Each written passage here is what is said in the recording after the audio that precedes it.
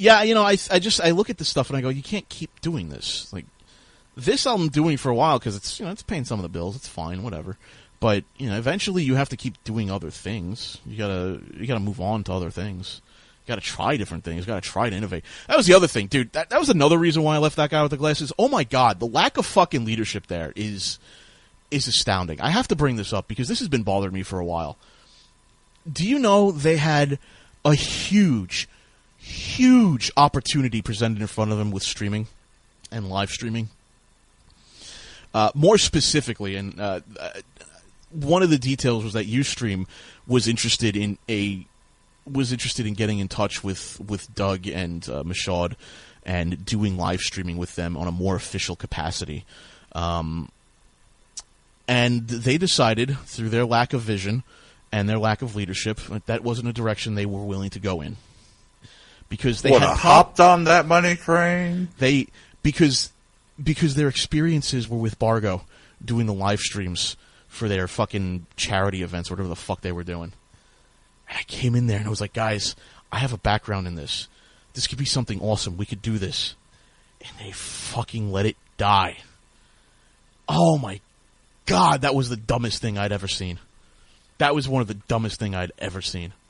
You cannot do that. Yeah, I would have been crying. Like, that money train's going, and it's like, ah, shit. Gone. Oh, man. They were. The worst thing was, Ustream was really interested at that time in acquiring talent.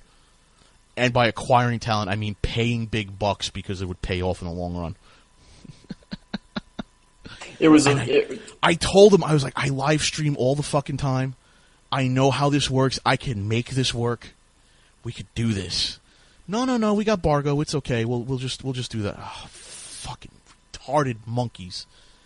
They resisted change. I think that's all that it was. Besides for being naive, they were resistant to change. They liked the things that they were doing now instead of thinking long term. No, I completely disagree. I think Mike Michaud is one of the worst CEOs to exist on the face of the planet.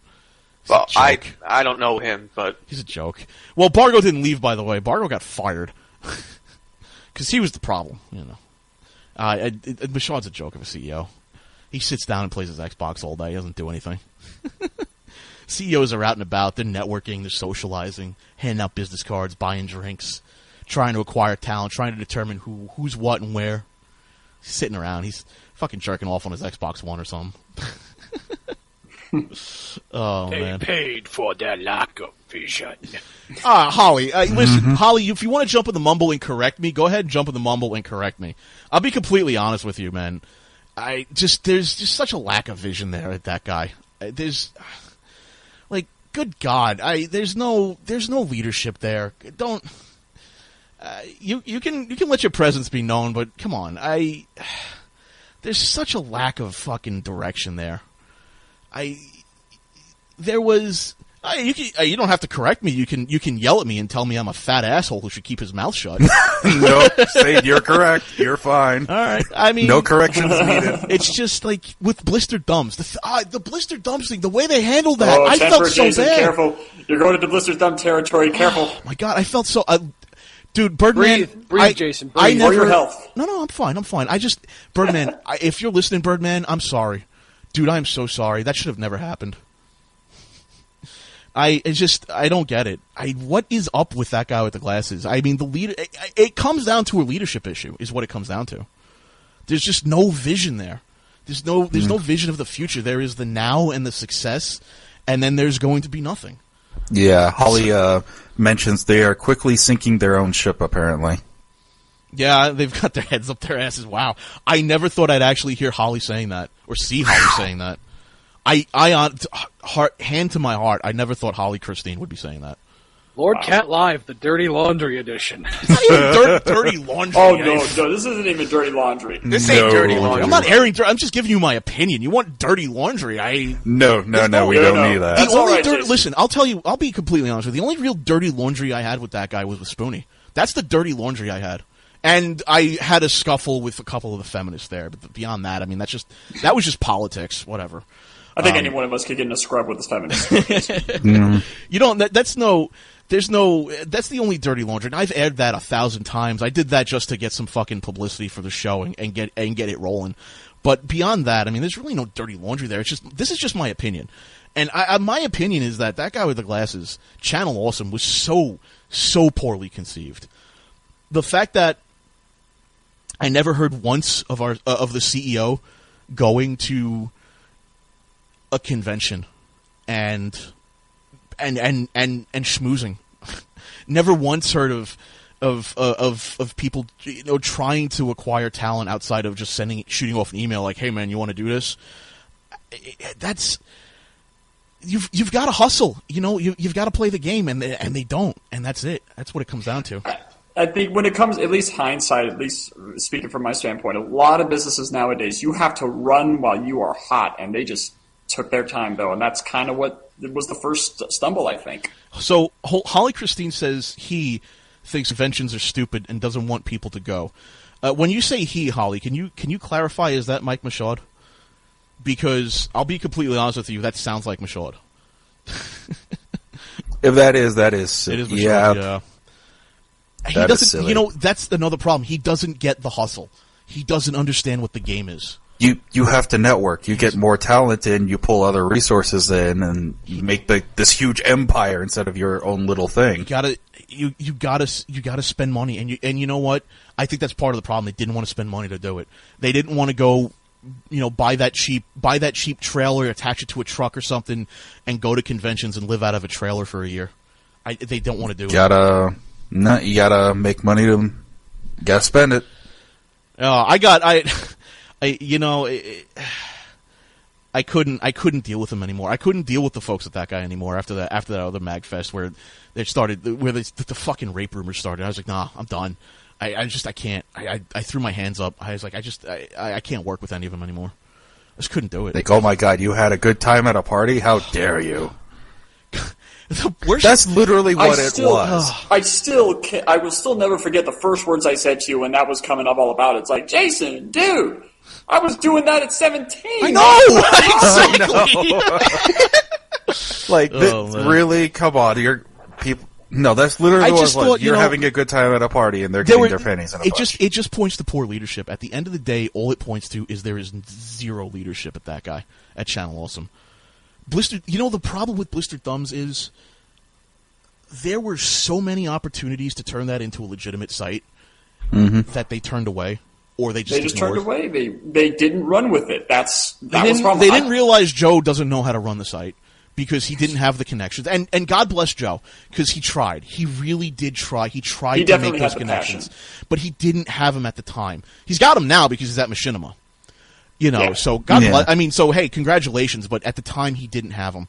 And then I don't know who else ran it after that. I don't give a shit. I think it was Iron Liz at one point, which, tip of the hat to her. She works her ass off. Well, my question would be if Joe didn't have the capability to run the site. In my mind, he probably would have been like, "Can somebody help me?" And nobody did, or did he just keep it to himself? Again, the problem is that they had no connections. It wasn't just Joe; it was Channel Awesome. Nobody went to conventions. Nobody schmoozed. Nobody bought other people drinks. They didn't make friends with the third-ranked art guy at EA, and it's like, you know what? You want to buy? I'll buy you some fucking dinner now. Let's schmooze with you. You think? I mean, look at what Kevin Lynn did with me. Motherfucker, I am like one of the most unimportant people on the planet. And to schmooze me, one of the most unimportant people on the planet, we have like this fucking dinner. And I'm not going to say how much it cost. I'm not going to mention anything about anything like that. But he, Jacob, and one of the other guys, his name is just off the tip of my tongue. They take me out to dinner. Why? Because they were trying to build up an audience. They were trying to build up people who were going to start being these streamers, who were going to be the face of Twitch at first, who were going to, they were going to help build, and they were going to build on top of that. And I understood. I understood my place there. I understood what I was going to do there. I knew exactly what was going to happen, and that eventually somebody more popular than me was going to come along, and that's fine. And they were going to build off of that, and that's awesome. But I'm still such an unimportant schmuck that they still took me to a great restaurant. And they still gave me a great dinner.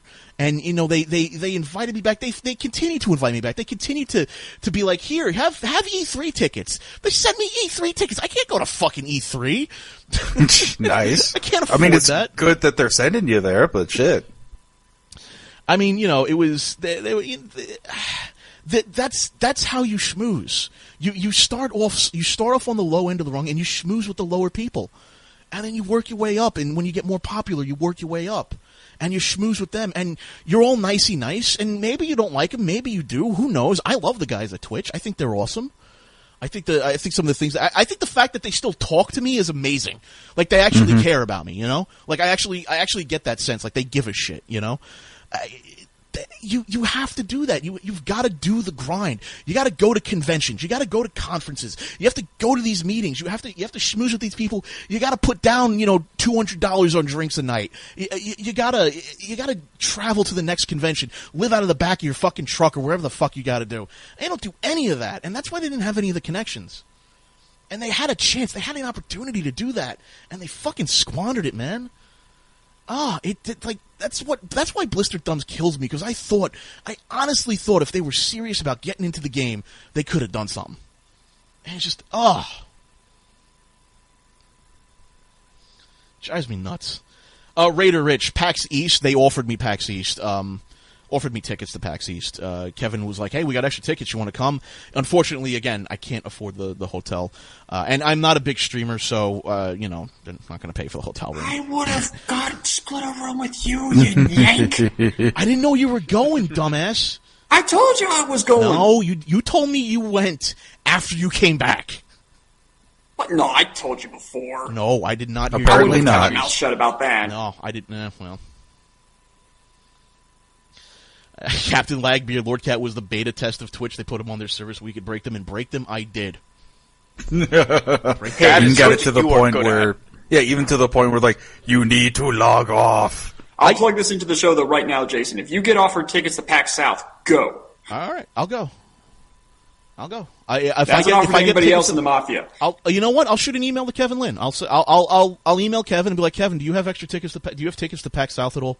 Because I can make it. Well, do it. Hotel's not out yet, but do it. All right. Do it. Do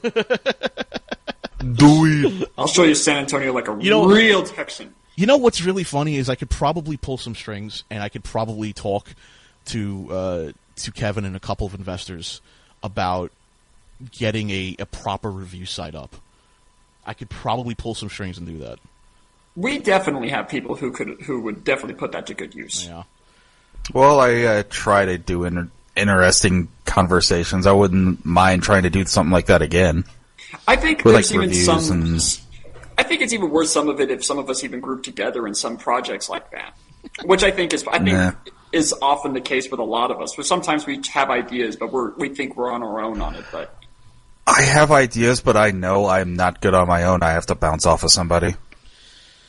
We all have to bounce ideas off each other. That's how that works. I mean, that's how we build chemistry. Yeah, but that's even I come up with ideas and it can be shit. I mean, we tried the wrestling cooking show. That didn't fucking work. Yeah, I meant for the UW. Like that's you're by yourself. I could not do that. I have to bounce off of somebody like a show like this. Oh, you mean like talking conversation? Yeah, like talk or anything. Like I have to bounce off of somebody. I was like, I don't yeah, no, not the ideas. I meant like the actual product. Well, UW just informational, and I think what separates UW from me is that I've got that kind of voice. That yeah, it works. I've got that kind of voice. For some reason, people can listen to it, and I don't know why. Ooh, Riverwalk is a nice wing. I've been there. It's fun. You should do audiobooks, man. Oh, geez, man. There are a lot of attractions just within walking distance of the convention center. And no offense to Boston, but there's a lot more around San Antonio than Boston. Well, Holly, easier to get to. Holly, I think the reason Doug never went to MagFest is because MagFest's not going to pay his fucking appearance fee. He has an appearance fee? Not. Oh my god, this idiot has a fucking appearance fee. This fucking nobody. And that's another thing. Spoonie has an appearance fee too. Like these fucking nobodies have fucking appearance fees. Like, what the fuck are you thinking? What the fuck are you doing? That's like having a cover fee at a bar. You just don't do it. You're not fucking the captain of the Starship fucking Enterprise. I mean, Jesus, you have to be humble even in your success. If you're not doing that, you're not going to get invites. Period. I never got that. That was one of the things that blew my mind. I was talking to the MagFest guys, and they were talking about fucking Doug's appearance fee, and I was like, Doug has an appearance fee? And that they didn't want to pay for, at the time, I think they didn't want to pay for I think they termed him his 2 lackeys. I think they were referring to Rob and Mike. God. Wow. Apparently for I'm a little Holly, speechless right now. Doug doesn't have a fee, just accommodations, but you could kind of lump either one in together, I guess. It's a fee, essentially, is what it ends up being, an accommodation fee. They didn't want to pay for his room, because it was expensive. Those rooms aren't cheap. Yeah. You know. I just... it's insane. Like, I think with Spoonie, they regretted doing that 1 year at MagFest, because they had to pay for his room and his travel. Notice he never went back. Oh, man. Travel and accommodations. Oh God, yeah, that would do it. Yeah, that's $1,000. It's a lot more than $1,000. He wanted Noah wanted first class. Oh God, that was funny. Oh, listening to that was hilarious. But the worst part is, like the guys at MagFest, I understand why they didn't want to pay that. Like I got that. I totally got it, because they're not making a lot of money off that. Well, they don't. Usually, you don't have $1,000 plus to just throw around and grab people at your conventions. Well, if you're going to spend that kind of money, though, you're better do some freaking advertising and make up for that down the road. That's the point. Yeah, You don't ask for people to pay your fees just to have a good time. Yeah. I just think it's so silly. Like these, I don't like. The thing about Michaud is, I don't know why he doesn't do the hustle. That's what I don't get. I just don't understand. Like, going to MagFest, going to these conventions is important. It's important for building your fan base. It's extremely important. It's important for schmoozing. Now, going to MagFest itself, maybe not so much for schmoozing, but, going to GDC, thank the Lord. Thank the Lord, Spoonie and Joe never went to GDC, and it was just E3. Thank the Lord. Oh, I would never have lived down the embarrassment. I would have never lived down the embarrassment. Oh God. To be frank, though, Jason, I think there would have been a good chance they would have been escorted out if that happened. Oh, thank God. I would have videotaped it. I would have laughed about it. I would have kept it just in a private archive somewhere. Oh yeah, totally. That right. It's I can seriously see the more... YouTube clip right now as it happens. Oh, it would be the last video I ever release. It would be the absolute last video I'd ever fucking release. Well, guys, it's been fun. Had a lot of laughs. This is all I have left to say. Goodbye. And it's just that video. Bridge burnt. Any thoughts on Chez Apocalypse? That thing's a piece of shit. It'll collapse. No one gives a fuck.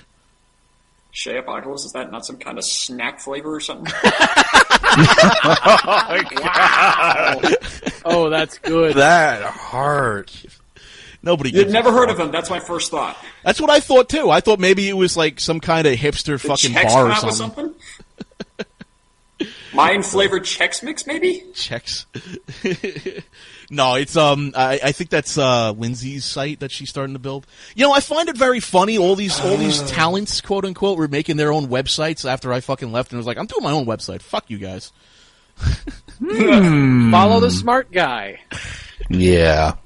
Oh my God, it's so funny. Chez Apocalypse is a piece of shit. It's terrible. It's absolutely terrible. It's if you want douchebag, pretentious hipster central, go there. That's pretty much it's like Williamsburg wrapped up into a website. I hate it. It's terrible. It's terrible. There are other sites out there that are terrible too. Oh, Elementor, I totally had Chex Quest. I had that game. Oh man. God. Oh God, the main page. Yeah, I tell you, Kaboo. It's terrible. It's awful. Just awful. Oh man, it's it's kind of like all these websites that popped up because of like Retroware TV and Chez Apocalypse and all this stuff. They're kind of like dirt sheets, Everybody's got a dirt sheet, and none of them are good. Oh man. So what else you guys want to talk about before we head out? So we talked about Spoonie's Patreon campaign. Unfortunately. Yeah, I'm not going to talk about that again, but I didn't know this existed because I don't keep up with Channel Awesome. Okay. But they had an InddieGoGo, apparently. And I think I kind of get where Spoonie got some of his ideas from. I really do. I finally... Oh, boy. Oh, man. Some of this stuff is crazy. They wanted $50,000, which they raised, and at $50,000, they promised 40 episodes of Retro Pop Culture Challenge, and includes camera, audio, and lighting upgrades as well. At $65,000, which they passed, they promised 52 episodes of their comic book show. At $75,000, which they passed, 40 episodes of the Gaming Gauntlet. Then at $100,000, which they didn't get, upgrade studio for use by freelance producers in the Chicago area, including blah, blah, blah, blah, blah. And then they apparently had 5 other levels prepared for this shit. But it's the rewards, man. I look at this stuff and I'm like, the rewards are fucking stupid as shit. For $10, you don't get jack fuck. For $10, thank you. Everything helps, and with this pledge, you receive a special thank you video from Doug and will be listed on a thank you page on our site as well. Oh, just what I wanted. Thank you so much, contributors. All 333 of you, thank you very much. The one video Doug made that was 30 seconds long, and that doesn't fucking matter because you only donated $10.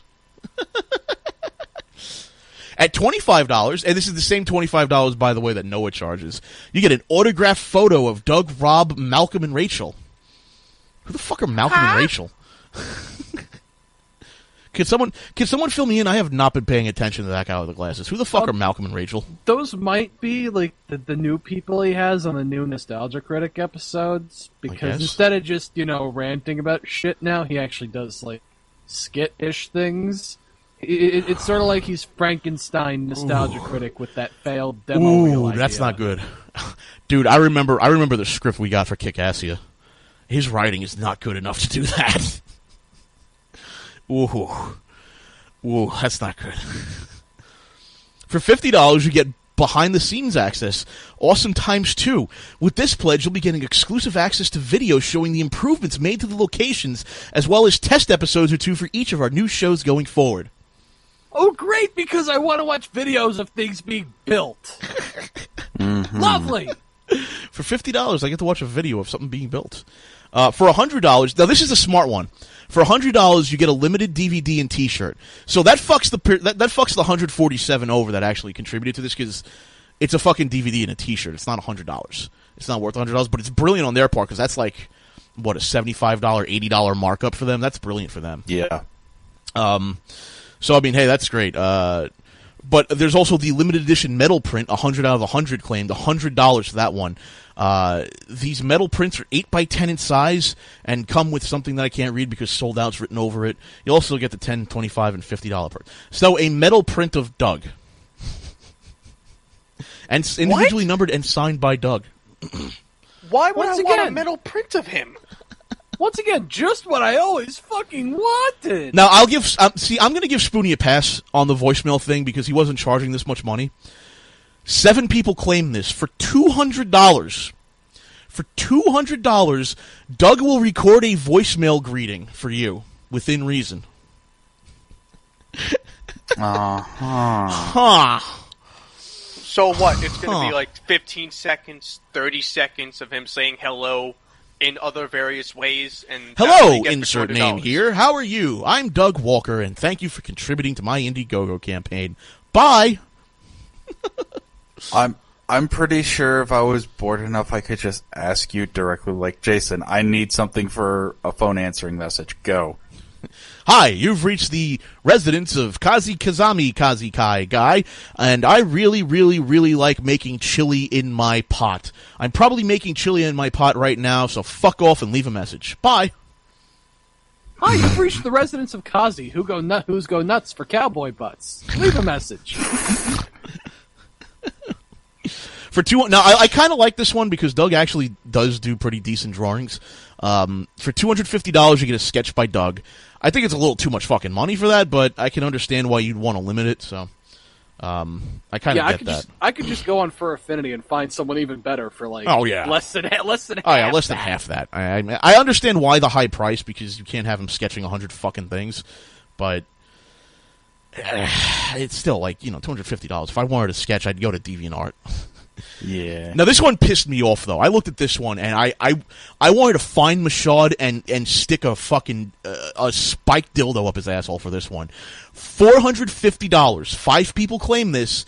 You get a link to your site or blog on the main page of thatguywiththeglasses.com for 2 months. They valued that shit at $450.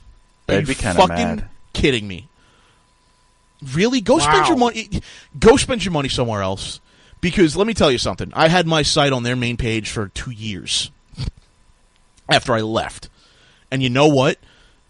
You got nothing from it. Nobody clicks on that shit. Nobody goes there. Nobody visits that shit. You know why? Because they don't want that content. All they want is Nostalgia Critic. Yep. It is and not how many worth. People paid for that? 5 people paid for it, and 5 people feel really fucked out of their $450. Let me tell you that much. Oh, they should. Oh, my Lord. $450 for 2 months? Are you fucking kidding me? No. There's not enough. There's not enough traffic coming in to justify that. That's a decent end Fender Stratocaster worth of money. And then we get into the real bullshit. For $500, you get to talk to Doug and Rob via Skype for 30 minutes. 30 minutes. I'd still rather just buy an Xbox One over that. Buy an Xbox One, buy a PlayStation 4. Why are you talking with Rob and Doug for 30 minutes? Pay your goddamn bills instead of talking to them for fucking 30 minutes. Buy a hooker or something, dude. What are you doing? Why do you want to talk to these two guys? The fuck are they going to do for you? It's like these people don't understand the concept of friends. Hey, listen. There are investors out there who will charge you $500 for a lunch because they know you're going to pitch them, but they will actually listen to your pitch. That's actually something that some people consider a decent way to get your pitch off. A lot of people consider it scummy and not so decent. It's just an investor trying to get free lunch, but at least you have the opportunity to actually sit down with a real venture capitalist and pitch your idea, and he'll talk with you about it for lunch for 30 minutes. What the fuck value are you getting out of talking to Doug and Rob for 30 minutes on Skype? Who the fuck came up with this idea? Who came up with the $500 level of, you can bullshit with Doug and Rob for half an hour on Skype? Yeah. What are they going to do? They're going to change your life? They're going to make your dreams come true? Frankly, I think these are like the growing pains of this sort of funding system. No, we'll talk about it. We'll talk about growing pains in a second. $750. Doug and Rob will screen your video series and give you tips and pointers through a Skype call. That's it. You don't even get a chance to be on the site or anything like that. They'll just screen your video series and give you some tips and pointers to help you improve your videos. Because when it comes to improving videos and video quality and editing and, writing and talent, that guy with the glasses is the first fucking place I go to spend my money. Now, on Skype, is this during the 30 minutes that you have? This is a different level. I don't know if it's 30 minutes. This is the 750. The other one was 500. I don't know if we get more time. I don't know if it's even going to be 30 minutes because those typical web videos like 5 to 15 minutes long. Are they just trying to get into the consulting business or something? They're the last people I want consulting me on how to make a fucking video. Good Lord. I could take a cheaper class at a community college for editing and putting together videos. Hell, with that money, I could take a college class at a university and learn a program potentially to make my show better. $750. I'll drive to your place and give you a fucking barbecue, man. Are you kidding me? I love for $1,250. 3 people claim this, by the way. $1,250. The super promotion Your show will appear at the end of a Nostalgia Critic episode with a few words from Doug, as well as a link to your show/site below the NC that it appears in. Please email us the link of the show and site before you pledge for approval.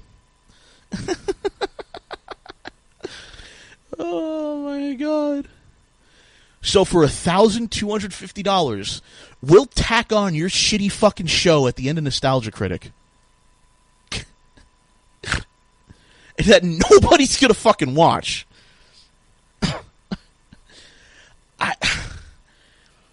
$1,250 for the part of the video where 75% of the viewership has already left. And the remaining 25% will have left before the credits are over. How do you justify that? How in your mind do you justify $1,250 for like 3 people watching your video? I can't. I just fucking can't. Jesus. This is amazing. By the way, if you want to take a tour of their studio, $1,500.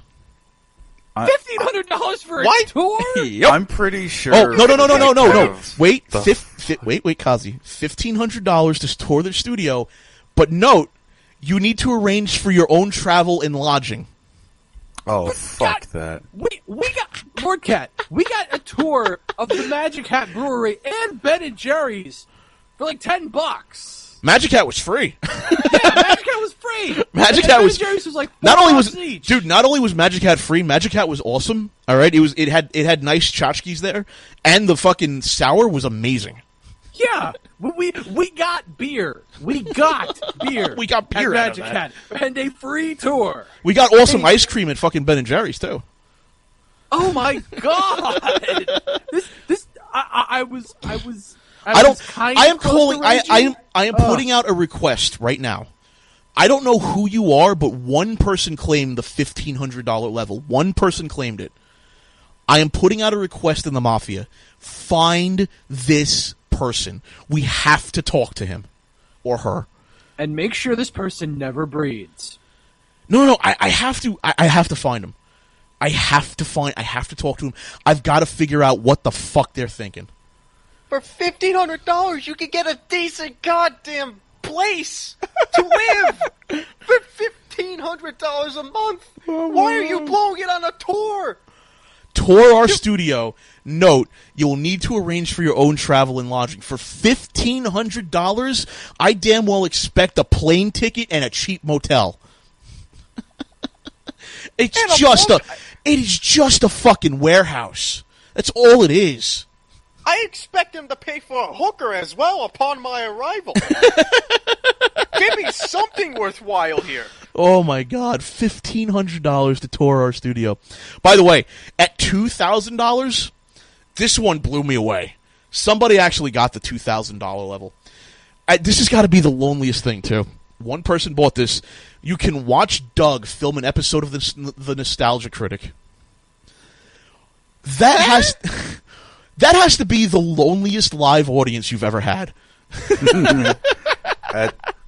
At that rate, Jesus fucking Christ. Wait, Doug better be sucking you off at that rate. Wait, at the warehouse? They're going to take you to the warehouse and you get to watch them film it? Like, for real? For $2,000? Yeah, but you still need to arrange for your own travel and lodging. God damn it. Like, they can't even put you up in their fucking guest room, right? Fuck, I'll sleep on the goddamn floor. I don't give a shit. Oh my god. I gotta find this guy. I gotta find this person who did this. And talk to him. We have to find them.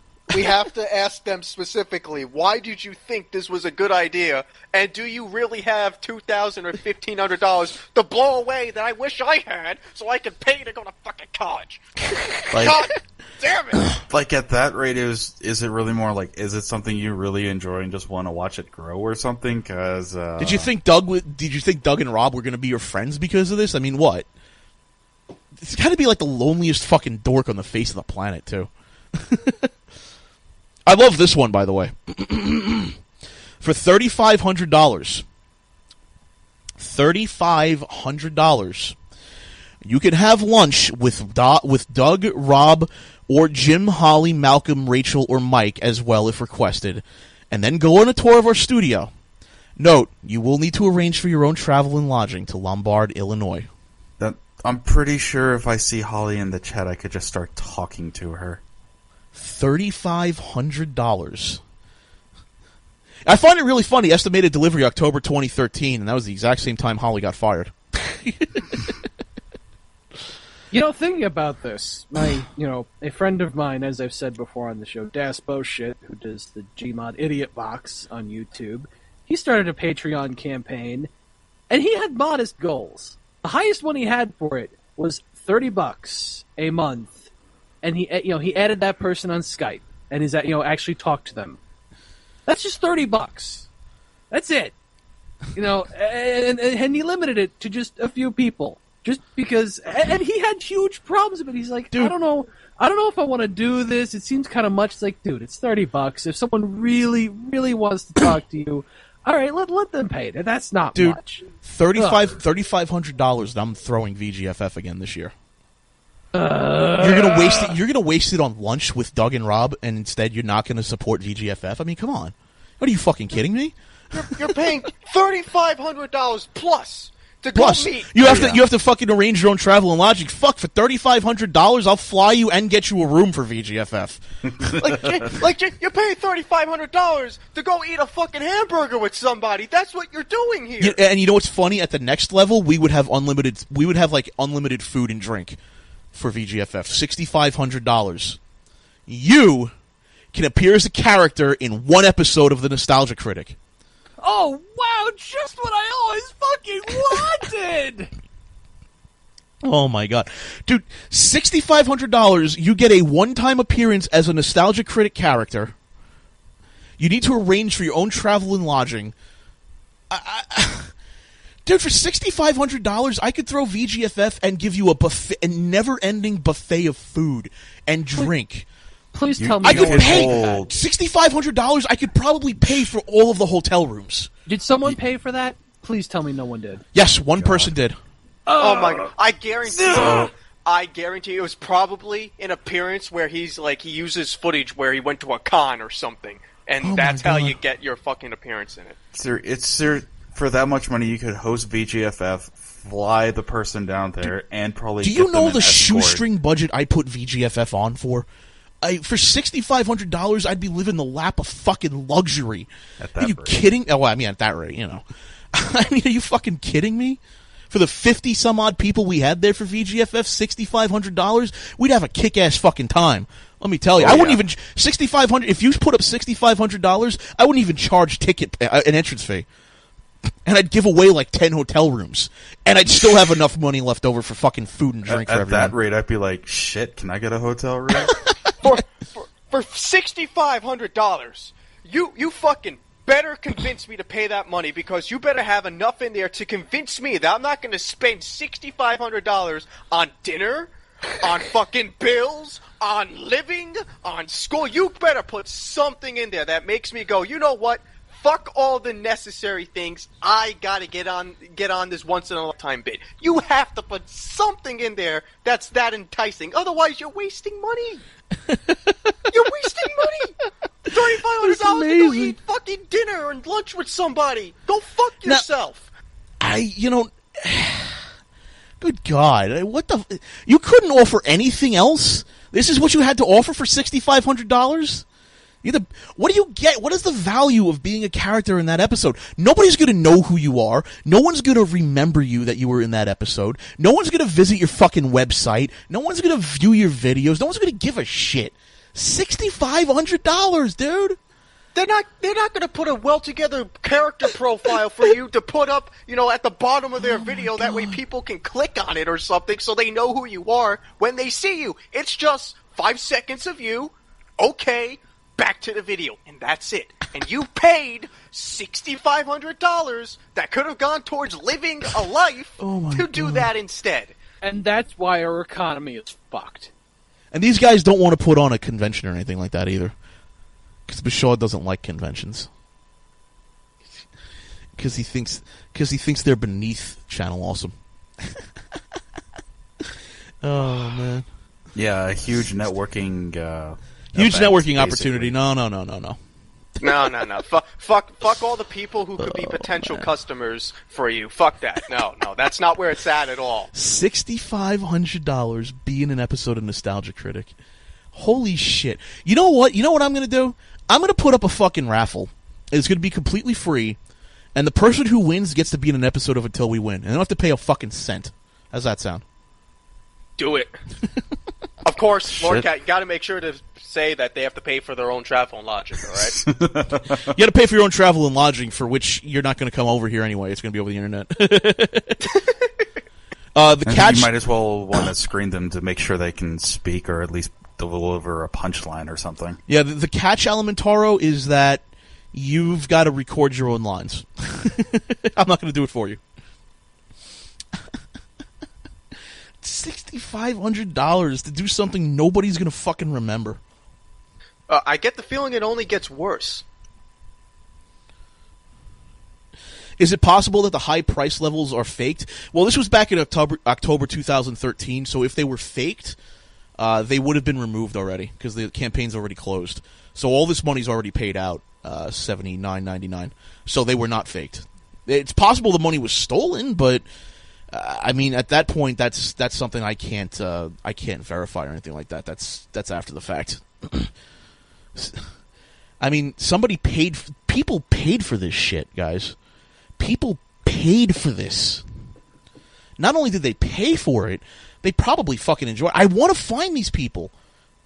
I want to find who these fucking people are and get them on the show. And I don't want to bash them. I don't want to give them a hard time. I just want to know why. Why do you feel the need to do things like this?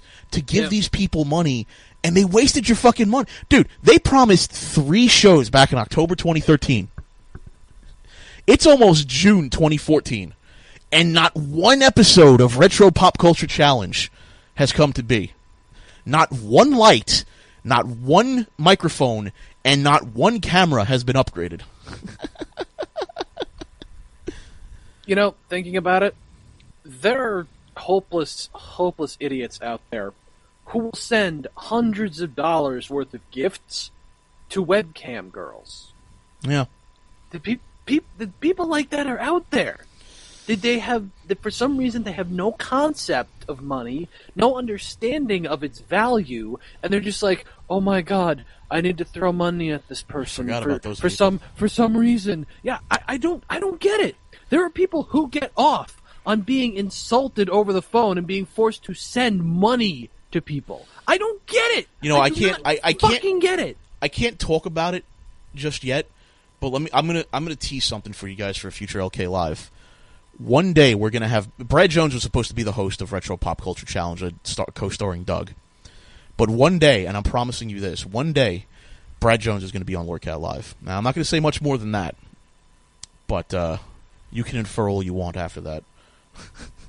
Dude, I think the problem is Channel Awesome has no fucking money.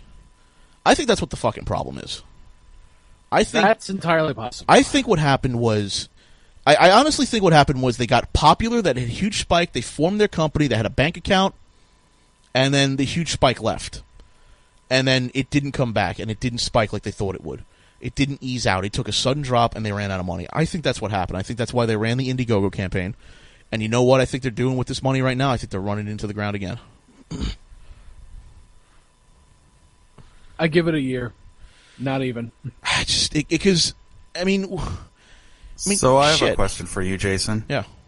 So Brad's going to be on the show, right? Well, eventually, not yet. Just make me one promise. Or don't masturbate on stream again? Yeah, exactly. I can't promise that.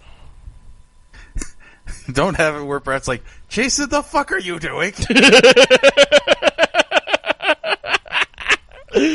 Well, if it's gonna happen again, just we're gonna have to put it on video. I have to reference it. Come on, man. God. Keeping it classy, apparently. Neotech says, to be fair, in the behind-the-scenes episode, you can see the game show set. Yeah, well, I have some more information on that, but I can't really disclose it. I apologize. But let's just say let's just say that an episode should have been out already, and they haven't had one episode of Retro Pop Culture Challenge, one episode of the Comic Book Show, or one episode of the Gaming Gauntlet, and all three of them were quote unquote fully funded. Mm-hmm. You want to know? You want to know what makes a terrible business? A terrible business is a business that doesn't understand how much money it actually needs to run and operate. That's what makes a terrible business, and that's what they have there at Channel Awesome. They don't understand how much money they need to actually operate. That's the biggest problem they have, the fundamental lack of understanding of the value of the dollar. I learned something about Channel Awesome that made me kind of sick to my stomach, and I don't know, Kazi. What do you think? Like, should we talk about it and out them? Because, I mean, it is pretty shitty, but at the same time, it's going to get other people in trouble, and they're going to come down hard on them. Well, the question is, do they deserve to be coming, the judgment coming down hard on them? To Channel Awesome or the people that are going to get fucked up for it? Either or. Well, let's say the people who are going to take shit for it are good people, you know, and it's people like Obscurus Lupa who are going to get shit on for it. I would say no, then. If people are going to get caught in the crossfire, you know, if decent people... Well, they're not going to get caught in the crossfire. What's going to happen is that Rob and Michaud are going to come down on them. That's what's going to happen because of it. But the problem is, the reason they're going to do that is because of this. I don't know. That's a tough one. It is a tough one, you know, because... It's like they're really, really shitty, and it kind of needs to get out there. But at the same time, if it does get out there, I guarantee you these, like, Lindsay and Lupa, they're just going to take even more shit from the guys inside. I mean, I don't, like, I don't dislike Lupa and Lindsay. That's the thing, you know? I'll make fun of them, sure, but whatever. I make fun of everyone. That's who I am. Sounds about right. I don't know, it's really something weird to talk about, you know? On the flip side, it seems like a lot of the, you know, content creators, or, you know, for lack of a better term, are probably going to start moving away from that guy with the glasses. I want to start, I hope they kind of already had. I don't know.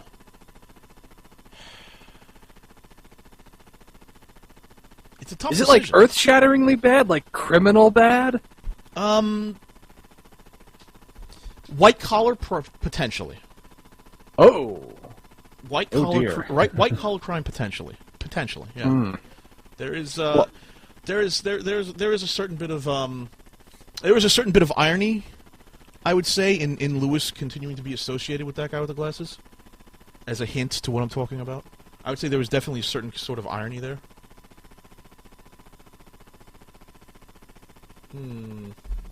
Don't know. We've talked about it for so long. People must just be like, "What is it?" Uh-huh. Well, I'll tell you, Michaud and Rob are sexist bastards, and they come down on women harder than they come down on men. That's what it comes. That's what it is. That's it. Well, I mean, okay, yeah, that's still shitty. I understand that's really shitty, but well, I mean, to the point where that's all. Well, to the point where they blame Obscurus Lupa for the site's poor performance because she runs mid-rolls. Seriously? Meanwhile, they refuse to step back and realize how absolute fucking shit their product is. So I was thinking it might just be bigots, or they just think they have these huge egos. But no, it's definitely looking more on the kind of sexism kind of scope of things. Well, it goes. Doug does fucking mid rolls in his videos. Yeah, but they blame Lupa. That makes no sense. They also blamed Holly when she objected to the rape joke in the last big video they did. They threatened to fire her over her objection. Jesus fucking Christ! Yeah, you know, and they never gave me that type of shit. They never, as far as I know, they threatened to. Dude, you know, I found out they threatened to fire Lupa over Noah losing his shit those years ago. What? Yeah, because she disagreed with Noah. And he was the one that ended up leaving them. Well, he got thrown off the site because he's a dick. But no, yeah, did you know that they threatened to fire Lupa over that shit? Are you fucking kidding me? Really? What kind of garbage is that? Yeah. So apparently that's just like their thing. That's what they've always done there. Like the new chick they have there now, she's getting shit from them. That's some bullshit. Yeah, like I don't. There was the one time when oh god, what was his name? What the fuck is his name? Sad Panda. I know what is his real name? God damn it. Julian. He was in a relationship. They wanted the woman in the relationship wanted to talk about the relationship. She was threatened with being fired by them if she didn't not talk about the relationship. Mind you, this coming out right around the time Bargo bragged about banging Lindsay and getting high five for it. Really? Yeah. What? Exactly. What kind of frat boy bro dude douchebag operation are they running there? I do. Sounds like it. When I was talking about this, dude, I felt sick to my stomach. I was associated with these people. Jesus Christ! Yeah, I mean, I was there when Bargo was bragging about banging Lindsay and making her look like a cheap whore. Fuck, man. Wow, that is beyond fucked up. Yeah, no, that's not something you brag about. And then Julian and Julian and his partner, they wanted to talk about coming out and not coming out. It wasn't gay. It wasn't a gay relationship, but they wanted to talk about their relationship because the woman in the relationship was threatened with getting fired. Julian left over it. Has Brad jumped ship yet? I am begging you, Brad. We got to get Brad to listen to this because this shit is nonsense. They can't keep doing. He's really got to jump ship. He's got such a much better reputation. I just really hope he's not taking part in that shit, I really do, because it's really not cool. And the fact that Lewis is still with them boggles my mind. Like, how the fuck? There's no way he's gonna know about any of this. There's no way. Either he doesn't know, or he's making a lot of money off of his video. Something, because I don't know. I mean, after hearing that, how do you stay up with that crap day in and day out? So I guess denial isn't just a river in Egypt. I mean, because I will give it, as much as I disagree with Lewis on a lot of his positions, I will give him all the credit. He sticks to his fucking fundamentals, man. And God bless him for it. You need more people like that in the world, I think, because he'll actually have a conversation with you rather than just yell at you and try to go to war with you. But he'll still stick to what he believes in. So, he's got to be just completely oblivious to that. I mean, these guys are just complete sexists. I mean, there's no other way to put it. They don't respect women in the least. Is that why some of them don't have girlfriends, or? Well, I mean, Rob and Doug are married. See the Doug's married? Yeah, They got. I didn't even know him that. And his brother are married. Yeah, him and his brother are married. To each other? That's what I started thinking. But yeah, I'd be like, because I know the problem is, and I know exactly what's going to happen now that I've had this discussion with several people. That the women at that guy with the glasses are going to get smacked down again because of it. It's just what happened. But like, who talked to him? Who told you? Did you All the order other the stuff. cold red? Uh-huh. I remember distinctly in a lot of Doug's videos, he keeps talking about how women should be treated more fairly to men, and he considers himself a feminist in ways. And at the time when I heard it, I'm like, oh, okay, that's nice to know. Hearing this shit, though, it's like, oh, Jesus Christ, you're that type of person. I'll never listen. I have my own convictions, and I will never come out and say, "Oh, I'm part of this group. Oh, I'm this. I'm certainly this and that." You know why? Because through the years, I have seen myself change so many different times that there's no way I could label myself as a feminist. There's no way I could label myself as a Democrat or a Republican or a Tea Party member or anything like that. Because I believe in what I believe in, and sometimes that shifts and that changes over time, and what you think is right and wrong tends to blur and tends to change. That's why I hate it when people say, "Oh, I'm a feminist, and you should be a feminist too." I'm like, you're full of shit, because that word's just going to be co-opted by a political group, and it's not going to mean anything anymore. But I just, I had no idea this was going on. No idea this was going on, especially even when I was there at that guy. That's just I wouldn't suspect it either. That's not cool. I wouldn't suspect anything like that either, especially on that site. Well, you can argue why their quality is going downhill. I wouldn't suspect that type of reason, or them getting any type of shit for their videos, or being blamed for their lack of quality. Ridiculous. Mm-hmm. So, yeah. So there's your calling them out for it. I'm not gonna get enraged about it. I'm not going to get angry about it. But it's just so sad. Like, you know, there are other options, guys. Especially for you women in there, man. If you really think you're getting abused, like I've been told you think you're getting abused, you should look at other options. There's no reason for you to take that shit from them. There really isn't.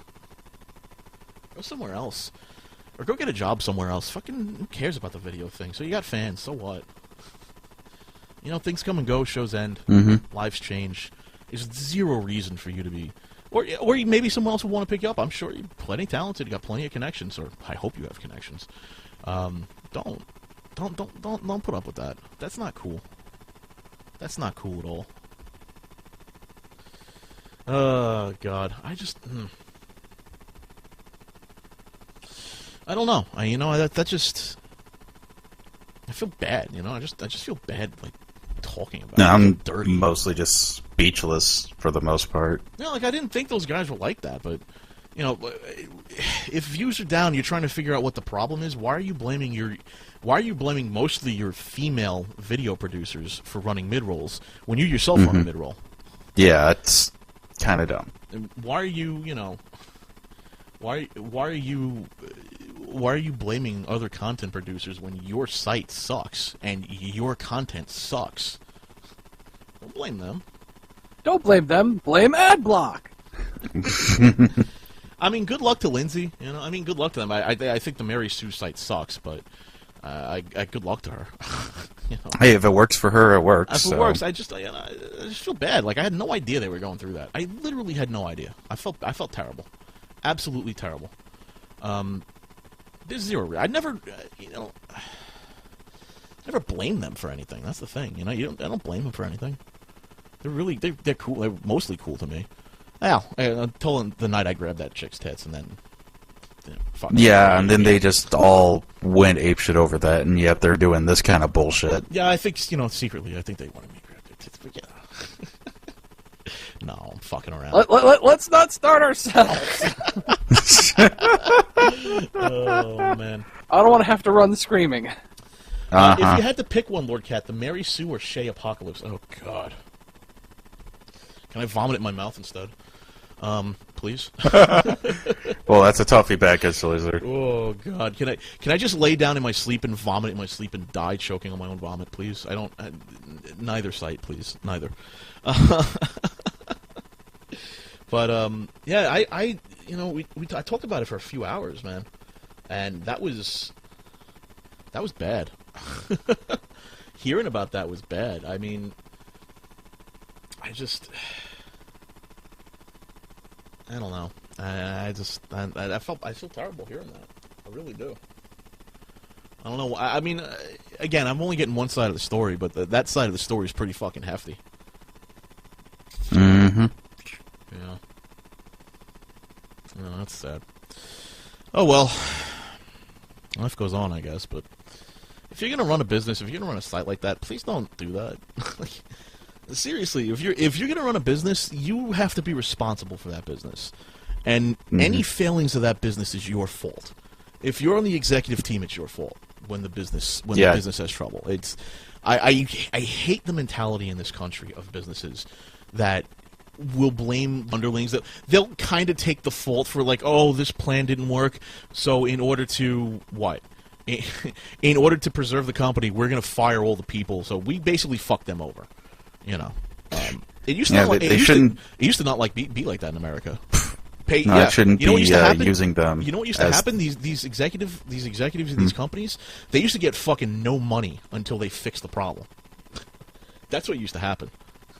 It happens in Japan still. Nintendo in America was exactly like that. All the executives took massive pay cuts because of it, but they didn't do mass layoffs. You know. Still kept them employed, and those guys at the top, they're still rich. They're not going to not be rich. Oh, man, so... Quick, someone find a Kickstarter to make fun of. Well, that just makes me... Kickstarter to make fun of. I get kind of, like... I get depressed talking about that. Like, really? That's why I said it. It's like, quick, someone find something funny. Don't blame... Just don't blame anyone else but yourselves, because you fucked up. You were the ones who fucked up that company. Good lord. hate that. I hate that so much. It just bothers me. Well, Jason, you know what else is a shit situation? What's that? Channel Awesome. I fucking hate you. I fucking hate you. You're just looking for a segue. You know what I hate? I hate the fact that they fuck people over, and I hate the fact that people suck their cock so much because of it. You were just waiting for a segue. I wasn't even waiting for a segue. I was gonna go to Godlike Productions, but let's go to this shit. No, we're gonna go with Channel Awesome. We're gonna go with Channel Awesome because fuck this. Post transition. So they're charging $125 for an ad spot on their website. This shit again. On That Guy with the Glasses, you could buy an ad on one of the Nostalgia Critic videos, as they described it.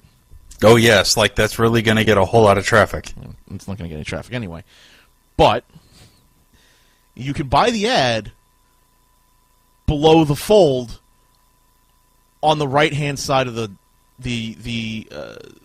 right-hand side of the site. Wait, the site, not the movie or the film, not actually or the video itself. No. You don't actually get the video itself. You get an ad near the partners section of the site. If you go on like one of the videos, you can follow us on YouTube and Twitter. And then the latest videos underneath that, partners with like Angry Joe and Cinemassacre, Neon Harbor, Team 4-Star, and Yu-Gi-Oh! Abridged. Right around there. You can get your little ad right down there. $125 a month. Yeah. So let me do a little explaining here for you guys, if you don't understand why this fucking matters. All right. First off, their fans are complete fucking idiots. I mean, they're mouth-breathing fucking retards at this point if they buy into this. So here's the problem. There's a thing called CPM. It's cost per 1,000. That's the cost you pay to get 1,000 views on your ad. There's CTR, that's the click-through rate. There's CPC, cost per click. What they're doing is called flat fee advertising, which nobody does. The reason nobody does it is because it's not fair to the guy hosting the ad, it's not fair to the guy buying the ad. It sucks. Because usually what happens with flat fee advertising is that the guy hosting the ad will upcharge you ridiculous amounts of money, make numbers up off the top of their heads, and say, "Yeah, your ad's doing great. See, look at this." And then what they'll do at the end is they'll just buy click bots to click on your ads to pretend you have a high CTR. So nobody does it because it's stupid. So what you're left with is CPM, cost per 1,000, and that's basically cost per views, cost per 1,000 views, and CPC, cost per click. And a whole bunch of technology has been developed around this. There are things like, there's things like AdSense. There are heat maps, things like that you would really want to pay attention to. For example, the first thing you're going to see on That Guy with the Glasses site is the banner. Then then the links and the content. You're barely ever going to see anything on the right, and hardly anything below the fold. Below the fold is the first half of the site. You never see anything below the fold. It's shit. It's shit. It's shit. So. In fact, it's so shit. The positioning of this ad is so garbage that a Google spider bot will not actually go to the link. That's how garbage the link actually is. Okay, Google won't archive your site. They won't visit your fucking site because of this link. Okay, that's how bad the fucking link is. So it's completely worthless. And let me tell you something. I had my link up on the That Guy with the Glasses site for a long time after I left. Let me tell you the click-throughs I got on that, okay? The amazing amount of click-throughs I got. The highest month I got on click-throughs on That Guy with the Glasses, 22 clicks. Ooh. Wow. Almost I got high that roller. 1 click a day. Yeah, high roller right there. At a conversion rate of less than a fifth of a percent, I'm not thoroughly impressed with that. On top of that, you're talking about putting the ad underneath the latest videos in the sidebar where nobody's going to see this shit. For $125 a month, I mean, you're fucking these people in the asshole. And that's the worst part about it. I mean, it's like these people are going to get these ads in the vain hope, in the futile attempt to get their blog or their videos noticed. Like, look at me, guys. We're doing this here. Nobody's going to fucking notice it because nobody gives a shit. Nobody's going to see the ad. Nobody's going to click on the ad. They have a shit ton of problems with ad block to begin with. Yeah, I mean, whatever happened to self-promotion? It's just... Here's what it breaks down to. You would be better off going to Project Wonderful and buying niche targeted ads there than you would buying this ad. You would spend less money per month, number one. Mm-hmm. Number two, you would get an actual targeted audience, because I hate to break it to you, that guy with the glasses doesn't have a niche. If you looked at kind that of guy, all over the place. It's all over. There's no focus whatsoever on that site. There's zero reason. Zero reason for you to buy an ad on that site. Zero. What's the focus? Reviews? Oh, you could probably actually go ask Linkara, and he'll probably retweet you for free. It's just, it's the scummiest fucking thing you can do. And you know who thought up the idea? A guy who got fired from retail 3 fucking times in his career. From a failing retail company that couldn't keep people hired because they kept quitting. And they fired his ass. And he's the CEO. Mm-hmm. Oh, my God. That's just... I just don't... No idea. Another case of why they have failed. It's just... Why are you doing these things? I don't get it.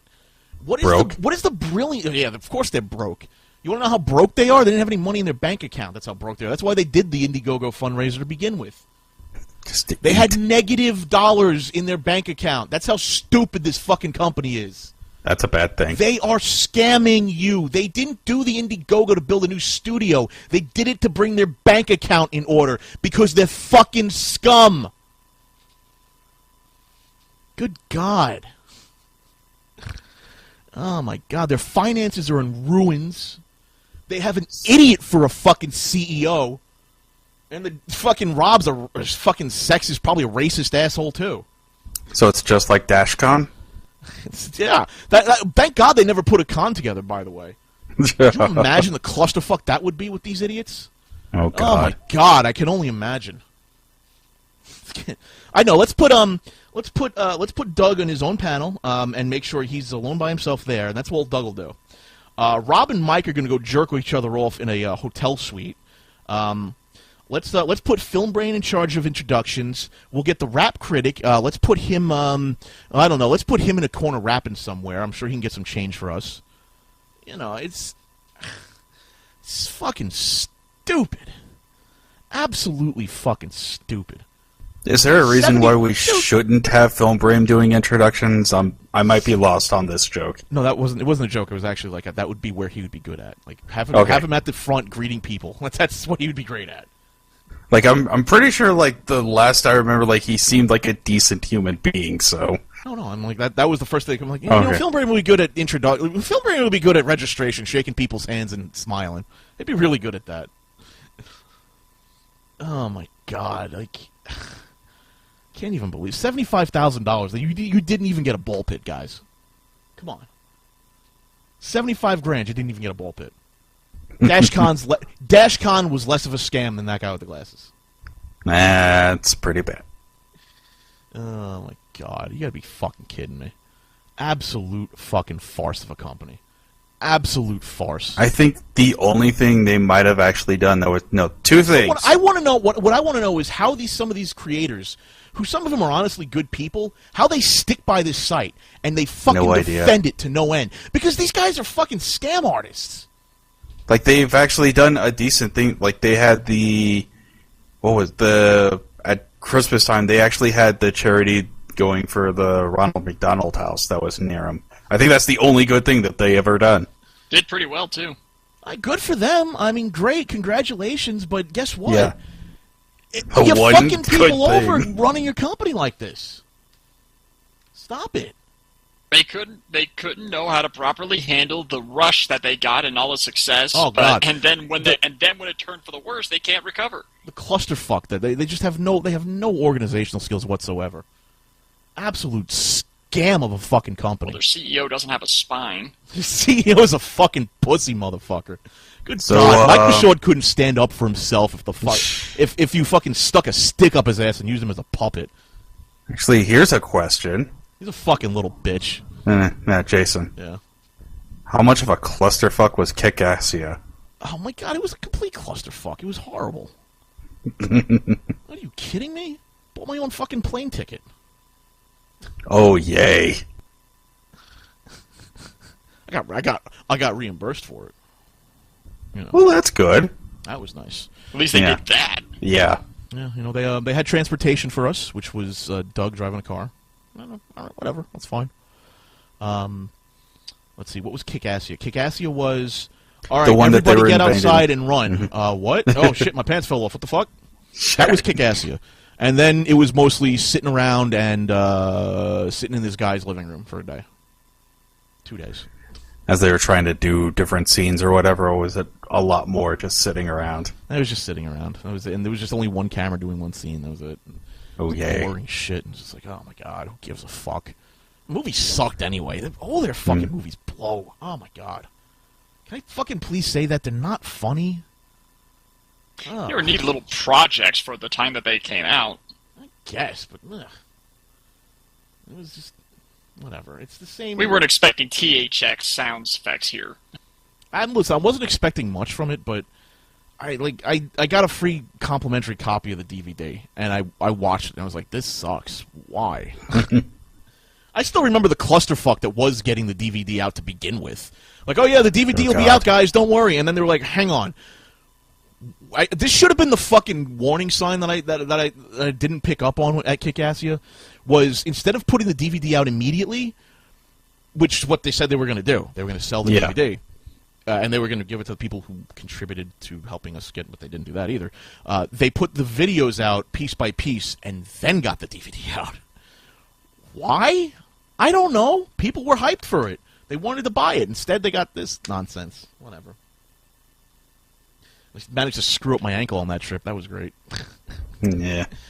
The worst part is, like, there's honestly good people at Channel. It's like good human beings there.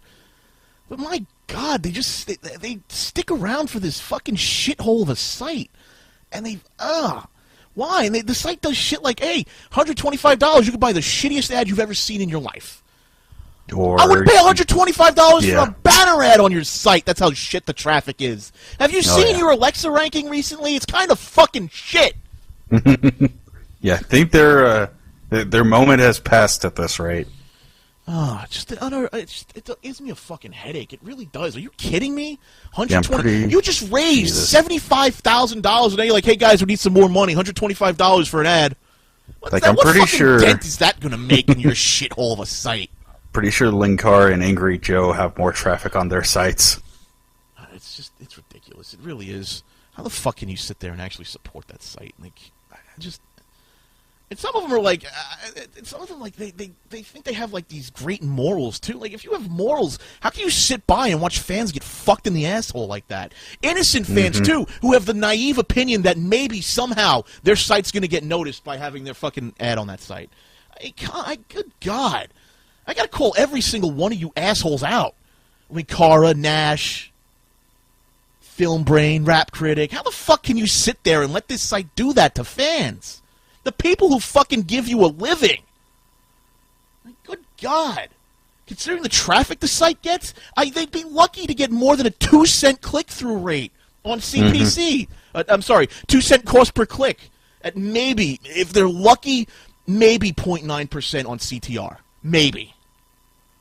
I mean, how can you sit there and let them fuck them in the ass like that? You say you give a shit about the fans, but you obviously fucking don't. You have no fucking integrity. None. Well, are those people still actually associated with Channel Awesome, or is it like more of the deal that you had where it's like, I have my own site over here, but yeah, if you want to link my stuff, yeah, go ahead, whatever. It's like, well, what do you want me to do? I don't have my own website. Well, start making a fucking website for one. Well, yeah. Or maybe what you could do is bring this up to your superiors and be like, hey, that's not cool. Maybe you should actually, maybe instead of trying to fuck him in the asshole and get as much money as you possibly can, maybe you should actually try and work with these fans. Nah, you fucked them over, and you keep fucking them over. $75,000. Where's that fucking studio? And where's that stupid-ass fucking game show? Nah, 75 grand. You know, it's just, just God fucking mighty. It's disgusting. Absolutely fucking disgusting how utterly incompetent these people are. Oh. I can't. I can't. Breathe. Breathe. What the fuck are they doing to their fans? Why are they doing this? It's the coldest. They can get money, that's about it. It can't be any colder than if you were linking them in the fucking privacy policy of your site. You gotta be fucking kidding me. Absolutely kidding me. It's one of the stupidest, most ignorant, most fucked up things I've seen this fucking site do to its fucking community. And they have no sense of business whatsoever. $125 a month, and by the way, they reserve flat fee for a shit fucking ad, and they reserve the right to take it down at any time. Fuck you. After you paid them already? Yeah, after you've paid them. Oh, great. Fuck you. Fuck you and the egotistical horse you rode in on, you cocksuckers. Good God fucking-mighty. You know, you just the most immoral, reprehensible kind of fucking marketing scum you could find.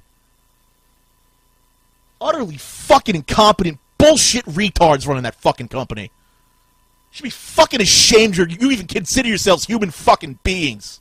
The shit you do to your fans. Utterly fucking... I fucking hate you. God almighty, I hate you. I can't believe the fucking audacity you have to fuck people over like that. You know, just because why? Oh, well, we got a popular site, guys. We can fuck them over however we want. Fuck you, you scotch-drinking alcoholic piece of shit, and you Xbox jerking-off CEO moron. Go drown in a fucking swimming pool, you fucking loser. Jesus Christ. You can't fuck people over like that. It's not right. Jesus Christ, man. These guys worship you. They get on bended fucking knee for you guys, and you treat them like shit. You're fucking scum. You're disgusting fucking scum. You untagged yourself too, Robert, by the way. Because you're like, I don't want to read that. Well, you know what, you fucking coward? You know why you don't want to fucking read it? Because you're scum! Fucking scum! God, I hope they find you face down in a fucking swimming pool. Fuck you. I make bubbles. God almighty. Feel better? It just pisses me off. Breathe. It just pisses me off. Like, you gotta be kidding me. You're not even being fair to these people. Well, no, they're just abusing the fact that other people think it's a community, and it's like, well, we can make money off of this. And it's bullshit. It's just, you know, it's absolute bullshit. They're just like, you know what? We're just going to abuse their pocketbooks. Hey, why don't you do another InddieGoGo campaign? Maybe you can get another $75,000 and not produce a show. How's that sound? Yeah, the whole thing is just... Scumbags. Absolute scumbags. I'm surprised that people aren't trying to take legal action or something against them. Be like, what the fuck is going on here? The fact that people remain loyal to people sickens me. It really does. People I thought who had fucking morals about them. People who I thought were actually, you know, actually decent human beings. It's just like, whatever. That's fine. $125 for an ad? Ah, yeah, whatever. No big deal. Well, we're not going to think about CPC or CPM? We're not going to think about, what, how many views the ad's actually going to get because everybody uses ad block on this site? No, that's all right. Whatever. Ugh, God. I just, you know, I regret the time I had there. I really do. Can you imagine some of the things we missed out on? Because Michaud didn't like them? Oh, a whole lot of shit. We could have had...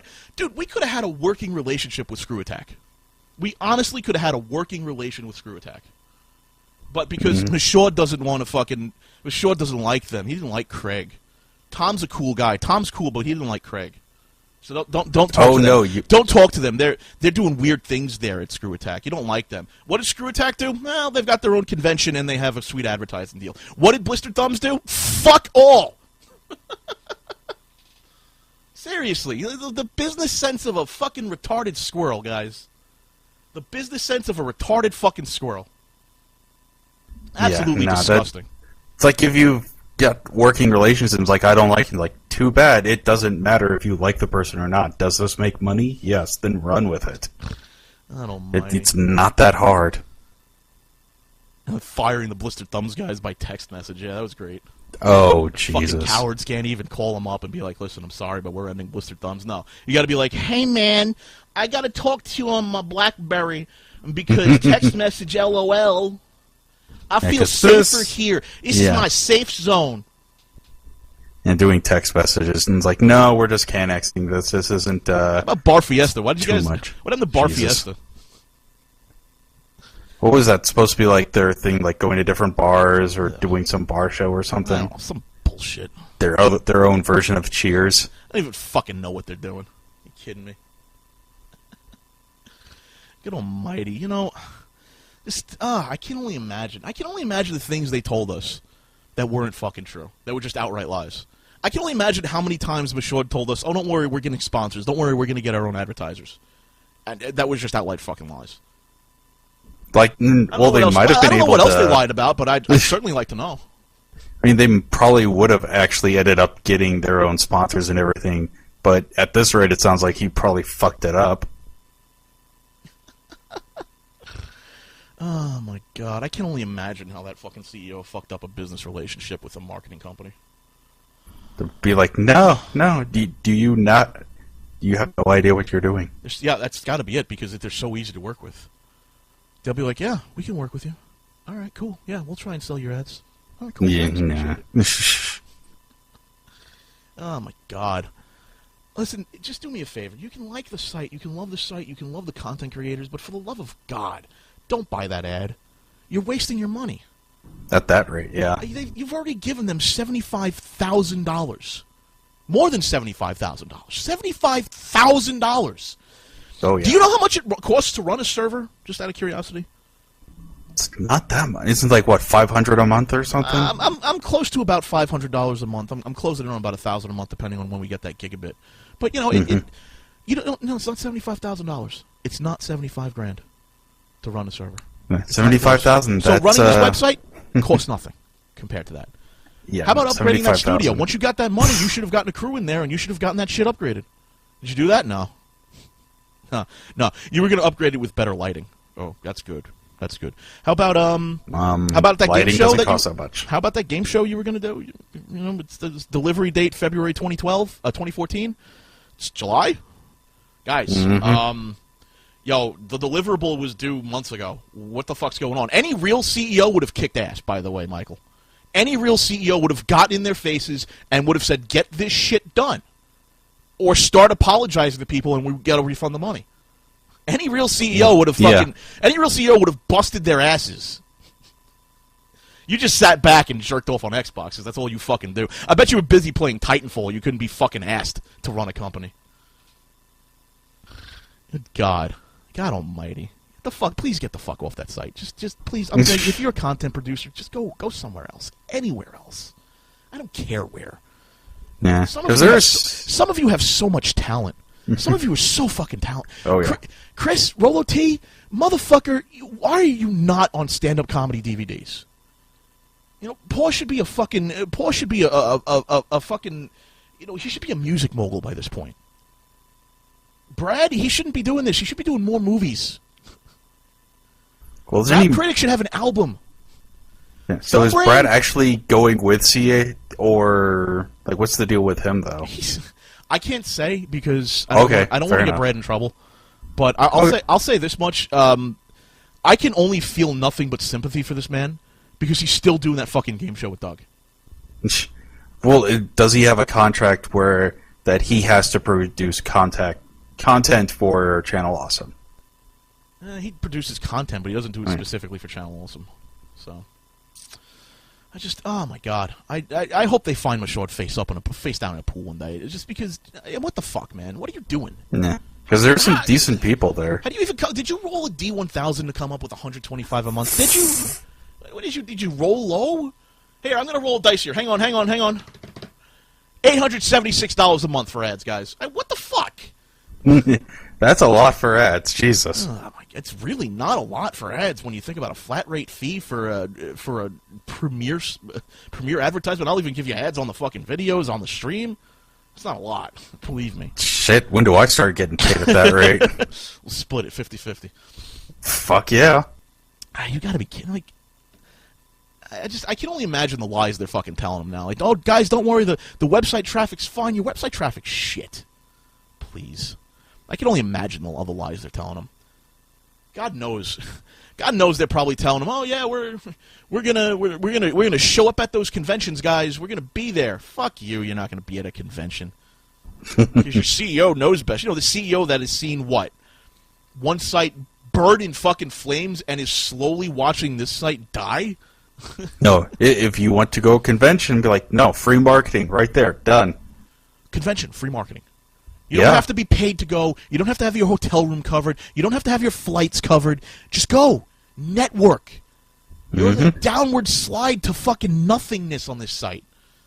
You gotta, it's absolutely, you still have God damn, $75,000, you still have a link up to Blistered Thumbs, and the site doesn't even fucking work anymore. Come on. I think they've just stopped caring at that rate. Jesus fucking, how do you not see they don't give a shit about you? Oh. 75 grand, you can't even remove the link to Blistered Thumbs. You lazy, pretentious shit fucks. God. Hire a web developer for 2 hours. Spend the $300, would you? Oh, my God. Help me, Kazi. Help me. Calm down. Calm down. I mean, if you really want to show them how it's done, I mean, hell, we could probably do something better. I mean, the Blistered Thumbs site leads to fucking Benzai's list of videos. He doesn't even fucking post there anymore. No. He's busy doing TV in France now. He gives a fuck about you. Yeah. Benzai ended up doing, like, other stuff, like, you know, getting a wife and having a life. Like, actually living. Well, he's living. I don't have a life. I'm doing a fucking stupid-ass radio show for no reason. Well, you're getting paid for it. Getting money. That's true. I am getting paid to do this shit. Who knows? That's all right. You got a community. We got a community. We have VGFF. I'm pretty sure we could fundraise for VGFF too. VGFF. Hell, you could be like, no, you don't like Channel Awesome. You can probably do something better. I could do Geek Streak. I've always played around with that idea. Geek Streak, and I could probably do it a lot better than Channel Awesome could. Geek Streak. About it. Geek Streak's another website I own. That I don't do anything with, but I've been thinking about doing something with it. More specifically, I've been thinking of doing like a video hosting site with it. Hosting all the videos that we got, hosting our videos, but hosting other people's videos too. They've been kicked off a blip, and they don't really get any views on YouTube or something. They want another place to go, something like that. With maybe some kind of a an upvote system, something like that. Or just start doing video game reviews or whatever, I guess. Let's plays for one idea. By the way, Yope-san says, I will be there when VGFF happens unless I get a drug addiction and need money. Well, this is a public service announcement. Don't do drugs, kids. This is your brain on drugs. Any questions? All right. Don't be like Cher, get food poisoning on the flight over here. I hope Jared gets food poisoning again on the flight over here, because I think our event should be like 3 or 4 days long, and that way he can have a day to recoup. Poor Jared. Let me tell you this much, though. If I ever launch the site like Blistered Thumbs or that guy with the glasses, I can and will get video games to be reviewed and not just promise that it's coming. Mashad? Don't worry, guys. We're going to get you those video games so you can review them. We're going to get you that company letterhead so you can submit it for press passes. We're going to get you. We're going to get you this. We're going to get you that. What did you get? What did you get? Oh no. What did you get? You got nothing. Nothing. No, you give me a video game, I'm going to fucking review it, and I'll tell you what I think of it. Oh, what a shit company. What a shit company. Hey guys, we're going to do video games reviews. And You know what we're going to do the video game reviews on? Games that are already out and everybody's already got a review on because we had to buy it at retail because Mike Michaud sucks. Mm-hmm. Yeah, you had to go out and buy the game that's already out. You know, Craig may be a complete douche, but at least he had a fucking business plan. I don't even know if Craig's a douche. I never even talked to the guy. That's the worst part about it. I feel so bad. But people say he's a douche? I feel so bad because the only people who's ever talked to me about Craig were Channel Awesome people. And they all said he was a dick. I'm like, all right, I guess he's a dick. I don't know. But then you go to the Channel Awesome people like, well, you guys are kind of dicks too, so... Oh my god, the fucking teenage rumor mill at Channel Awesome was. Craig, if you're listening, I'm sorry, man. I had no idea. I was stuck in the echo chamber. I owe you a beer, man. I'm sorry. Fuck. Ugh.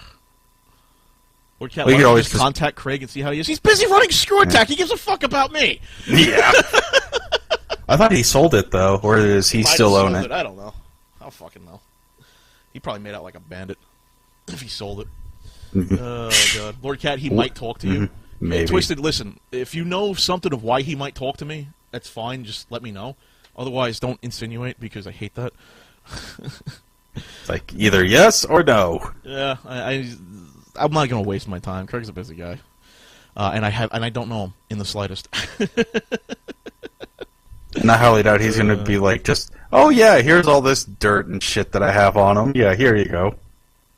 Dirt and shit that I have? I don't have dirt and shit on Craig. The only thing, you know what I know about? No, Craig? I meant like Craig having dirt and shit on other people, like Channel Awesome people. I got plenty of that shit I haven't even talked about. You know what I know about Craig? Here's what I know about Craig from what I heard from Channel Awesome. He's a douche. Why is he a douche? Because he had a disagreement with Tom. Oh no, he was a human being and had a difference of opinion. Oh no, whatever shall we do? I want you to know that this is all your fault, Kazi. You brought this up. I was trying to avoid it. I'm blaming you. Still rather do this than Godlike Productions. Damn it, I don't have time for GLP. God damn it. Ha ha ha ha. Son of a bitch. You did it on purpose. Yep. His elaborate plan worked. My elaborate ruse has worked. That and the whole thing with Guru Larry. I don't remember the thing with Guru Larry. I do know that Craig had some... I do know that Craig had some issues with people. I don't know Craig as a person. I've only heard things from other people. That's why it bothered me. That's why it bothers me now. It's like, I'm sure he's a douche. Everyone's a fucking douche. Everyone who's been successful has been a douchebag. So I'm sure he's a cock.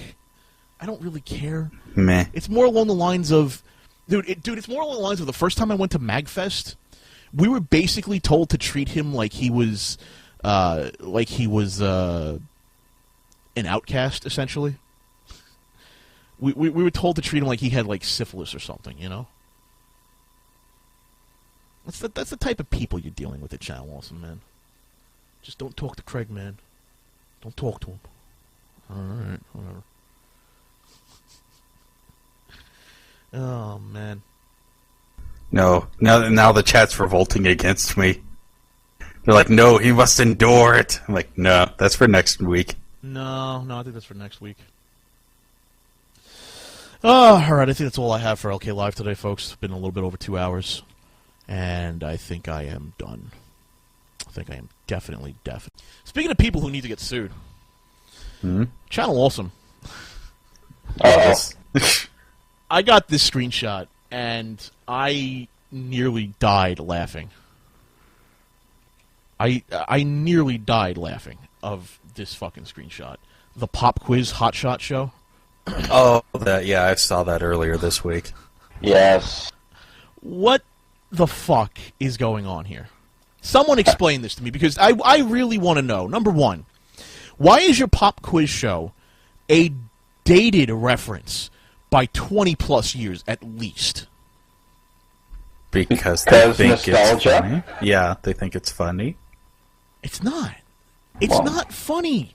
It's an old catchphrase that nobody likes. Nobody. Literally nobody on the planet likes it. Nobody. Yeah, I think Brad may have had an aneurysm or just popped a vein or something just from being on the set alone. It looks like someone tried to slash his face, I think, actually. It's the makeup from the Blood Rain review they did with the Nostalgia Critic, and let me tell you something. It is... Brad's a bro, man. He is such a bro that I have started a new Twitter campaign. It's called #FreeBrad because the dude needs out. I mean, I can't mention some of the things he said, and I won't. But we got to get him out there. He's not happy. He's really not happy, and it's a real shame that they can't do anything. He's literally like... I feel terrible. Is it literally just under contract or something? Yeah, I was going to ask. I can't say anything about that. Fair enough. I'm not. I mean, I guess I could, but I'm not going to. No, you know? Don't say a word. Like I said, Brad's a bro, and I'll be a bro with him. And I just got to say, Brad, man, if you're listening to this, please get out. Do anything you can to get out, brother, because this is killing you, bro. This is seriously killing you. $90,000, and your set is 3 curtains, a checkerboard floor, a backing that looks like it was from a fucking set in a 90s Nickelodeon's Double Dare, and 3 podiums made out of what looks to be... They're pawn cabinets. Oh, yeah, they are. They look like pawn cabinets. They look like pawn cabinets. This looks like it was set up in a high school theater room. I'm not even and kidding. I'm looking at the microphone, I'm looking at the lighting. Yes, that's expensive. Not as expensive as you think, though. Yeah. Unless they overpaid for them. This is not $90,000 worth of stuff. No. That's about 10. A little less than 10. Maybe. I'm being generous. You're being very generous. I just... God almighty. What the fuck are they doing? $90,000! I didn't even get a ball pit! Come on! Oh, man. What? Or a fire hose. Or fire hose. Fuck, man. $90,000. Shit, do you know the convention we could throw for $90,000, man? Shit. Be a lot better than this shit, tell you that much. You'd be able to throw the convention and fly me out there at that rate. Fuck. I'll fly you out there. I'll fly Gav. I'll fly Jer, Blockhead, Harith, Derish. Fuck, the fucking contingent. Fucking Who girl who's out in England now. I'll fly her out there. Yeah. Fuck yeah, I would. You kidding me? Be like $10,000 alone. $90,000, and you got what amounts to a really fancy and fucked up version of some guy's bathroom. Good God. It's Pat Sajak's special place. Oh my! It's just I love. By the way, I love the sign, the Pop Quiz Hotshot sign. If that motherfucker doesn't, glitter. Dude, if that motherfucker does not light up and spin and twirl in a fucking circle, I will be so pissed off.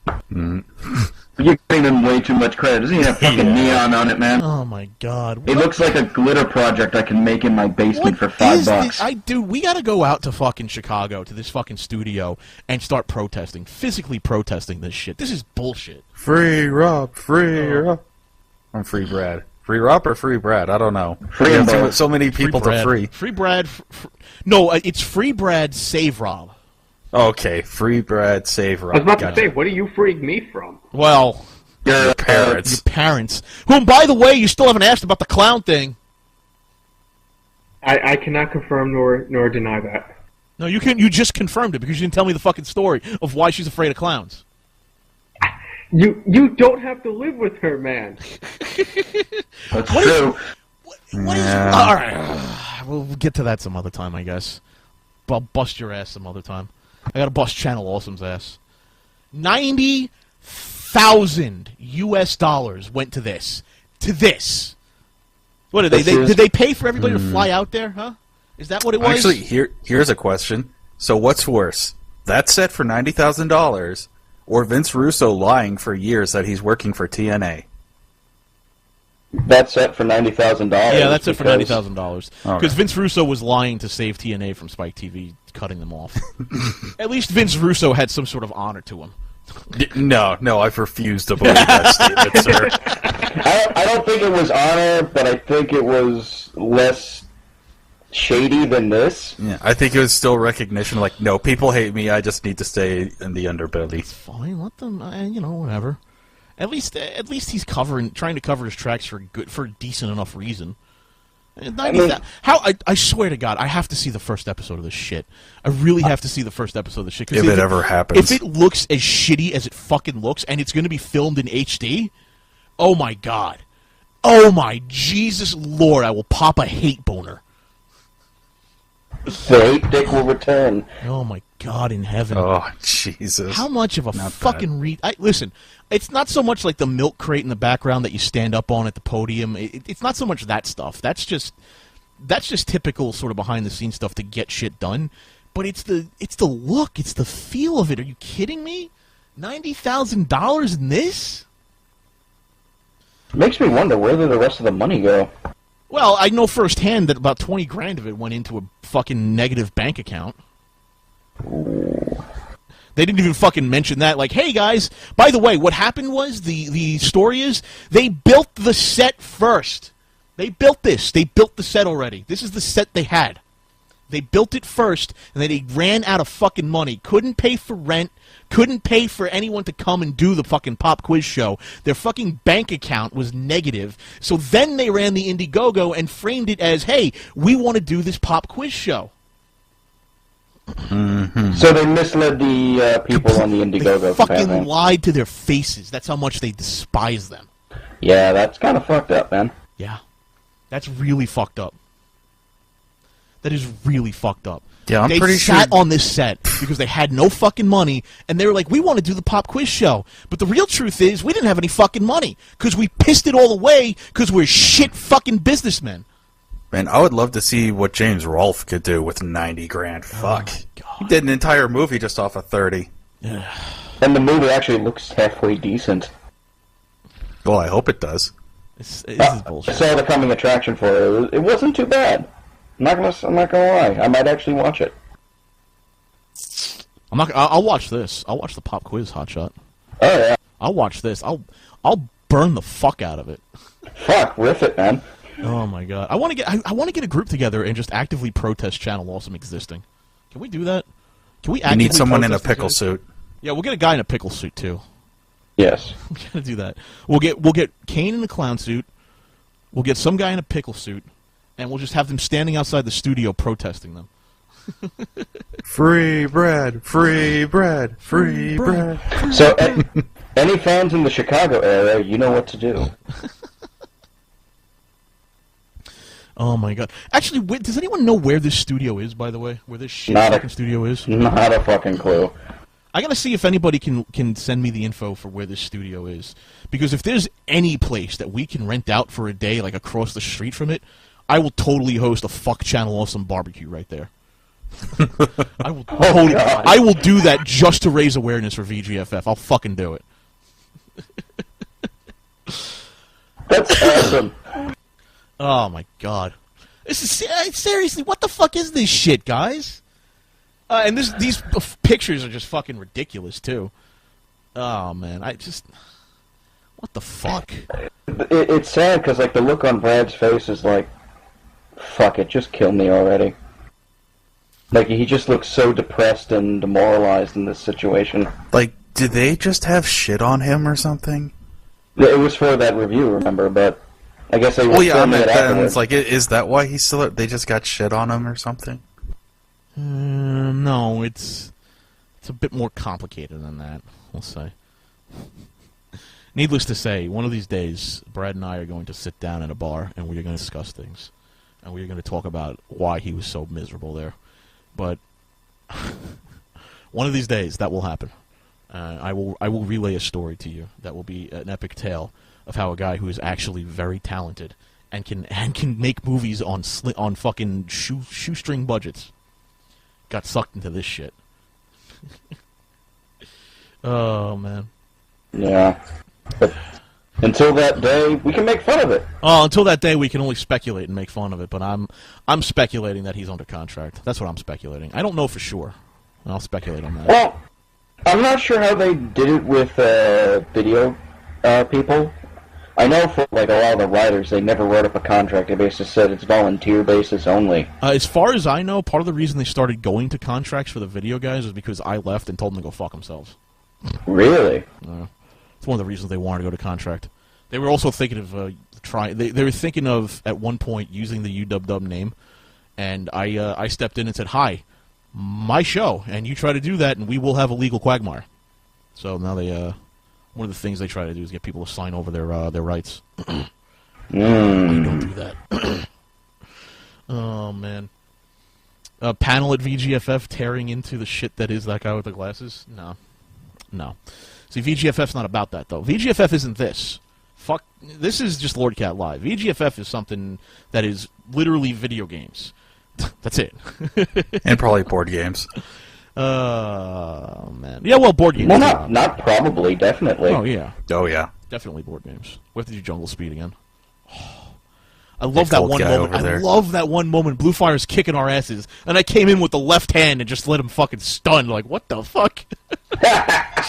Oh my god, that was funny. Oh, that was just hilarious. Yeah. So, God, the name, the look, everything about this picture just pisses me the fuck off. $90,000. $90,000. Why? Oh. Because money. I really don't fucking know why it's that much. That's the only thing I can even think of. You raised $90,000. You couldn't have put $5 more into the fucking set, really? Oh my god. Watch, it's like some scandal. I bet watch like Michaud's like taken off from the top or something. Probably. Michaud's a scumbag. I'm not surprised. I wouldn't be surprised at all. I know, I've talked to the man. He's kind of a flaky little fuck. But... Oh no, yeah, honestly, if Michaud ever said anything to me, I'd punch him in the throat. Like I do not trust him in the least. He's a fucking scumbag. No, I absolutely don't trust Michaud. I don't trust Rob either, because he's the type of guy who will put on that fucking smile for you and then stab you in the back. He'll fucking say one thing and he'll sell you out to someone else. That's the type of guy he is. So I don't trust anybody at the fucking top there. Well, at least you'll stab me in the front. Oh, if I don't like you, I'll fucking punch you in the face and let you know. Yeah, I know. I ain't gonna spread rumors about you, shit. And then after we get into a big scuffle, we'll get drinks and then go to sleep. Yeah, after we get in a fight and you beat the shit out of me, we'll get drinks, we'll laugh about it, and then we'll go to bed. Like, who gives a shit? No, I'll be like, here's Tiger Beer. Think of Channel Awesome while you're drinking this. It'll be perfect. My perfect opportunity to bash you over the head with it. I'd be like, how did you even want to use that as a weapon? I just take that as a deadly act. Yeah. Those bottles are not easily broken. No. Oh man. So this is our requiem to Channel Awesome. Please, Brad. Please leave. You're so much more talented than this. I mean, look at this. You're fucking miserable in this shot. Maybe VGFF is the chance for him to escape. Oh, I am going to force him to come. One way or another, this motherfucker is going to come to this convention. You're going to kidnap him, aren't you? Dude, if we go to Erie, he's a fucking train ride away. I'll pay the ticket. I'll pay his hotel room. I'll fucking buy a limo for the guy to go from the fucking train station to the hotel. I don't give a shit. Yeah, I like that idea. Let's go. Yeah, guy named Ellis was apparently responsible for the set, but I mean, you can't blame him because they paid him to do this. They okayed this. They didn't not pay him and go to court with him over this. Oh my god, you can't get a real set designer. What are you doing? I can't wait to hear I can't wait to hear the fucking jokes on this show. The show's named Pop Quiz Hotshot. I can't fucking wait. The jokes are gonna be great. I can't wait. You mean a whole bunch of puns and shit? And when you say great, from 1992, right? Oh my god. Could anybody at Channel Olson please come up with a current and relevant piece of topical humor? Anyone? I'm begging you. Good lord. Or hell, even just go with general humor. Try to make it so anybody can laugh at it. Anything. I mean, Jesus, you could even go with fucking what's his name? The Get Her Done guy. What the fuck is his name? Larry the Cable Guy. Larry the Cable Guy. Fucking that type of humor is shit. Even that could be more fucking attractive than whatever the fuck they're gonna do. Silly hillbilly blue collar kind of comedy. Oh, God, you know what I'm really afraid of, that they're gonna reproduce Double Dare with this. And it's going to be shit, and it's going to be awful, and they should be fucking ashamed of it. And then they they'll don't have ruin Double Dare. Yeah, they don't have Mark Summers for one. Mark Summers made that show. I'm sorry. Mark Summers had a personality. They also don't have children who will be on it either, because that's just creepy. And they're still trying to film it. Like, how many months overdue is this? And they have another show promised that they haven't even gotten started on. Yeah, Jason, how is it that we are capable of writing humor more than these fucks right now? Because we're topical and we give a shit. Because, like, hell, we could script out a thing of Secret Project and write for other people that aren't around, and then still have it a decent episode. Can you imagine if this is going to be a joke quiz show? This is going to be horrible. Oh, it's going to be awful. Well, the joke's on everyone who bought into it then. Oh my god. Dude, I still feel bad for the asshole who paid $6,500 to be at the end of a Nostalgia Critic episode and wave his hand. Jesus. That was another one. Oh god. That was terrible. Like a 5-minute cameo? 5-second cameo? Something like that. It was fucking Jesus. awful. At that rate, it'd be like, can I get a blowjob from somebody from your company at that rate for that much money? I want Doug to fuck me in the ass for that money. Yeah. Really? You know, I'll pay double. $6,500. Hey, Doug, I got a jar of lube, and your asshole looks mighty fucking entertaining. Bend the fuck over. Jesus Christ. Oh, God. Pathos just brings another thing to light, though. They might actually try to replicate, like, the SNL Celebrity Jeopardy skits with this. Oh, God. No. No. That's a bad idea. No. You already rip off comedy from every other fucking thing on the planet. Don't try to horribly rip that off, too, and then call it homage. I could see them doing it, too. Please, do not. They'll do it, and they'll call it an homage. And I'll be like, you really deserve to be kicked in the dick. Oh, God.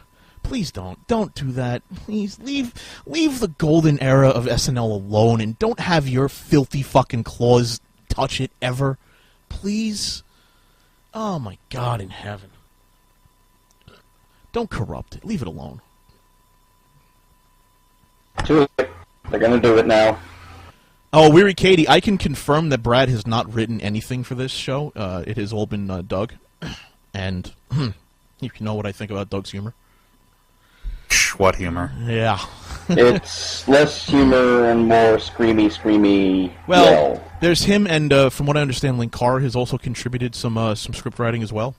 So you can just imagine how thoroughly topical and entertaining and poignant this humor is going to be. I don't mind Lewis, Lewis, 90s humor.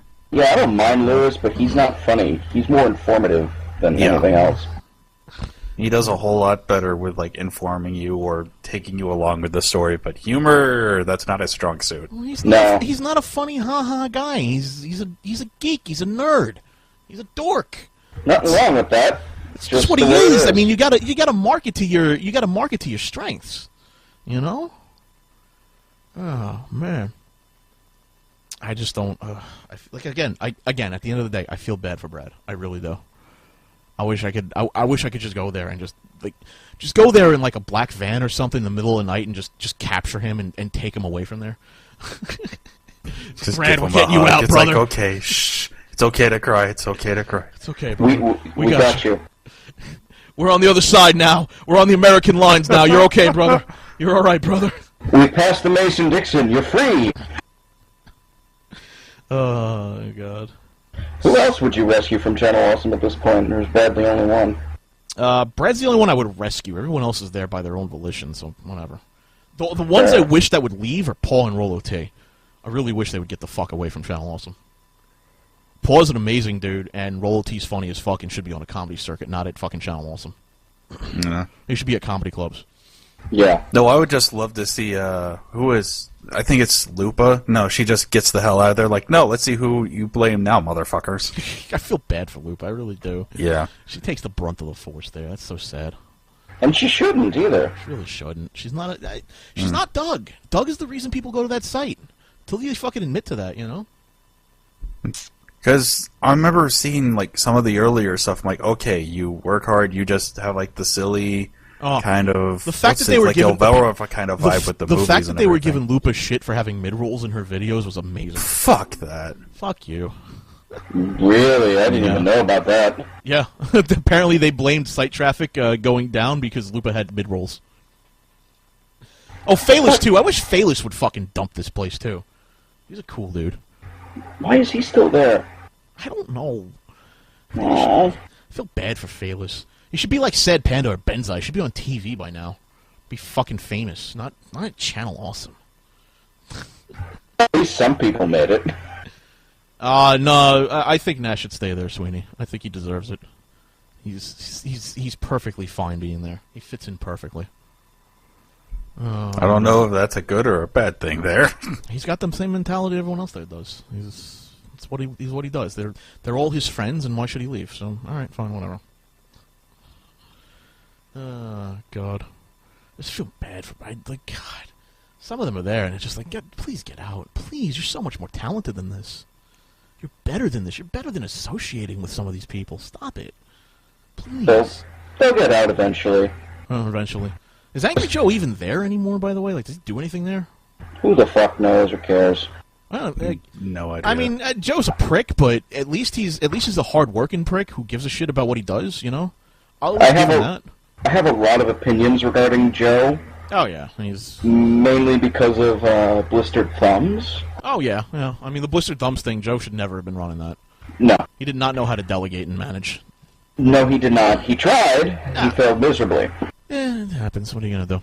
I mean, that's not a big deal. I think the big deal was that after Joe, they just had no idea how to fucking run a site. Just like, whatever. Actually, the guy that they put in charge, a guy by the name of Austin, and if you're listening, Austin, for whatever reason, you did a good job while you were there. I just felt bad for all the shit you have to deal with from myself, the writers, and Mike Michaud. Because holy fuck, he got burned out quickly. Yeah, again, it all comes down to Michaud. Bad CEO. He is not a leader. Yeah, pretty much. Neither's Rob. Pretty much. Oh, here, fun tidbit. You remember the Blistered Thumbs chat room? Yeah, no.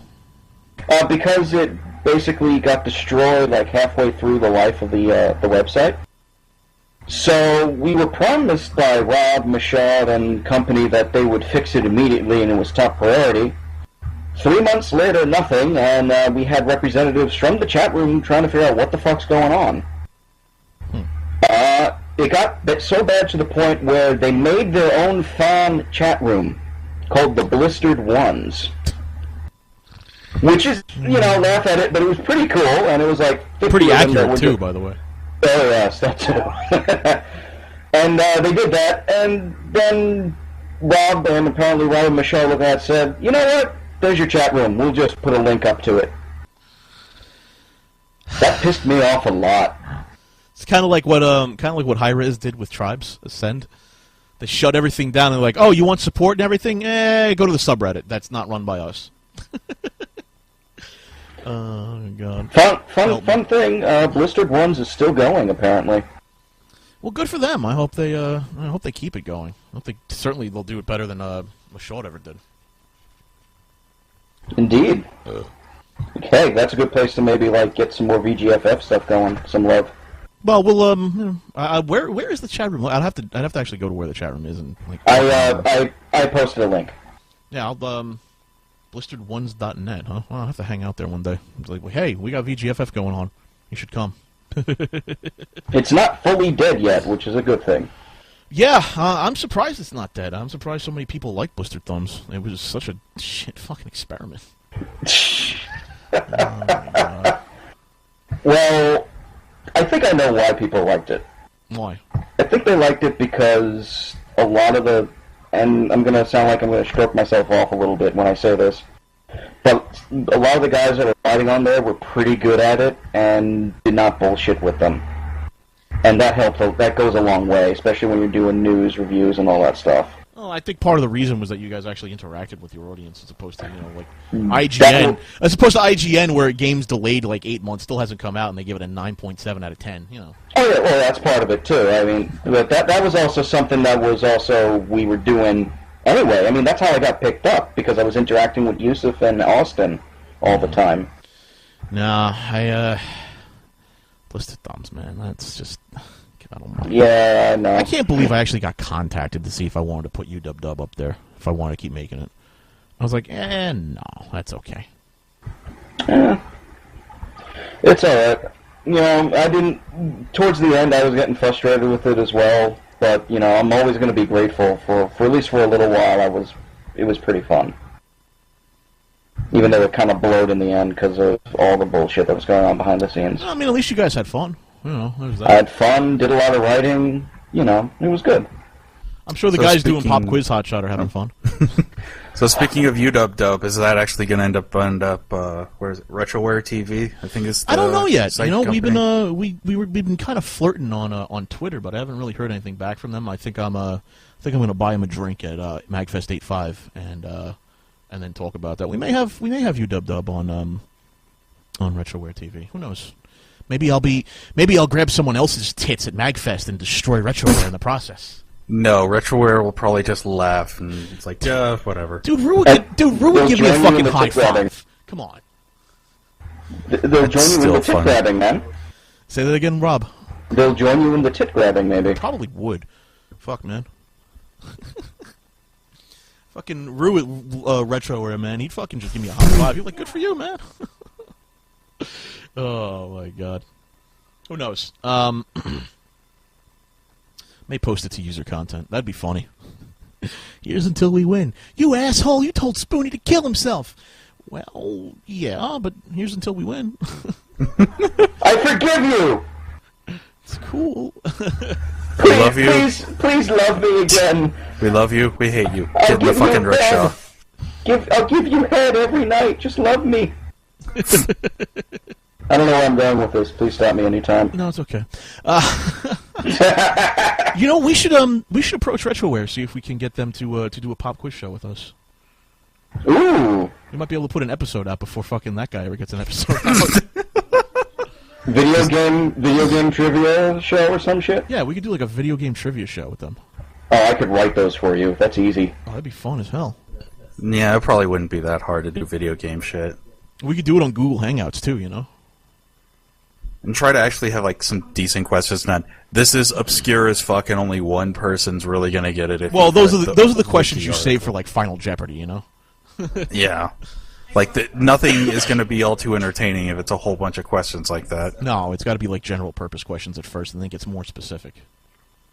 Oh, we got to try that. That'd be funny because they're not even, from what I understand, they're not even taping till September anyway. I think we could probably do a online show with no budget and do it quicker than and better than. You know, we don't even need Google Hangouts. We just need a podcast for it, and yeah. What we could do is we could have them in like a chat room or something, and just have them type in like the number 1 or some shit like that, so we know that they want an answer, and the one that comes across on our screen first will be able to answer first. Yeah, that's just going to be the hardest part. But besides that, that's just technicalities. Yeah, or just have people almost have it like Jeopardy. Like you answered the question, well, you have the right to answer first, and then someone could steal it possibly later on. I have a feeling the prizes for the game show are going to be movies they got out of the dollar bin at Walmart.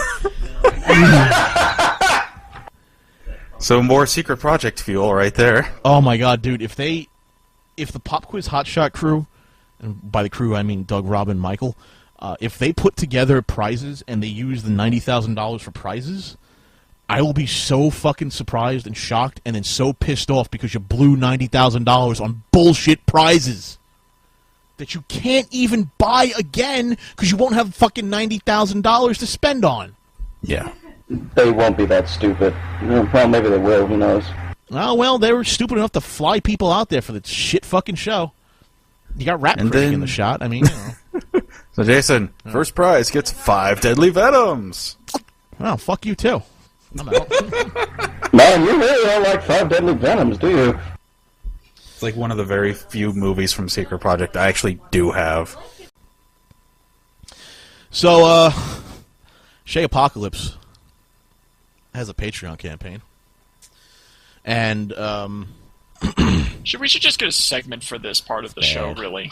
We really should. Because these bad Patreon campaigns are bad. Like, and here's the problem. I mean, we'll make fun of Patreon campaign, made fun of that guy with the glasses, InddieGoGo. And those, by the way, I just got to mention this. I got a leak. I can't share it, and I'm not going to play it on the stream because I don't own the copyright to it, and I really think that if this was leaked, I would actually get sued. But I got a leak from the quiz show. It's not a properly cut together segment yet, so it's kind of cut together from various little bits. Okay. And it's a 5-minute video I got. It is 5 minutes of the worst jokes about RoboCop you have ever heard in your life. And I've got to say, shame on you. Lewis, Doug, Brad, those are this game show is, from everything I can tell from this is 5 minutes. I mean, it's nothing.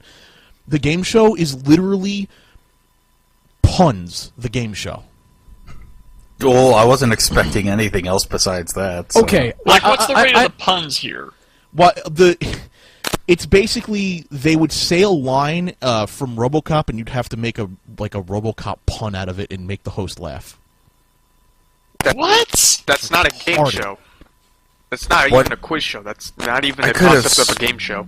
Yeah, I could have sworn there was a game show called Make Me Laugh. Again, I don't know if it was... I don't know what it was exactly. I don't know if it was just them joking around, dicking around, going off script, or not actually doing quizzes, but it was terrible.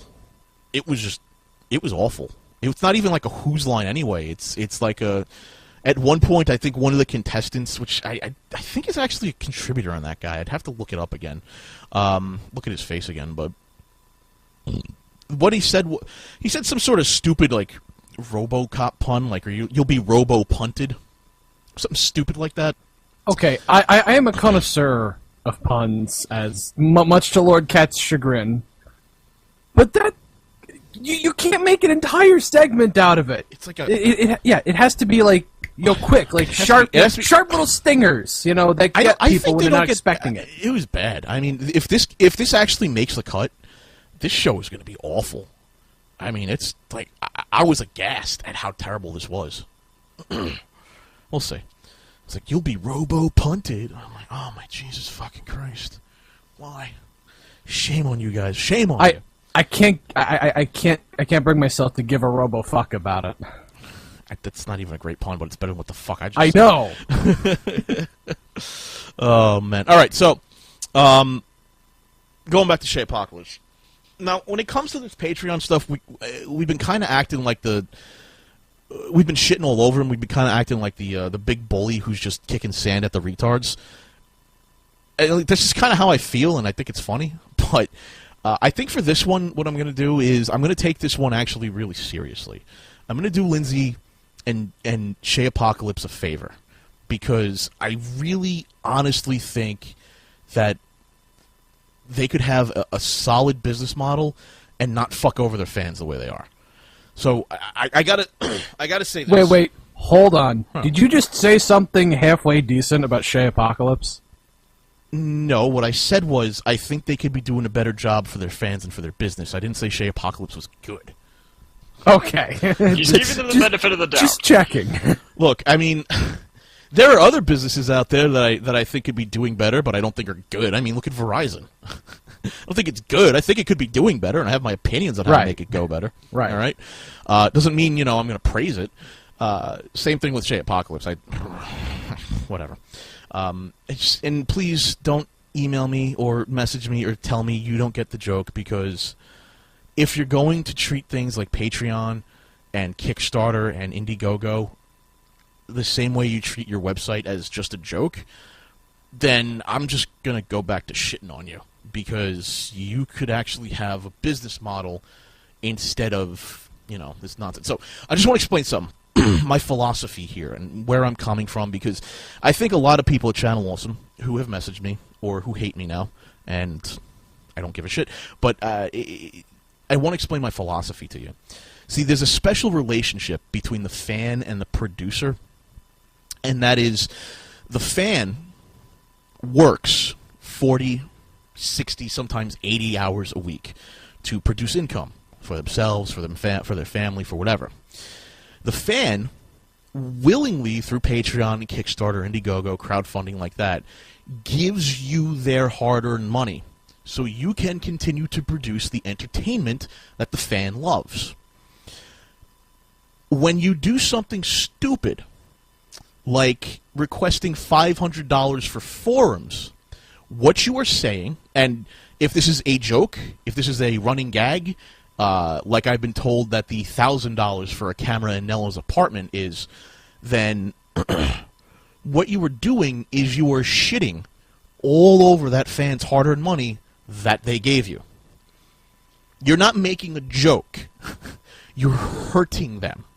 No matter how you feel, the money's supposed to be going to you, to your business, to your production, and not being used so you guys can have a couple of extra margaritas.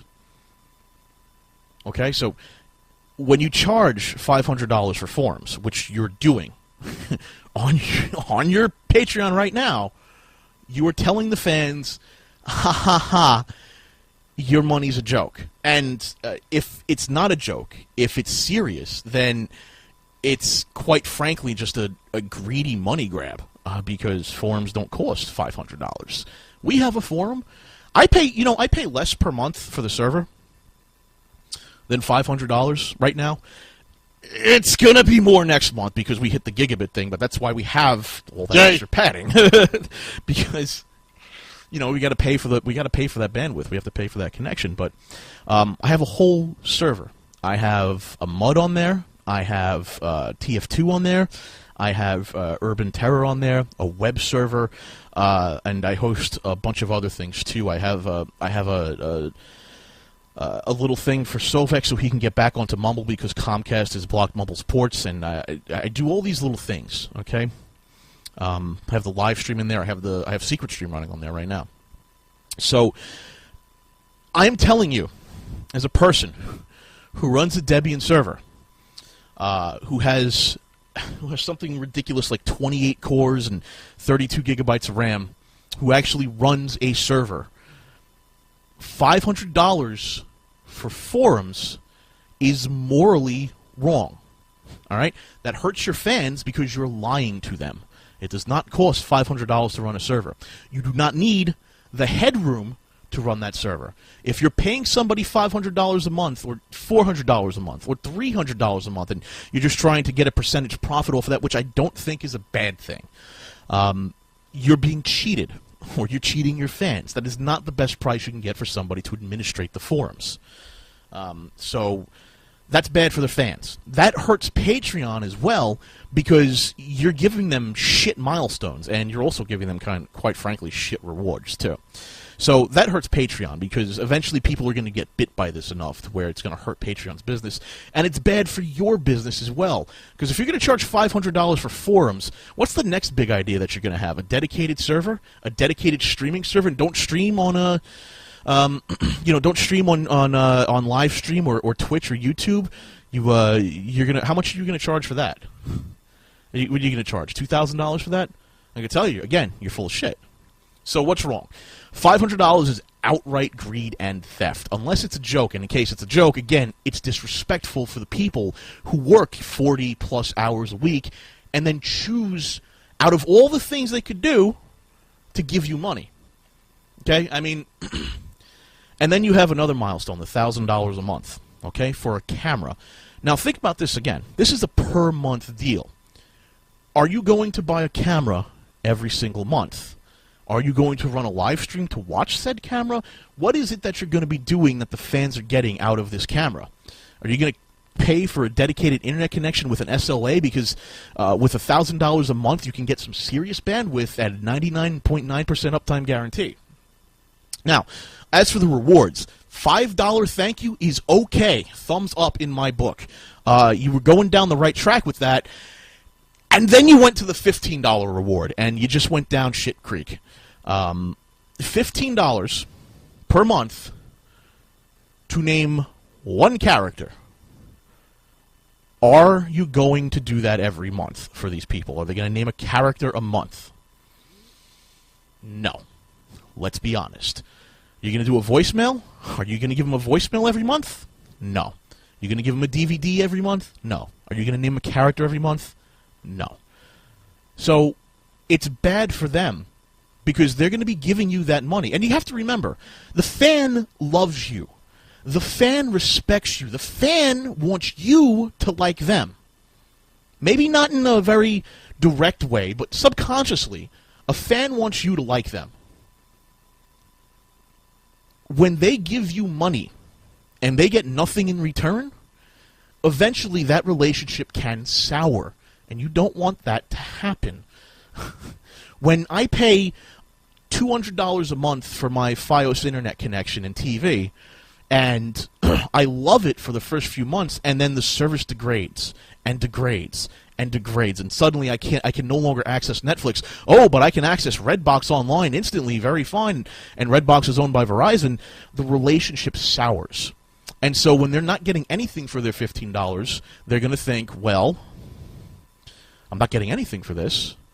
I am getting abused in this fan-producer relationship. I'm going to stop my contribution. That hurts them, and then it hurts you because it hurts your bottom line. Okay? Don't do that. Don't hurt your bottom line. So, how do you fix this? The problems you have are not, we need a camera and we need forums. Your problems are your business problems. They are not, oh, we need an ancillary thing for people to do. They're not, we need to launch a new show, although sometimes that's different. But we'll talk about that in a minute. They're your core business problems that you can be solving with Patreon. The problems of video production and site exposure. Okay, so in terms of video production, what I'm talking about is you can set new milestones, all right? So instead of $500 for a forum, which is bullshit, as we've discussed, you could hire a writer, a cameraman, an editor, an SEO marketer, because the problems with your video business are what? What problems do you solve to make these videos? That's the question you should be asking. You have to write the scripts, you have to film them, you have to edit the episodes, and then you have to publish the episodes and get exposure and recognition for them. It's 4 major problems you could be solving. Writer, cameraman, editor, SEO, marketer solves all of those problems. And you can have different milestones for that. That solves core business issues. That's what the milestones are for, essentially. Now, on the other side of things, fans need to get something in return. So the rewards have to be different. Now, I think that the thank yous are A-OK. That's fine. A thank you is great. It doesn't have to be much either. A $5 thank you can just be for those people who are like, all right, you know what? I support you. Here's $5. I don't need anything in return. It's good graces. And that's fine. It's a small amount of money, even $1. Small amount of money. You don't have to get a lot. Maybe just an email once in a while to remind them, hey, thanks. That's pretty awesome of you. You know, your fans love you, and as long as they understand that you respect them for that love, they will continue to love you. What you could do, and what I'd recommend you do, is to have multiple thank you levels, okay? You can have, for example, a $10 level that gets you a post-roll thank you. You could have a $20 level that gives you a pre-roll thank you. For example, what they do on public access. This show is made possible by whoever, okay? You could do text thanks at maybe $15 or even $10 or something like that, where below the video you thank the people who made it possible. Maybe give them, maybe give them space on your site, or even you can even do social media marketing on Facebook, on Twitter. You can thank them and say, hey, this guy made this possible. Here's a link to his site. Something like that. And you also have to. You also have to remember that occasionally you have to go out of your way to not just give them what they've paid for, but to remind them that they are a valuable customer. I mentioned Jim Pan and Suicune all the time. Mosshat is another big contributor as well. Tyre, I'd have to go into the Patreon campaign to see all the $50 level guys because you guys are awesome.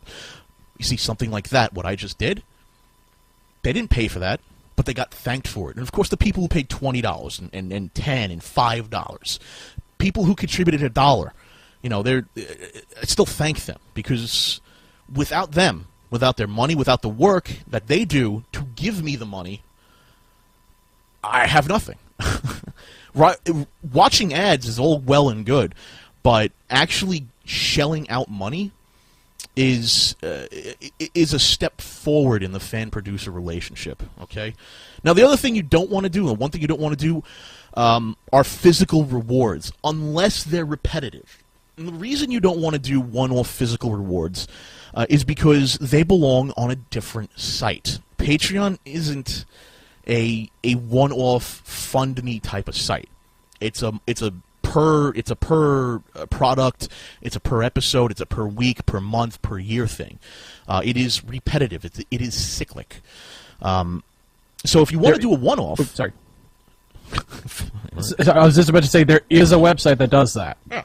So if you want to do a one-off, you've got Kickstarter, you've got GoFundMe, you've got InddieGoGo. Those are all great for funding a one-off project where you can have one-off rewards. For example, take Noah's Patreon campaign. He's giving you a DVD in exchange for something stupid like $50 a month because he's a greedy asshole. What he could do, and one of his milestones is I'll produce DVDs at X amount per month. It's full of shit. What you could do then is you could launch an InddieGoGo campaign. It says, hey, we have a specific goal. We want to produce these DVDs. It'll have a DVD cover with a DVD slip insert, and the DVD itself will be silk screened and pressed and not burnt. It'll be a real professional DVD. And if you contribute X amount of money, you'll get that DVD. If you contribute under that, you'll receive some sort of thank you, maybe a credits on the DVD or something like that. Anyway. But you won't actually get the DVD. The DVDs will be for sale on the store for people who didn't contribute to this InddieGoGo. That's a great way to use InddieGoGo. A terrible way to use Patreon. Because once you got the DVD, A, what is the incentive to continue to give you money, besides the fact that you like them? Because I don't know about you, but emotions are fleeting, and businesses need to not be fleeting. So they could change their mind and be like, you know what, you're not getting that $50 a month anymore. They could change it to a lower amount, which is their right, but it sucks for you because your business is going to lose money on that. Don't use Patreon because it's the new thing, as V-Fanatic says in the chat room. So, don't do a one-off unless you're willing to do a repetitive one-off. Like, if you're a beer distributor, and at a certain amount of money, you get a Beer of the Month club. Well, that's a great use of Patreon if they allowed alcohol. I don't know if they do. I don't think they do. You'd have to check the rules, but that's the first thing off the top of my head. And they'll ship you a beer once a month, or I don't know. Again, I don't know if they allow that, so don't quote me on that. But Tea of the Month Club, then we'll go with that instead. You produce your own tea bags, and you get the Tea of the Month Club. That's a great repetitive physical business, unless you are producing enough content to make a new DVD every month and provide it to those people every month. Something like that, a physical thing like that, is not a good reward for Patreon. InddieGoGo, Kickstarter, good idea. Patreon, not so much. Okay? So, actually, if I could interrupt for just a second, there is actually a website similar to Patreon that actually got created first, that does a similar system, but is is different in a very important way, that actually caters to one-off rewards. The website known as Subbable, which was created by the Vlog Brothers, Hank and John Green, instead of you do every month donations, but the dollars are converted into points that you get banked in a little thing, like a perk bank, and whenever you want, you can turn in those points to that specific Subbable campaign and get a one-off reward. Like for Hank's show, SciShow, for 10 points you can get a chocolate bar with the SciShow logo on it, or a pocket protector, or a lab coat, or for a certain amount of points, the whole set of SciShow DVDs. But that's completely different, though. It's not a monthly subscription service. It's essentially a points redemption service. Well, yeah, but you can't. But most people do subscribe monthly, and then they do, they have like a monthly revenue thing there. So most of the people that do use it do contribute monthly. Okay, but they're doing it to get the points to spend the points. Again, it's a different business model. Yeah, but It still caters to the same. It doesn't work in this point example, Chef, because it is a point of the month club. It's a different business model. God damn it! I thought way to undermine my. I thought point. It was Thanks. closer. Appreciate God it. damn it! God Almighty. Anyway, here's my point. You can combine multiple revenue streams. All right. You can have a Patreon. And you can have a Kickstarter or an InddieGoGo. You can have your monthly revenue streams, and you can have your InddieGoGo where you have your one-off campaign. You can combine these revenue streams. You can have the advertising and combine that revenue stream. In fact, in today's world, you need multiple revenue streams because if you don't, you're fucking stupid. If you don't have multiple revenue streams, you're doing it wrong. And finally, if this was all a joke and I just didn't get it, okay, because I'm not that pretentious of a crack addict, then you're treating your fans like they're a joke. You're treating your fans' money like it's a joke, and that's not cool, and you shouldn't do that. So there. I have deconstructed and reconstructed your Patreon campaign. I don't hate you, Lindsay. I don't hate anyone at Channel Awesome, all right? I will say things that are for effect, but I'll tell you this much. If you put up another Patreon campaign and it's this shitty, I'm going to tear into you because this is the only nice guy card you get to spend. Okay, I'm better now. All better? You sure? No, I'm not. Well, we'll never be better here. We'll always be angry. Is Jason better? No.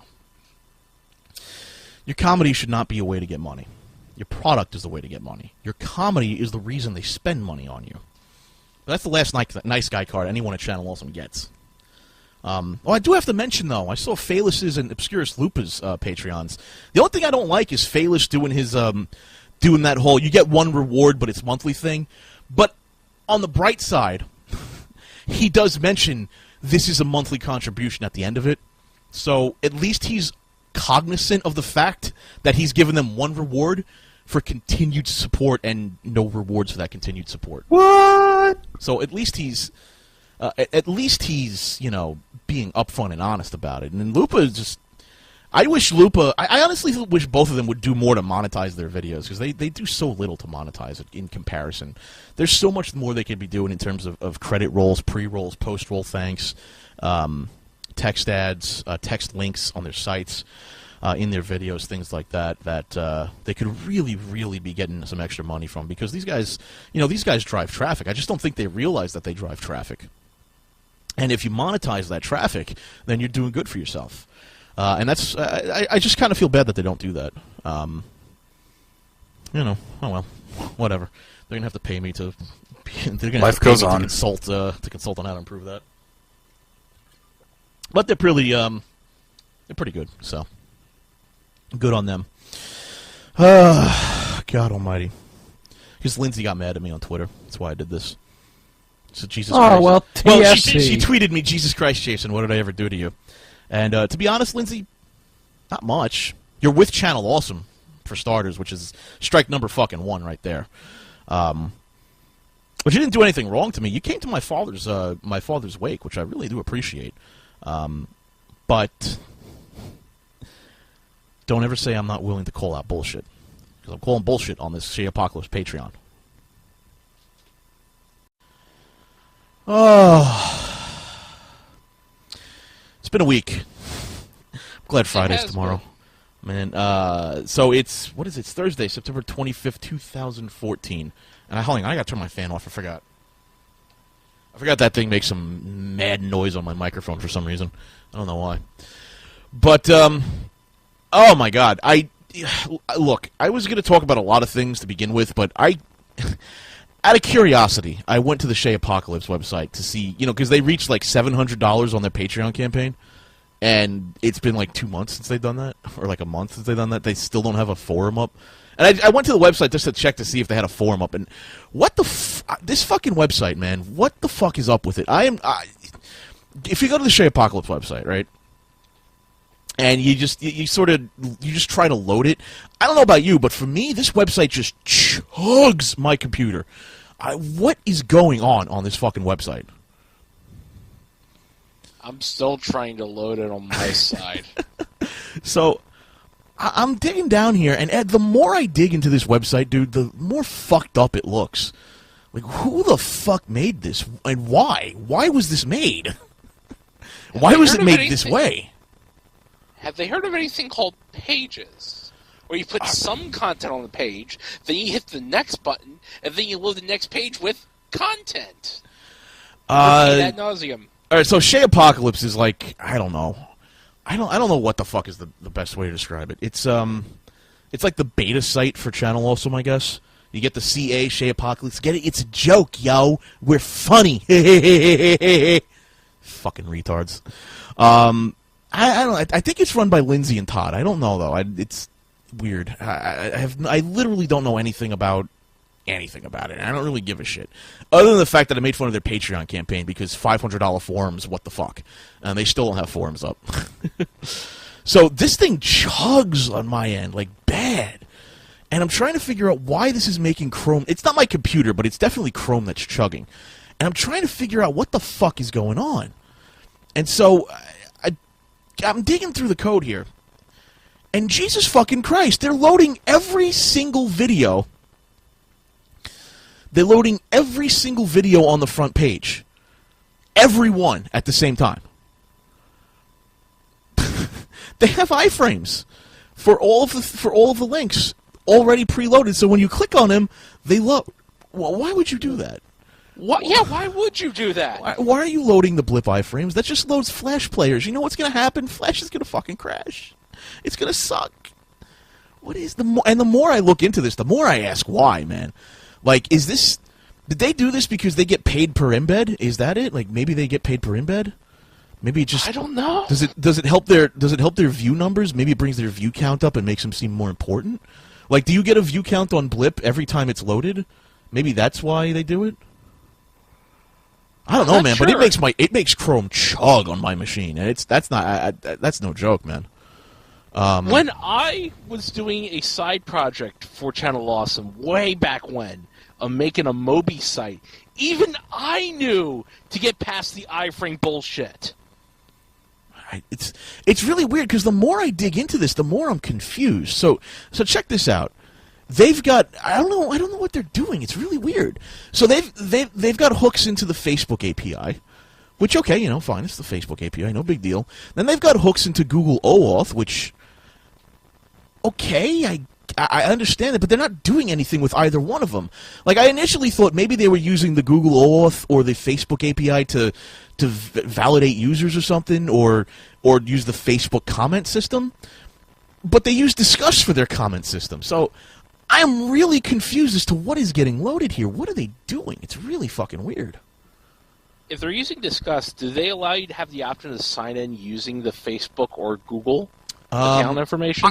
I would tell you, except I can't load any of the fucking pages because this front page sucks ass.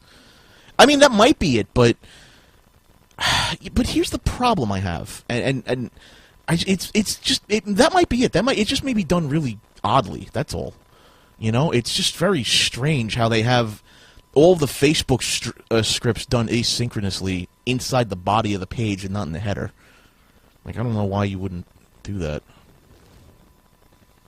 I'm looking here to see if they've at least acknowledged that they crossed that goal. I haven't even seen that they acknowledged they crossed that $500 goal, bro. Wait. Apparently, there's one comment that I have to become a patron in order to read. So they don't even have the decency to have a public announcement saying, thank you, we hit our first goal. It should be up in some insignificant amount of time. Like, holy shit, I'm still putting together the show with Chef, and so LK Eats will be back pretty soon, but, I mean, good God, really? Like, you can't even just say, hey, we're putting up a forum, guys, just bear with us, we'll get there eventually, no? Even something as long as, like, hey, thanks for the support, here's a form that we're going to be using, here's a screenshot of what it could potentially look like, we don't have it up yet, we're working on it.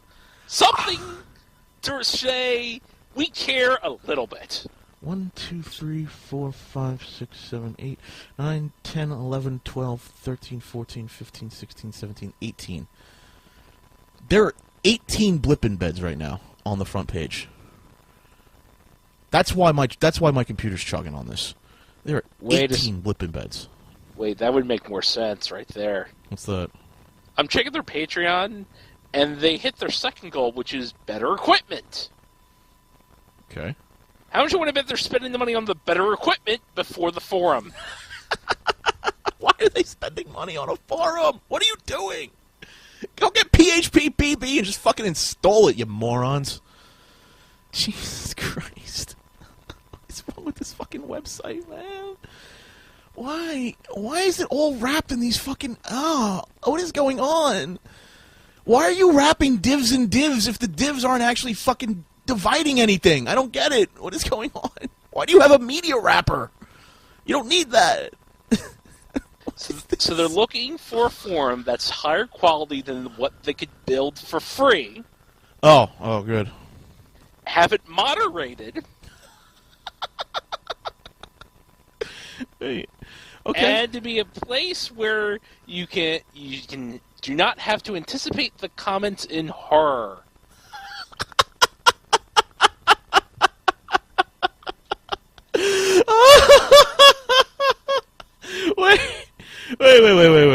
Wait, hold on. You don't have to anticipate comments in horror? Yes. How much of a fucking pussy do you have to be like, oh no, somebody may not like me! Oh, God! Oh, my Jesus fucking Christ. Actually, I think Red Fox has it right. I think they made this site in Dreamweaver, and they did some hand editing with like a notepad or something. I think he's right. It looks familiar. I don't see. Could it be? Now, bear with me here. They had an older version of Dreamweaver that they got from college. Just had it set it around. Yeah. And then said, let's just use this old, like, Dreamweaver 6.1 edition. Who really needs the most up-to-date version in order to make a website? I'd imagine the people that like you would actually go to the Chez Apocalypse site. Oh, like them. Oh. I think the people that like me would kind of stay away from this. At least I'd like to imagine they would. Yeah, I think they may... I think they may do that. Yeah, I heard about that, by the way, Deranged Lark. Linkara got pissed off when he had to set a timetable for his History of the Power Rangers and he hit his goal. Like, shit, man. Well, yeah, that's kind of the point. Like, I mean, I have been, by the way, I have to apologize right here and right now. I have been shitty with LK Eats. I wanted to do a different thing with LK Eats, and I need to get my ass on that and fucking do it. And I fully fucking apologize. If somebody wants a refund because they didn't get LK Eats, man, fucking talk to me. We'll figure it out. But you know, I'm getting it down. It's not just going to be me. It's going to be with Chef, and it's going to be like LK and Chef Eats. It's going to be cool. Trust me. It's just we got to get it done, and I'm fucking fat and lazy. So yeah, I've been totally fucking shitty with things. It. Say that again, Patrick. It's not like you're doing a whole convention. Oh, it's not like I'm doing a convention. It's not like I've got the new sound card installed and it didn't fucking fix the problem. I don't even know what the fuck to do with the buzz anymore. It's driving me nuts. Okay, I'm okay. Take a deep breath. I mean, I'm doing a convention. I'm doing all this wacky shit, man. Fuck, man. I apologize for the LK Eats. I completely dropped the ball on that. I swear to you, I am getting something together with Chef. It's gonna be cool. It's gonna be awesome. And they're gonna be like the whole idea is they're gonna be like short 5-minute vignettes about cooking and about how things are awesome and like why you should use garlic and things like that. And it'll be cool, but I gotta get them done. And I'm fat and lazy.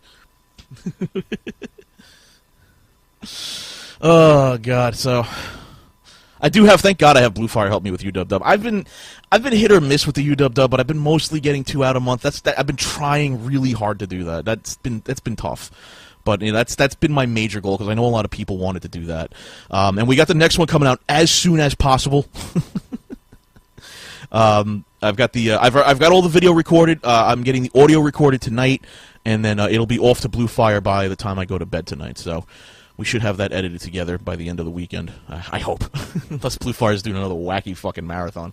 That's psycho. So what is going on with this website, man? Why? All right. So I just noticed something. For some reason, they've got the blip theme. It's called the blip theme. What is this? Did Blip actually make this? What the fuck is going on? Blip theme. Yeah, the theme is literally called Blip. Is there a WordPress Blip theme? Hang on. Maybe there's a WordPress Blip theme we could find. Blip slideshow. What is this?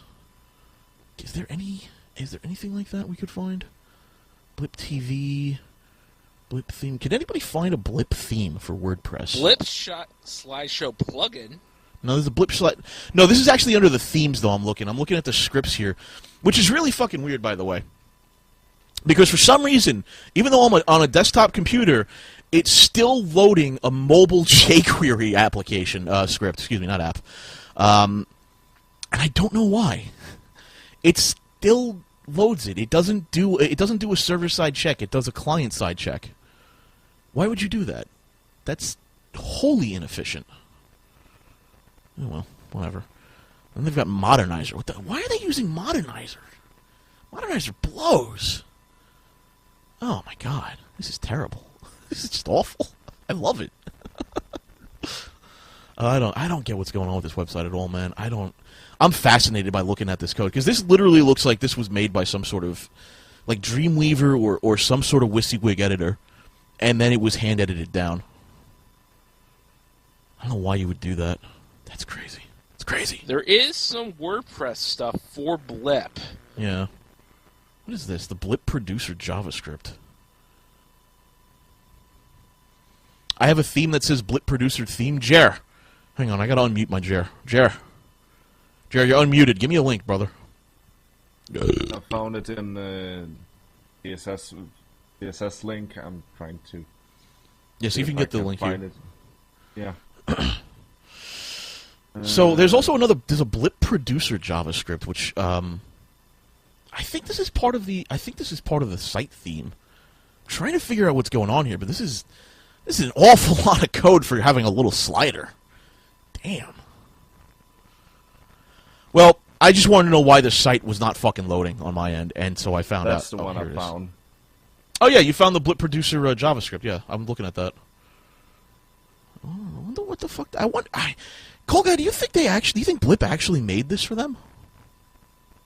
Old Blip, maybe. Had to be old Blip.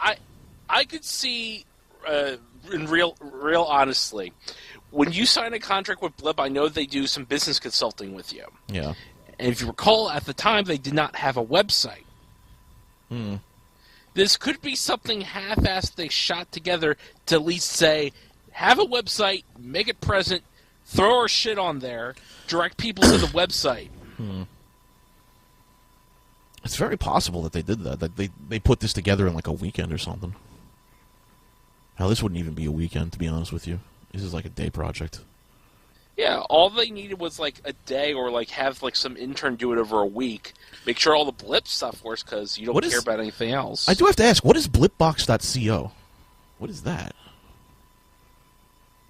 I don't know what blipbox.co is. Does anybody know what blipbox.co is?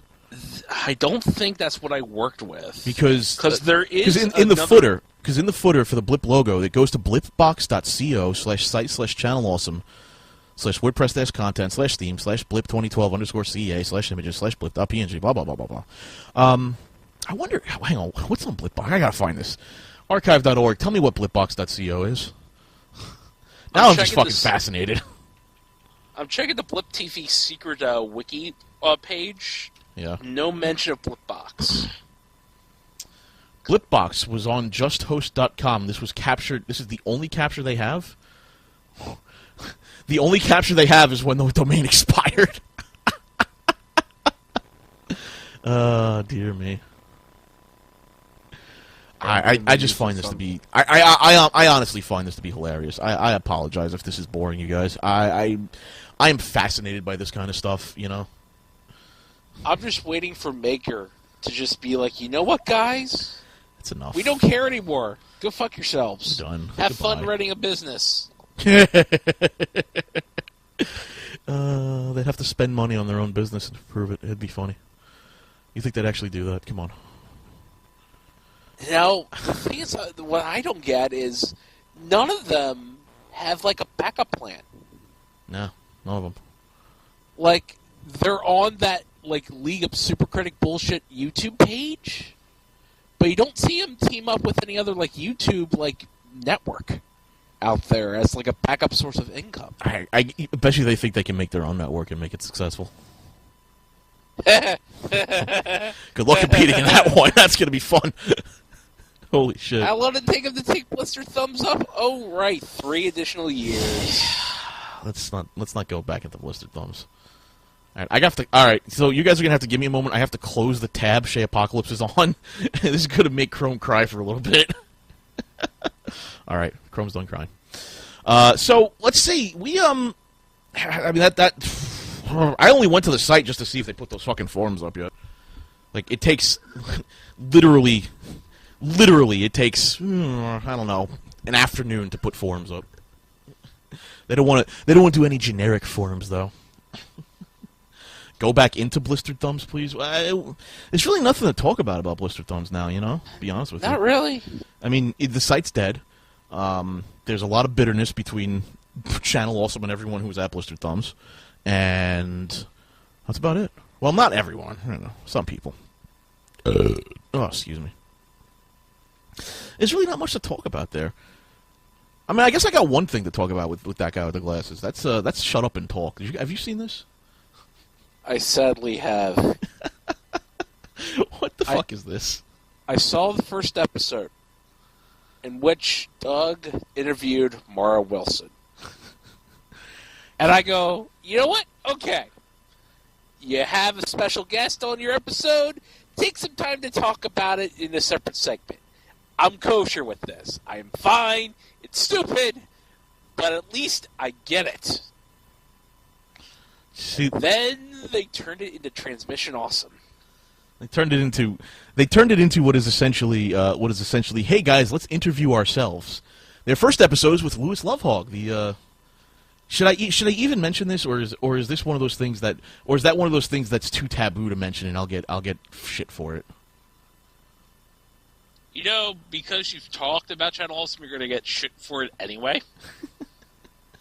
The closeted. You'll go back. I don't know. I don't think it's right for me to say it. I'm not going to say it. I won't say it. It's all right. I'll let Louis deal with it on his own free time. You just got to talk to Gonzo over at Nerd to the Third. He'll give you the good stories. Dude, brother, you want good stories? I was at fucking Kickassia, man. You're gonna eat shit anyway. You know, here's the thing. I don't eat the shit, Deranged Lark. I have not yet apologized to these fuckers. So I haven't eaten any shit yet. I've taken shit.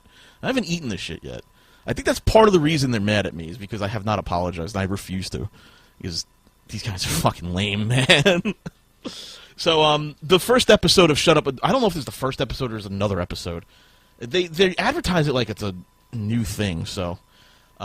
Shut Up and Talk. Doug interviews Louis Lovehog. Like, really? What is there to gain in this interview? So, what is the point of interviewing Linkara? It's not so much that Louis is a bad guy. Louis isn't a bad guy. In fact, most of these people aren't bad people. It has nothing to do with Louis. It's more along the lines of, why are you interviewing Louis? Like, if you're going to interview someone outside of your circle jerk. That makes it more interesting. Am I alone in thinking that? Or hear me out on this one. Interview the new guys that you just picked up. That'd be interesting. That would be a good way to introduce them to the website in a show with Doug associated with it, and just have the one-on-one get-to-know-you conversation there. I guess. I don't get it, man. Like, what is there to gain when you're interviewing someone who's one of the biggest draws to your website? I have no idea. Are you going to go behind the scenes with the technique of how they film, or the business practices that they do or don't have, or in their personal lives that they want to keep private? I don't get it. I absolutely don't get it. Unless you are talking to Lewis about his proclivities, what is there to gain from this? Like, to either turn this show into Jerry Springer and expose everything, or give it the Doug effect and let them let Doug touch the new producers and sort of leech off his popularity for a bit. Why are you doing it for like you're one of your most popular producers? What the fuck's the point? It's not like you're going to figure out any secret expose of episodes coming up either. I don't get it. Like, it's really weird. I don't fucking understand what the business aspect of this is. I don't get it. Maybe is it to boost their YouTube numbers? Because they didn't post this on Blip. They posted this on YouTube, which is interesting, I guess. But I don't quite understand. Why would they want to? Wait, hold on. YouTube? Wait. No, okay, never mind. I read that wrong. Yeah, they posted it on their YouTube page, not their Blip page. Why? What are they doing over there? Are they trying to get the people who typically upload the YouTube stuff? The people that download the videos, upload it to YouTube for people that can't watch it on Blip. Yeah. Are they trying to go after them? Play the moral high ground game of, if you can't watch it on Blip, that's okay. Make sure you watch it on our official YouTube page a week after it's debuted on the website. I don't get it, man. I don't know, man. I just don't get it. I don't understand what the point is. Are you just trying to make your YouTube page popular? I mean, I know it's more popular than my page, but like, are you trying to get people to use it now because you got to step away from Blip, or? Are they trying to create their own network on YouTube, seeing the writing on the wall that Maker and everyone else hates them? I guess you can keep trying to squeeze the ride out a little bit longer, but man, nobody fucking likes you. And nobody fucking likes the fact that the people are associated with you. Like, holy shit. All right. So I was talking with one group. I'm not going to mention the group's name. I will say it's not MagFest and it's not Kineticon. But it is a convention that some Channel Olson people are not associated with, but they go to as guests. And all right. Needless to say, I have heard, not through the grapevine, but through connections that may or may not be staff at this convention, that they don't like them. They really don't like them, and they're seriously thinking of never inviting them back. That's how much they don't like them. I would not be surprised by that. I'm not surprised either, but I mean, I thought I was alone in being like, these guys are pretentious blowhards. I thought I was all alone on that, and then it was just like, oh, really? All you guys too? I thought I was out here all alone waving my fucking stick around. If you think about it on the convention angle of it, you're trying to attract guests that people are going to go to. And for a while, they were the hot commodity that drew ticket sales in. Not many, but something is better than nothing for the price. Yeah. The price got too high, and the audience is dwindling. Why bother at this point? I don't know. And that's exactly what I've heard. Like, why, what's the return on investment? There isn't a whole lot. There's a whole lot of headaches, though. I'll tell you that much. It's not like they're going to give you unique content. I just want to know, why are you interviewing Lewis? Like, okay, fine, you're fans like that, but have someone else interview him outside of Channel Olson. Make some relationships that are positive for once. Something, anything like that. Good God. You can interview super fans. You can interview other YouTube people, maybe some Twitch streamers, or other semi. You can have a Twitch streamer Don't you have a Twitch streamer interview somebody at Channel Olson? You don't, it's anything. Good Lord. I don't understand what the goal of this video was. I don't get it. What is the goal of this video? To make Lewis more popular? You're just attracting the audience that already knows who Lewis is. It sounds like, I'll be honest with you, it's shit content, and I agree with you, Ope, saying it's filler. It's absolute filler. If it's review count, I mean, you're taking the wrong path if it's review count. It might be a short-term little thing, but you're not going to build up your viewer base. That is strictly Doug and Lewis. That's strictly incest right there. I mean, you're not going to attract a lot of people to watch that outside of your fan base. You're not going to have like, oh, hey, I've never seen this guy before, and you know the guy I watch is interviewing him. Hey, let me go watch it. No, I mean, if you watch Doug, you probably watch Lewis. If you watch Lewis, you probably watch Doug. So what's the fucking point? What's the strategy here? I don't get it. It's stupid as shit. They would have a better strategy if they like cut up together those like channel ads on YouTube that play before your videos sometimes to introduce the channel that way to a new audience. That'd be kind of cool. Yeah. Well, whatever. I'm done talking about him. It's been half an hour. Fuck him. Retarded. I can do I can do maybe half an hour on them a month at this point, and I just like I'm done. I'm so fucking done. So this past weekend, Todd in the Shadows, and I'm calling him Todd and not by his real name out of respect for one of the requests he made. He had a couple of things to say on Twitter. He said something, I knew Justin Jew Wario Carmichael, and you did not. Trust me, he would not support Gamergate, and would not anyone to think he did. Would not want anyone to think he did. If you support Gamergate and have an avatar with Jew Wario's hat, please stop doing one or the other. It's very disrespectful to his memory. Some of them have avatars with Jew Wario's hat on them, which, guys, I cannot fucking begin to explain how offensive that is. Well, Todd also posted an apology of sorts. Unfortunately, I'm not going to read the apology here. You can go find his Twitter account and read the twit longer that he posted. But in summation, his apology was, I'm sorry my tweets offended you, but I knew Justin's character better than you did, so I'm qualified to talk about him. Well, you know, Todd, I think you're a real piece of shit. You used the dead man's name to advance your political stance. It's absolutely inhumane, and it lacks any and all respect for the dead that you're stomping on. You didn't make an apology. You apologized for offending people, but you still dragged a dead man's name through the mud. Now, whether you agree with Todd's opinion or not is different. You can agree with him, but leave Justin out of it. You can remember Justin any way you want to, and that's completely up to you. But the dead can't talk back. Okay? Justin's not going to rise from his grave. He's not going to tell you Todd's right, and he's not going to tell those people to take those avatars off of their Twitter accounts. Because I think, I think Todd and Lindsay and Haig and those three who really spurred on this whole thing this weekend, I think all three of them have a really warped sense of what a friend is.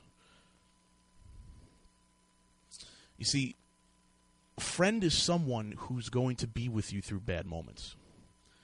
A friend's someone who's going to be there for you when, you have issues. A friend is someone who's going to be there and offer you advice and support and love you no matter what. A friend is someone who will go out of his way to offer you anything you need to try and help you promote your product, your videos, your podcast you're trying to launch, anything to try and help you out. That's a friend. A friend is not someone, Lindsay, who is going to smile at your face and then do snarky bullshit behind your back. And yeah, Lindsay, I've heard it, and I've listened to you.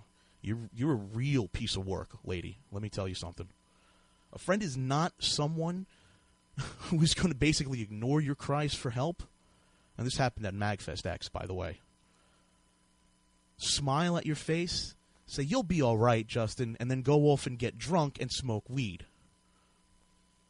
A friend is someone who's also not just going to randomly show up to a memorial service, but never spoke to you before or after that memorial service. See, here's the problem, Todd, Lindsay, Hagen. You guys don't have friends. You have trading cards. Okay? Friends to you are just a currency that you collect to prove to yourselves just how good and righteous you actually are. The truth of the matter is, guys, you're selfish. You only do things to make yourselves feel better because you don't actually care about the people that are involved in the bad thing. For example, not once at my father's memorial did any of you ask me how I was holding up or if there was anything you could do to help. Instead, you came over and you let me know that you felt like I needed a friend. I'm offended because you two showed up to that memorial service just to give yourselves gold stars in the Friendship Olympics. And you know what? That mentality is what I think Todd thought he was doing when he made those statements. He was giving himself another gold star in the Friendship Olympics because he thought it would sound good and it felt good to him. Here's my problem. Don't bring a dead man's name into this. It's disrespectful to assume that he's going to have a position to begin with. And let's be honest, Todd. You'd actually have to be a real psychic to determine that. And you know what? You're not really psychic, are you, Todd? You're not psychic in the least. Because if you were psychic, Todd, you'd have stopped him from pulling that trigger. So you don't know what he was thinking. Here's the thing that you guys have completely missed. About dragging his name through the mud. About bringing up his wife. His widow. His family, who has to put up with this now, because you do have a large platform and you have a large following. You're hurting them, first of all. And second of all,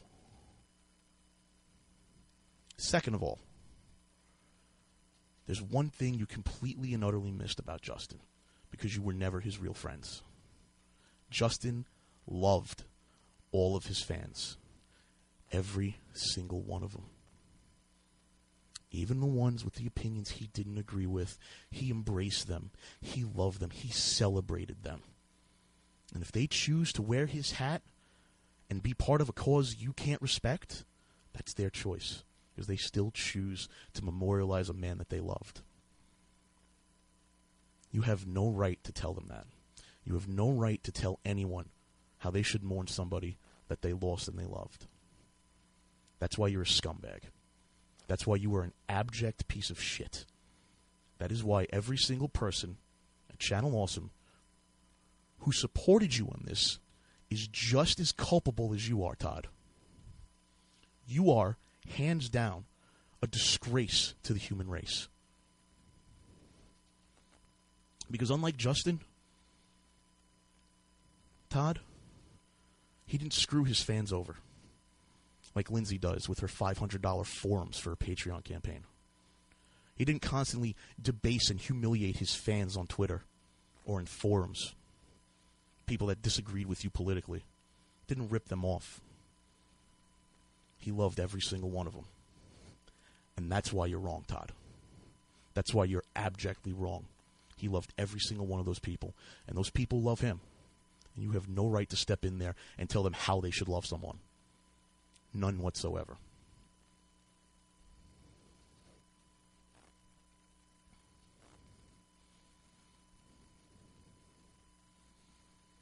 So, I'm not drunk.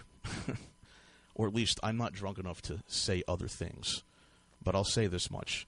I will give props to Lewis. He kept his mouth shut during all this. I'll give props to a couple of other people who kept their mouths shut during all this. But Todd, Lindsay, and Hagen were the three worst offenders I'd ever seen in my life doing this. And it pissed me off to no end.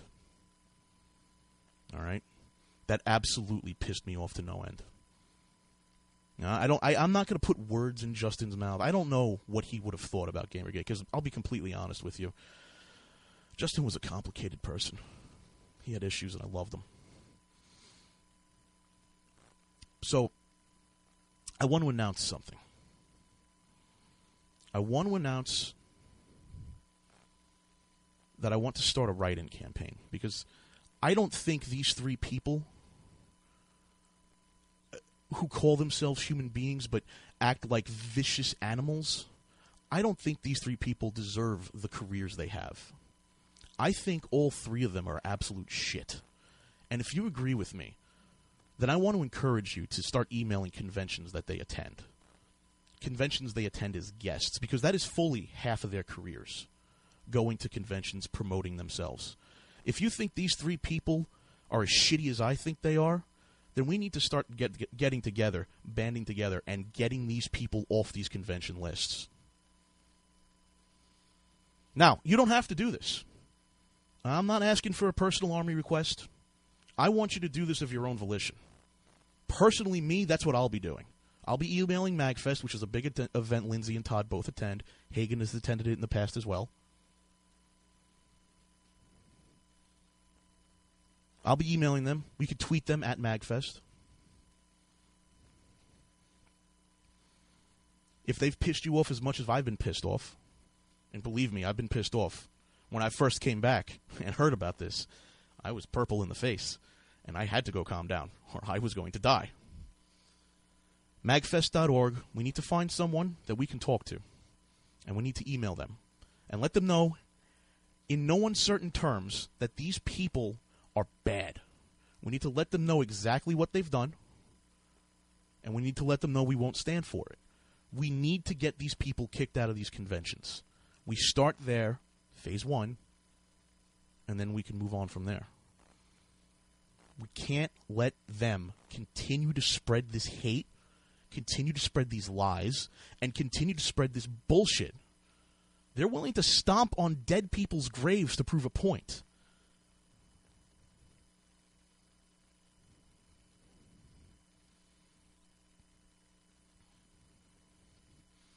I mean, they're literally willing to go grave standing to prove a point. These people will sink to no low. And by these people, I'm talking about, obviously, Todd, Lindsay, and Hagen. These three people are the worst of the group.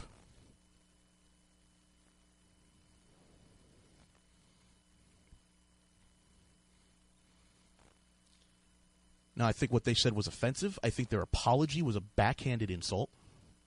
And I would encourage you to do the same. I would encourage you to email these companies and tell them, hey, listen, Kineticon, Magfest, Con Bravo, these guys are bad news. These guys are abject animals. They have no respect for people, even the dead.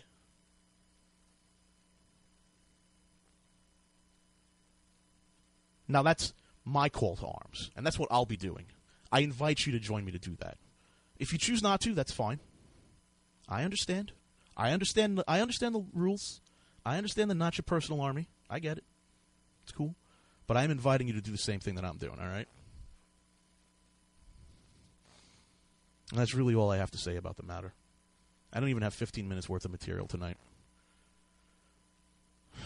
And I apologize. I don't really have dirt for you. I'm not letting out a huge whistleblowing bomb. I understand that. But I have my own personal issues as well. I have my personal issues with these three. And I'm going to let you know that right up front. I do have a history with them. Just so you know. But I think what Todd said was wrong. I think the apology was a backhanded insult. And I think those three supporting each other has been an absolute disgrace to humanity.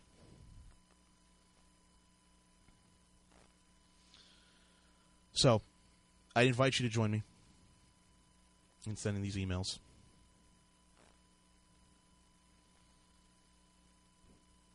And I really look forward to seeing convention. I really look forward to seeing convention schedules free of these people. And thank you for your time. In that case, we're totally ready. I just started recording, you fucking dipshit. Oh, it doesn't matter. What's going on, Chef? How you been, man? Better than I was after the last week and a half. Dude, you sounded like death the last week and a half, man. Yeah, well, a nasty cold and severe anxiety attacks will do that. Yeah, well, you know. What was with the anxiety attacks? You're just afraid you're going to die? I mean, what was going on, man. Oh, but best not to go over it, because I've gone over it several times with other people already. All right. Suffice to say, I've gotten help for something that's been bugging me for years. I am going to say this, you guys. I've already made this tweet announcement. I'll make this announcement again. We came to an understanding with Channel Awesome, at least in terms of the specific chat logs that we were going to talk about today. So I made an agreement. Wouldn't bring up the chat logs in exchange for a certain couple of things. A couple of things I've been trying to get for a while now, and now that I'm happy, So, free Brad? Yeah, hashtag free Brad at this point, man. Seriously, get him the fuck out of Channel Awesome. I know you guys want controversy. I know. But I made a promise. I intend to keep that promise. So with that being said, hashtag free Brad. No, I made my video about Todd, about respecting the dead. And some people collectively lost their fucking minds. And, well, here we are. Alright, what did they give you in exchange for chat logs? Okay. I guess I could tell you that. For a while now, I've had an issue with certain people who have been not referring to me by name. They have been referring to me as the rapist, the criminal, the sexual assailant. And I got that to stop. Good. That was the big thing I wanted. That was really, honestly, the only thing I ever gave a shit about this thing. Also, a racist lamp, but the racist lamp can stay. We'll talk about that later. So I'm sure you're angry. I'm sure you're hashtag traitor. I know, you're angry. You're angry. Not really. No. I know you're terrible. Not you're really. So I'm happy. Whatever. At least I can move on and do other things now. I'm a sellout. And? Sorry. I know. Have you been anything else before? What, besides a sellout? Yeah. Fuck no. What? Dude, I mean, let me put a little perspective into everyone's heads here, okay? Yeah. I am not a moral, righteous guy. All right? I have my beliefs. I certainly have my own set of morals. But if I was ever offered money for this show, I'd sell. If somebody came up to me and said, "Hey, Jason, here's $1 million. Never, ever, ever, ever make the show again," Done. I'd do it. And then I'd make another show called LordKat Dead, and then we'd do that show and try to sell that for $1 million. I mean, I don't know what don't people get about me? It's like people don't understand me. I have no idea, to be honest. Look, I made a deal, and I'm going to stick with it. Now, I know that upset some people. I know they wanted some dirt. I know they wanted more drama. The fact is, I made my deal, and I'm happy.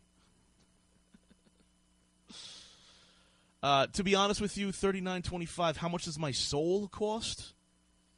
My soul's kind of expensive. I'm not going to lie. I am not going to lie. My soul is very expensive, and I am misunderstood to a point. People think I'm a very righteous man sometimes. People think I'm a very wrong man sometimes. People think I'm a very evil man. People think I'm a lot of things. The fact of the matter is, I speak one language universally, and that's money. I definitely speak money as a language. If you can offer me money, we can talk. But if you can offer me something else I want, we can talk too. So, I'm a cold-hearted bastard for admitting that. I know, because nobody else out there works for money. Everyone else is out there to do good in the world, right? No one else is out there for the cold hard cash. Is that what it is? That's bull. I could have sworn we were in a free market capitalist system. I've got $8 in my wallet. What'll that get me? I'll get you the $5 perk on Patreon. Maybe a $5 foot. Maybe. Why does Hagen think my chats of her were worth trading anything? I don't know, camera lady. I don't know, and I don't care. I'll be honest with you. Well, the conversation was really interesting. Because here's where it got really interesting. I had brought up the fact that I was investigating a lawyer. Not investigating getting a lawyer in the UK. Over this shit, because I was like, I'm like seriously fucking tired of it. Stop. And then she backed down. And then she was all right with, she said she couldn't control anyone else, but herself she would. And I was like, fine. I don't give a shit anymore. In exchange, here, no, fuck it. I don't give a shit about the chat logs anymore. I mean, let's be honest. I got to pay for my Ronald McDonald nipple piercing somehow. All right? You told me they were Grimace. How much money? Oh, here's a good one. Since I've been accused recently of also being pro-Gamergate, which if you know me... Really? Go on. I've been accused of being pro-Gamergate, and we'll get to that in a second, but here's an interesting question. How much money would it take for you to support anti-Gamergate, to actually throw all my weight behind either one of them? To actually throw my weight behind anti-Gamergate, I want a $2 million check. That's what I want. I was about to start guessing $1 per minute. No. You straight up give me a $2 million check, and for the next 2 years, I will be vehemently anti-Gamergate. Okay? I think it's... I will give you all of the strong-worded rhetoric that I have been giving everybody else. Okay? Now, the thing is, the check can't bounce. If the check bounces, well, you've made an enemy. So if you want me to be anti-Gamergate, it's $2 million. If you want me to be pro-Gamergate, it's $2 million. However, if you think I should just keep trolling either side, that's just what I do. Just keep doing that.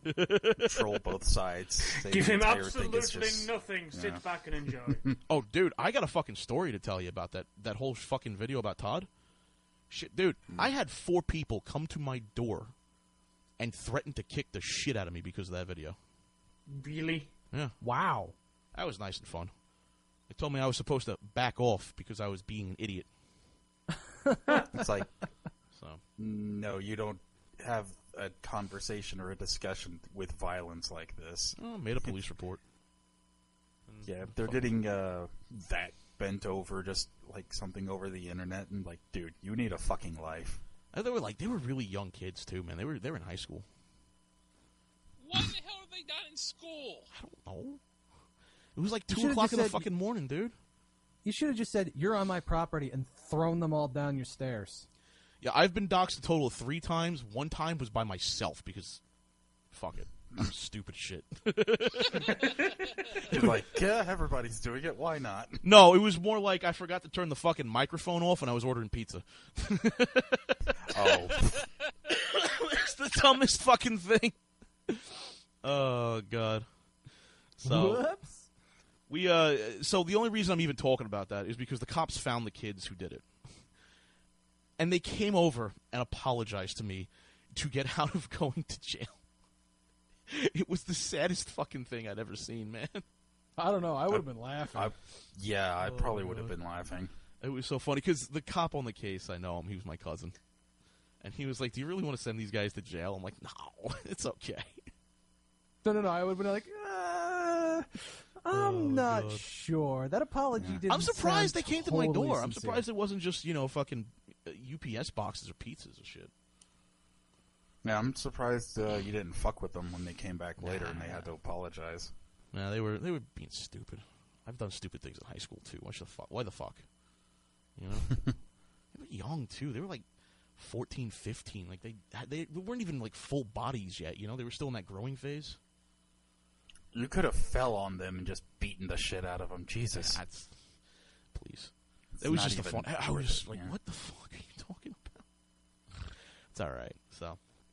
Whatever. We forgive and we forget. Mostly we make fun of them, though. Well, yeah, we can make fun of the debacle and everything, but hopefully they've learned from it. I also didn't press charges because my cousin did not look like he wanted to fucking do the paperwork.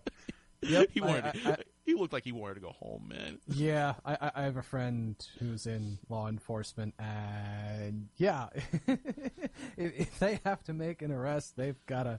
That adds at least another several hours to their day. Yeah, they don't like that at all. Unless he needs the overtime.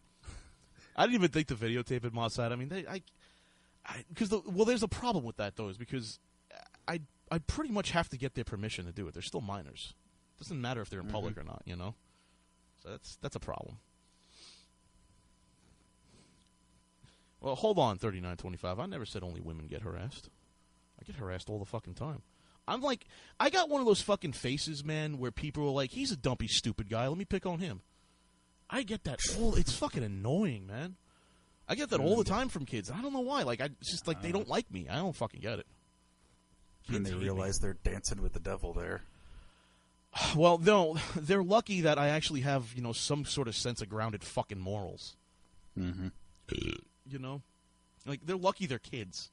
If they were because it's always it's always like the young teenagers that do that. They like to fuck with me. I don't get that at all.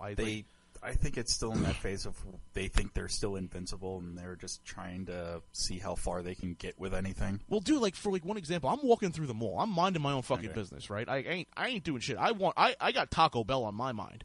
I'm like, I gotta shit my ass out tonight, you know? Mm-hmm. That's what I got on my mind. And I got this group of kids. They're all like fucking tough guys. And one of them tries to fucking push me into somebody. I'm like, what the fuck are you doing? Like he lunges at me and then misses his push. I'm like, what the fuck was that? And he's like, you stupid fat ass. It's like, yes, after you just tripped and missed your push. Yes, I'm the dumb one, obviously. I don't get it. It's got to be my face or something. I don't know. Like, he's fat, let's troll him. I'm like, no.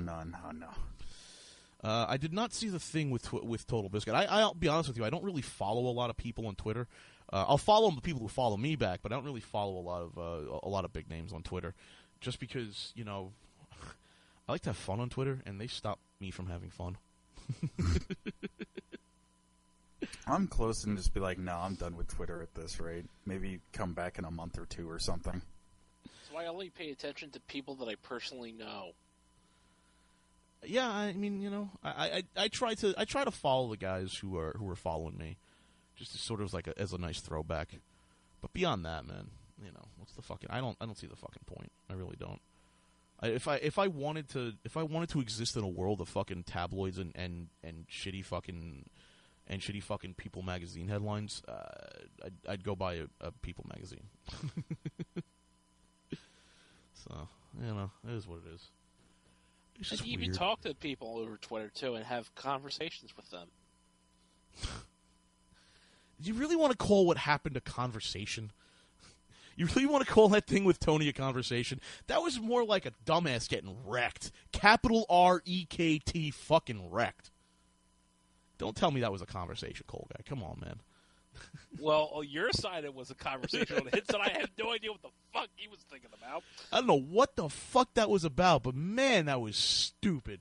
So if you guys missed it on Twitter, so here's my daily schedule. I wake up at about, let's say anywhere between 6 and 8 a.m. depending on how late I've been out. I go take a shower, I poop, I do all that thing, all that stuff. Then I come back, I go search for a job, and then I go do my thing online. And I start getting fucking messages in Twitter, and I'm like, what? A tweet deck starts going off. I'm looking at this, and what the fuck is going on? What is this shit about? And this guy, Tony, I don't know who the fuck this guy is. I don't care who the fuck this guy is. I don't care who most people are. You do your thing, I do my thing. Let's have a beer, This guy's angry at me. I mean in that fucking political righteous sort of way angry, not the type of angry. I don't know how to describe that anger, but it's an anger. And he was just like this politically righteousness sort of stupid anger. Like the type of stupidity where it's like Westboro Baptist Church type of stupidity, they're so attached to an ideology that they cannot possibly see any other point of view. That type of anger, you know. Yay. And I start talking to the guy. He's angry at me because I called out Todd for his shit. Whatever. And I said, but Todd posted an apology. No, that was not an apology. It's like, no, I'm sorry. The whole point was that he was bringing up Justin. And then he said he knew Justin's character. And he said exactly that in his apology and kicked everyone in the nuts doing that. Okay. And we're going back and forth on this thing. And I'm just telling him, listen, my opinion is that I have read this apology. Here are the reasons why I think it was bullshit. No, it wasn't good enough for him. Had to keep being circular. And this dude would not fucking get it, man. He just would not fucking get it. Like, I understand. You have your own point of view. But why can't I have my own point of view? What the fuck is the problem with that? I didn't get it. Because some people in this world cannot agree to disagree. I learned this fucking lesson many years ago, because I used to be like that. And then I realized, hey, someone disagrees with me. That doesn't mean they're bad. It just means we have differing ideas or opinions. Well, there's a good thing about that, because if you have differing ideas and you have differing opinions, you could talk to people about that, and then you can learn and you can grow, and everybody can be happy. Not this guy. Not this guy at all, because not only after the conversation like fucking ends. I'm trying to bring up the Twitter conversation now. There's a long fucking list of tweets from the last day, man. There's a lot of shit there, dude. I'm trying to get to it, but oh god, oh my Jesus! Everything on Twitter is just crazy. Just trying to find it. I mean, holy fucking Christ! I'm just trying to get there now. Did you delete him? What the fuck? Where is he? Oh, there he is. I will say one thing with Todd. I can easily agree and share your anger and disdain for what he did, but I still, for the life of me, cannot figure out why he even brought him up. Dude, I don't fucking know, man. I really don't. Like, why? Because I'll be honest. Listen, man, I'll be honest with you. And I really got to share something about Justin here, guys. I really do. I don't want people to have a bad point of view about Justin. And so I'm not. So he asked me, because Tony asked me. So you're not going to. I forgot what the exact wording he was using. He was trying to be formal and high intellect, but he's like that pseudo intellect asshole who's got half a fucking brain. I forgot the exact phrase he was using, but he was like, "You're not going to go to bat for Justin's character." And I'm like, listen. The reason I'm not going to bring any of that up is because everybody wants to remember their friend the way they want to remember their friend. So if you were a fan of Justin, you have nothing but positive images of this man, okay? And I don't want to ruin that. I was Justin's friend, very much so his friend. But, Justin was not Jesus Christ. And the way these guys were propping him up made him sound like he was Jesus. All right? Justin had a lot of problems. And that was very apparent. And I don't need to explain why it was apparent. So, it's like, you want me to go to bat for this guy's character? I'm going to make you cry. Poor Katie Marie. So he's a human being, okay? He was a human being, but for the love of God, don't prop him up like he's some fucking figurehead, Don't put him up on a pedestal. It's not going to happen. Don't put people up on pedestals because you'll be very disappointed. You'll be very disappointed. See, it's just one of those fucking stupid things. Like, yeah, I'm not going to go to bat for his character. You know why? I respect the guy. He's not a martyr. He's not a messiah. He was a human being. A human being who, by the way, had a great side to him, and I cherish that, and I choose to remember that. Okay? It's just, for the love of God, like, why? Can't you just let me remember that? Just let me remember it. That's it. That's all.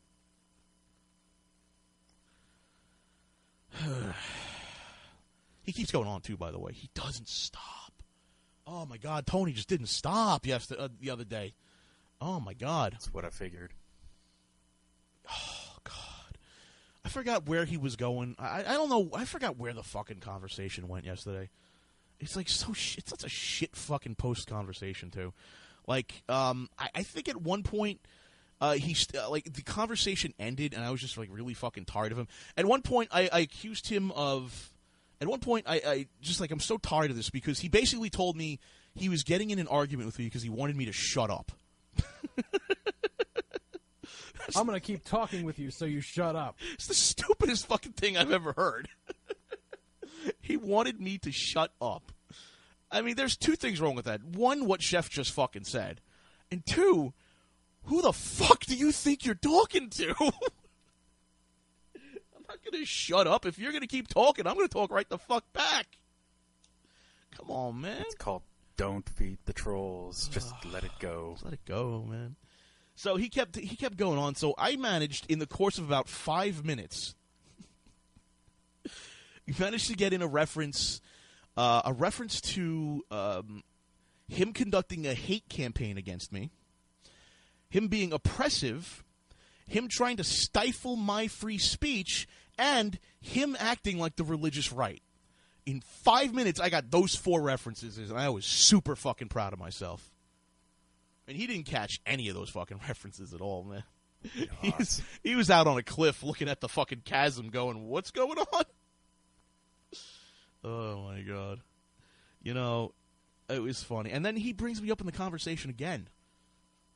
By the way, he was having this conversation by himself for a while. Like, literally, he's tweeting no one. And we'll get to the lamp reference in a second. He's literally tweeting no one, and then somehow drags me into I somehow get caught in this fucking conversation between him and tigwithtigfans.text. I don't even fucking know the guy, but whatever. We're having a laugh. I don't care. He drags me into the conversation again. And oh man, this guy, I'm trying to look up the actual line I use so I can get it for you guys, and it's so fucking... Hang on, let me see if I can find it. Because this dude did not... This dude did just not fucking comprehend, dude. So he goes... So he sends this message to me. Somehow it's worse by using a dead man to shame them for having an opinion different than theirs. Piss off. Tony Goldmark replies...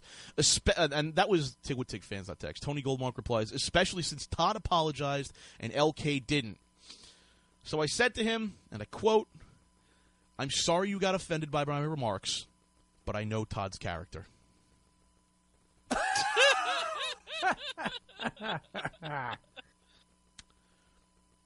He did not catch the joke.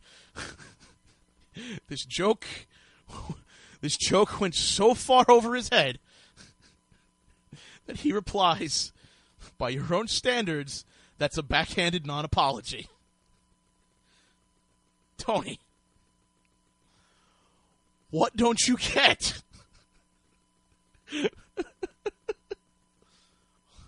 Tony, I don't understand, brother. What don't you get here? I made fun of you. I literally made fun of you. I was not making an apology, Tony. I was abusing you. Tony, you're like the slow kid in school who just doesn't catch on to the fact that people make fun of him being slow. This guy is... He's not one of the smarter ones, that guy with the glasses. I'm not going to lie. He's lacking a marble or two. You know, I'm reminded of a this is totally frivolous, but Alton Brown actually got into a little Twitter argument over someone about tomato sauce, and and Alton's like, you can't do it. You can't use that old recipe in your grandmother's cookbook because the tomatoes are different today. There's not enough acid to jar them. Botulism could grow in there. And this person's like, but this recipe's fine. It's like, trust me. I know what I'm doing. I've been doing this for quite a long time. And he's like, blah, blah, blah, blah, blah, blah. And all of a sudden, Alton's like, you're out of your element, Carl. Or Don. Yeah, you're out of your element, Donnie. And the very next response was, who's Donnie? And Arthur Brown's just like... I just think that if you're going to get into this fight with me about this fucking video I made, at the very least, you should have a basic understanding of what I was talking about so you could get that joke. Like, come on, man. Captain Pete had a video, not a video. He posted a GIF online of that conversation of Grandpa Simpson walking into a door, putting his hat on the coat rack, walking in a circle, grabbing his hat, and walking the fuck out. Oh man, I just I don't get it, man. I don't get why do I get these kind of trolls? That one actually wasn't a troll, though. That's the thing. Well, here's the thing. I think they thought they were trying to troll me. Like, they the- thought they were going to get me. Tony honestly thought he was going to get me to realize the wickedness of my ways and apologize. No. No, I'll be honest with you. There are some things I've done that I apologize for. I do bad things. Things happen. Shit happens. But it just... Why do people think they're going to approach me based on something I believe in and get me to change my mind? Like that's approaching a hardcore Christian who's anti-gay marriage and saying, "But we love each other. Why can't we get married?" Well, they've got their dicks so far in the Bible, they're not even going to listen to what you have to say. Yeah. They're not thinking about the other side or caring about the other side. So it's like, no, why should I even care about you? I get what don't get me wrong. I get what he's saying. I understand what he's saying. I can just totally understand the point of view he's coming from. But that doesn't change the fact that I've laid out my opinion over and over again. Like, this is my opinion. Yeah, you're, like I said, like you're an actual sane and logical person, so it's not that hard for you to see the other side. I don't know. Kazi, you may need to get checked into a hospital. You just called me sane. You're sane. Fuck that. I'm psychotic in some cases. I think he means sane in the way that the Joker is sane. Like, no. Joker's got a reason for everything. He just doesn't tell you what it is. Exactly.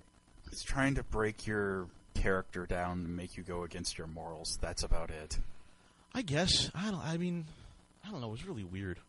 It was such a strange fucking conversation. It's fucking... And then today, of all fucking things, I get another conversation with this fucking crazy guy. What the fuck was his name? Some psycho from Germany. Mutant Creature SH. So he starts getting mad at me. This guy was really like, yeah, woo. So he introduces himself. He says, "Yo, LordKat, about that MagFest rape rumor. Have you ever considered that it could have been about one angry tweet from a random nobody with less than 38 followers at the time? A tweet that was up for less than half an hour because the random nobody calmed down and realized that it was a bad idea? Have you furthermore considered that one tweet was enough to convince people who've known you for years? Don't you wonder why?" Okay, so what's time the out. Fucking point? Maybe because it sounds like something you would do. It sounds exactly like something you would do. Okay, so let's time out here for a couple of seconds. I don't know what the fucking point is. Because you made that tweet, and if that sparked something, here's the problem. Those people that took that rumor and ran with it, they're just as guilty as you are. Because they took that rumor and they ran with it. That's like somebody starting a rumor that said, I don't know, Paula Deen murdered her family and hid the evidence. And then someone deleting that, disavowing they said that, and then the rumor persists that Paula Deen murdered her family. You're just as guilty for spreading the rumor then. So, again, the people, a couple of women, a couple of guys who didn't step up to the plate for me too, at that guy with the glasses, ran with that. So, why shouldn't I be upset with them? I kind of worry more about the line where, well, you know, it does sound like something you would do. It sounds exactly like something you would do. You're going to judge people based on what? Based on how I look? Based on a fucking show I do once a week? What exactly are we basing this on here? They know your character. Oh, yeah, they know my character so well. Oh, God. I think I might actually be more qualified to say that sort of thing, or Chef might be able to. I mean, Jason, I've already brought up with you in private the most worrying part about that guy and that entire conversation. But what Dude, is it with the that guy makes clay action figures of people? That's creepy. Yeah, it's like the main problem is it's like I don't know how it's happened because I mean, internet celebrity isn't that much of a celebrity status. It's really not. Like, who gives a shit? But there's some people that will just latch on and obsess. Fuck, it ain't paying my bills. How dare you criticize my hero? Senpai, notice me! Yeah, that's the thing, though. This whole thing started off because I made fun of Lindsay's Patreon campaign. Oh, don't you know, if enough people defend Lindsay, then she's going to dump Todd and go live with all of them. That's how it works. That's how these people think, dude. If you back them, support them, and defend them from everything, they're eventually going to see how great a person you are, ditch their lives, and come and live with you. See previous comment Jason made where they don't care about you, they care about your money. Now look, I care about my fans. I do. How much money did we give Rob because he's a cancer patient out in Oregon?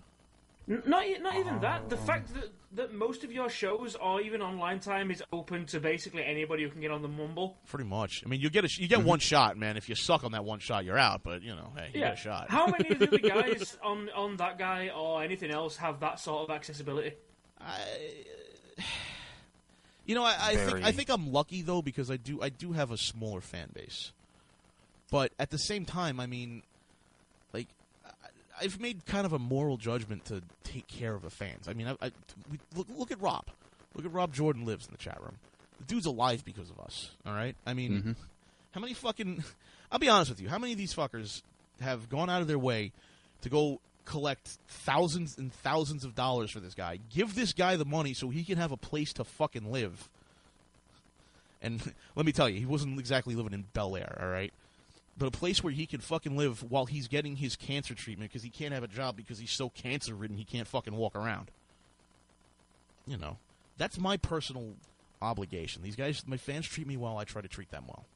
You know? Now, you're not obligated to do that. I don't think you're obligated to do that, but, man, some of these people just couldn't give a shit. Like, that's why I made fun of the Patreon campaign. $500 for a forum? Come on. Don't tell me Don't tell me that's a hate campaign. It's the dumbest thing I've ever heard. It's not a hate campaign. It's just stupid. Yep. Call a spade a spade. Come on, man. This is the thing I didn't get. When I was at Channel Olson, this was the thing I didn't get. Anything you pointed out that was bad, you fucking hated these people. There was no middle ground. You hated these people, man. If there was a bad camera angle or something, you let them know, oh my God, you were evil. I don't get it, man. I don't get that fucking mentality. Like on UW, some people have been complaining, all right? They've been complaining about us, the pop-up bubbles, and how they didn't like the second Super Mario Brothers 2 video, which is all right. They didn't like it. That's their right to complain. They are consumers. It's fine. There is nothing wrong with that. There is nothing inherently wrong with complaining about a product. You've got to take the criticisms into account, and then move on with your life. You know. Well. You know, camera lady, I'm not going to get into the whole feminist thing today. I have a couple of things we can get into. But feminism isn't one of them that I want to get into today. At least not the extreme feminism.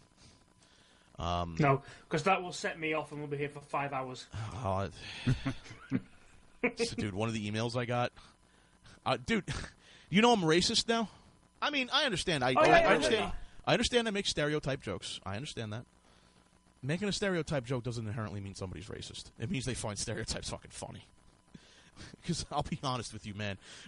When I see a middle-aged, fat, balding Italian guy with gold chains and a wife beater on, I crack the fuck up.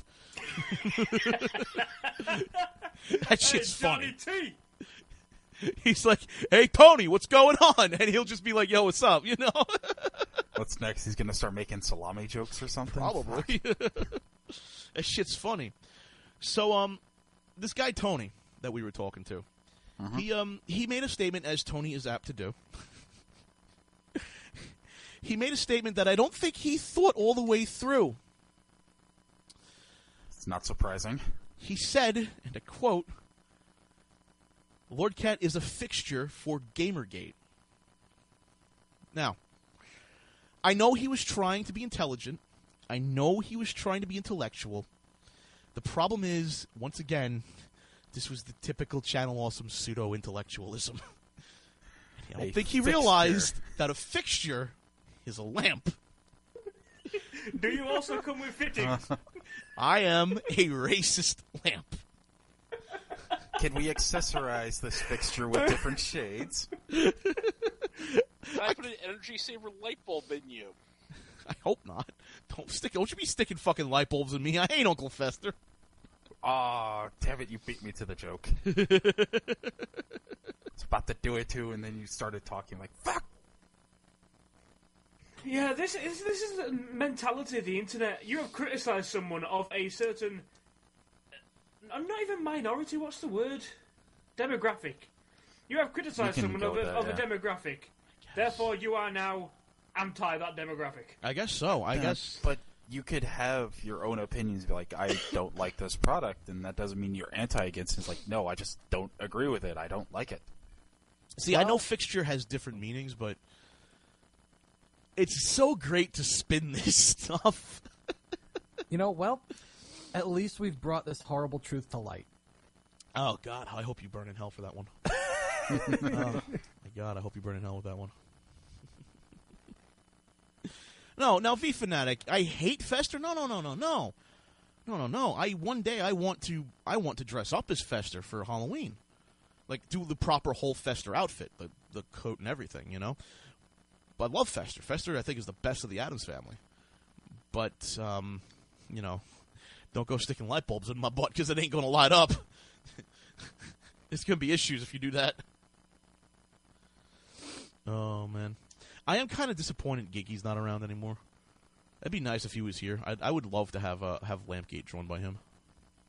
Could probably get in contact with him. I know he's still on Skype. I know he's on Twitter. Yeah, I sent him a tweet. We'll see if he gets back to me. I don't know. This seems sort of offensive to all the Lampkin. I just don't know how busy Ginky is, though. Yeah, he's busy. That's all right. It's no big deal. Oh, God. I'm getting harassed by this half-assed troll on fucking YouTube. Really? YouTube has a half-assed troll? The hell you say? Exactly. LordKat, are you still trying to be famous on the internet? Give it up, man. Nobody likes you. It doesn't matter if anybody likes you or not. People know you. What this dumbass seems to forget is that my Patreon is performing on par with or outperforming many people who are considered to be popular.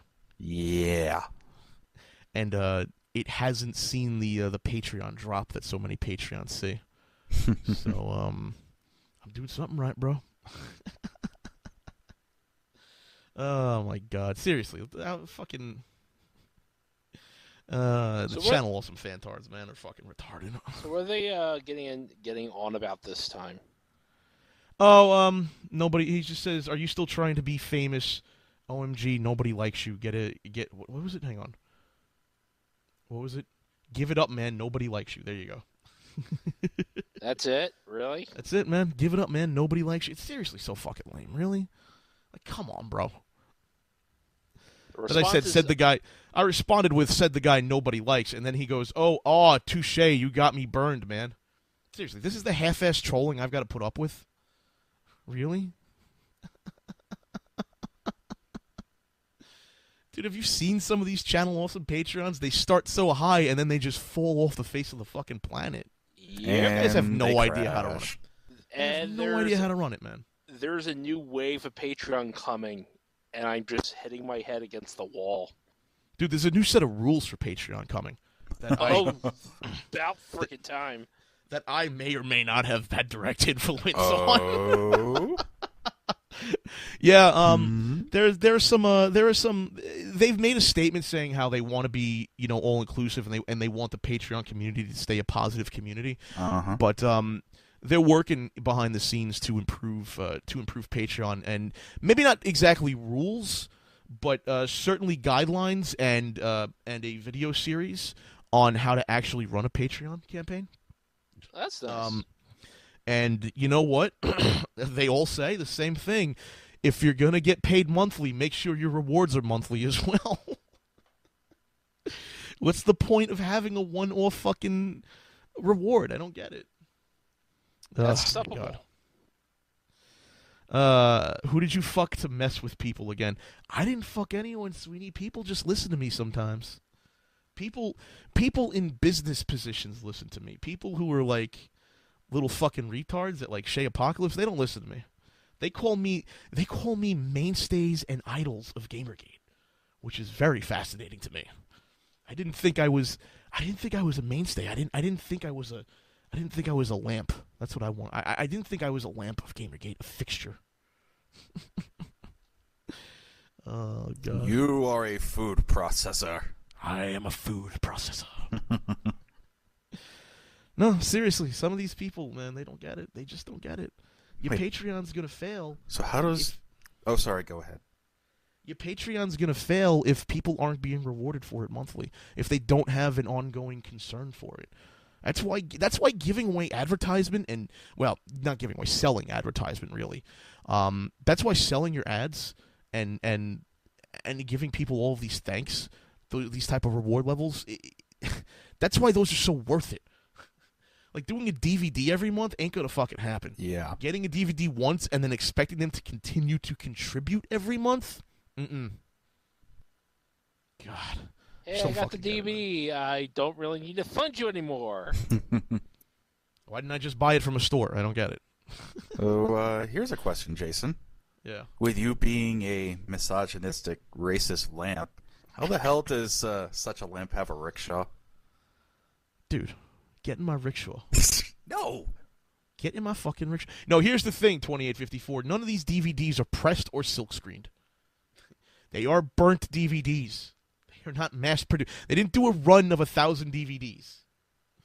Oh, my God. And even if they did, they would have lost money on that. Oh, God almighty.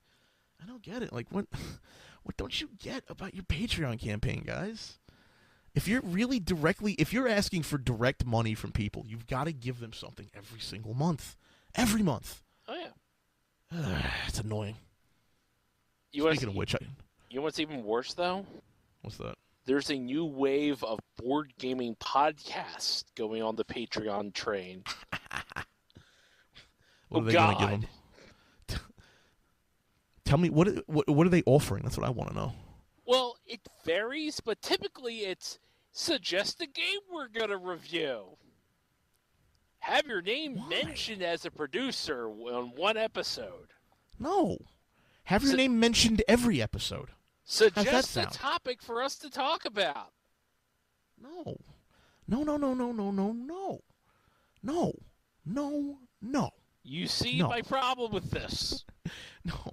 Guys, Patreon is not that hard. What don't they understand about this? Patreon is either a per product or a per month or a per week or per, annuum, whatever. If you're going to do that, then if you're going to say, suggest a product for us to review, then every time their payment rolls around, you've got to give them that right again. That's not worth it. Yeah, that how about really does because your audience is so big and so diverse, and your audience is going to be very diverse. They're going to want additional exposure. Give them a read. Give them a live read ad on your show. How about that? Or the very popular thank you page on our website that no one goes to. No, not a thank you page. You don't do thank you pages. What you do is you do legitimate advertising opportunities, like on the front page, where there's actual SEO heat, or on your popular pages like live.lordkat.com where there's actual SEO heat, or in your shows where people will pay attention to it, in the YouTube descriptions, things like that. You don't give these people shit rewards. If you give them shit rewards, they'll be like, I'll support your Patreon, and then they'll realize for that $500 a month, they could be getting something so much better. They could be getting a continued return on that investment. Mm-hmm. Instead, they don't. Come on. Hell, for that much, like, screw it. I'm just gonna go get a PS4 and some games later. I mean, shit. We don't even advertise the fact that at the $50 and $100 levels, you get a personal thank you at the end of every single podcast we do. That's just one of the unadvertised perks. The little text scroll at the bottom, you get that too. It could be whatever you want. It doesn't have to be your name. It could be your website. All you got to do is message me and be like, "Hey, I don't want this. Don't say the Enforcer. Say mywebsite.com or something or whatever." That's all. Give them stuff like that. Stop giving them shit fucking rewards like you can suggest a review. It's retarded. It's the dumbest fucking reward you could give someone. Like, you're not even saying that this is the person that suggested it. You're just reviewing it. Like, the good faith, good feels thing where like, oh my god, I'm so excited. He reviewed my suggestion. That only goes so far. Unless that person is like severely mentally handicapped, that sort of excitement will only take you so far. That'll take you maybe once, maybe twice. I mean, after that, you're either dealing with the mentally handicapped or you're dealing with somebody who is severely damaged in some way. Because nobody stays that fucking excited over you. Oh, God. Or charging people... Oh, yeah. Charging people to watch people play Cards Against Humanity. Woo! Or the new popular thing, I'm going to have an exclusive hangout on Google that you're invited to, so you can ask me questions. What, as opposed to emailing you and never getting a response anyway? Or such as a opposed lazy to fucking maybe, bum? I don't know, emailing you and then maybe answer some questions on the actual show that you're trying to support. Maybe instead of, I don't know, being a fucking bum, you could actually do some fucking work for your brand and your product? How's that sound? Oh, I can't wait till they catch on to Town of Salem. I can't wait for that. That's going to be funny. They'll do it with Town of Salem. Yep. What is Town of Salem of? It's a werewolf clone. Yo, it's a werewolf clone. It's a fun game, you know, but I can't wait for them to catch on to it. Those motherfuckers are always 2 steps behind us. Oh, God. Like, I don't get it, man. Why? Why do these people suck so much? No. If they wanted to throw enough money at you, you'd be like, no. For $500 a month, fine. You want to play with me? We'll go play fucking Fatal or something for a session, asshole. Like, you literally want to pay me money to play a game, then it's got to be, like, the worst game I never want to play. Yeah. You know, like, it's got to be worth it, you know? It can't fucking be Cards Against Humanity. Like, seriously. Why I said Fatal. Yeah, I mean, it's got to be something like that. Like, you're going to pay me money to play a game? All right. But it's seriously, like, it's got to be fucking worth it. Yeah, like, we're going to go through this hell ride together. We're going to do this together, and we're going to do it on a video, and you'll be on video with me, and I'll fucking make out with you. I don't know, something.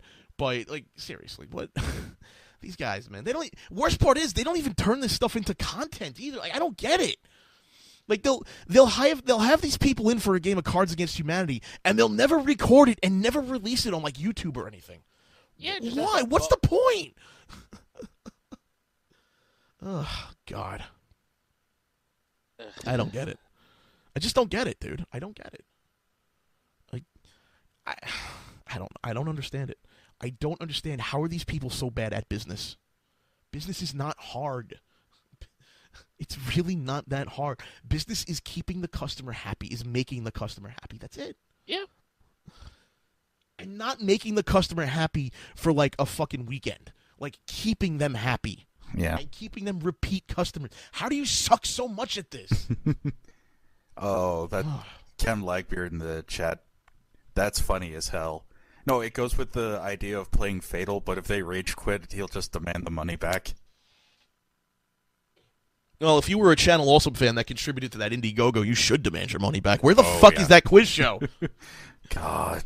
Let that drop for a couple of months. Where the fuck is it? Have we hit a year yet since? Yo, we're over a year, dude. We're a year and a month now.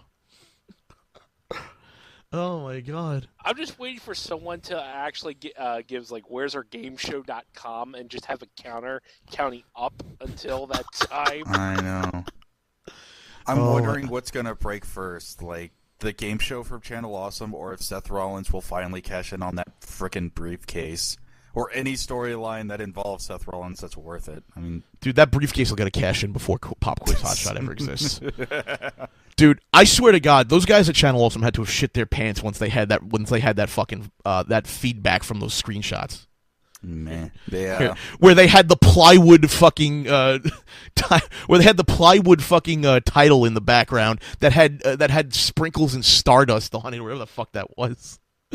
Oh my god! They probably got everybody, and then that did not help out at all with any PR that they might have had for that. They were going retro with it, so they had the Bejeweled treatment on that. They're going retro with it. You know what the physical challenges are on that game show, by the way? There's physical challenges. Quote unquote physical challenges. They played Hungry Hungry Hippo. What do they think they are? Double Dare or something? Not even Double Dare was funny. Playing Hungry Hungry Hippo is boring as shit. Like, you could just do the lame physical challenges from Double Dare, like the egg carrying thing where you have to transfer it on the spoon. That'd be funny, I guess, kind of. Or like throw the pie at the host sitting on like a high chair. I just like there's some stuff that you could have done with that much money.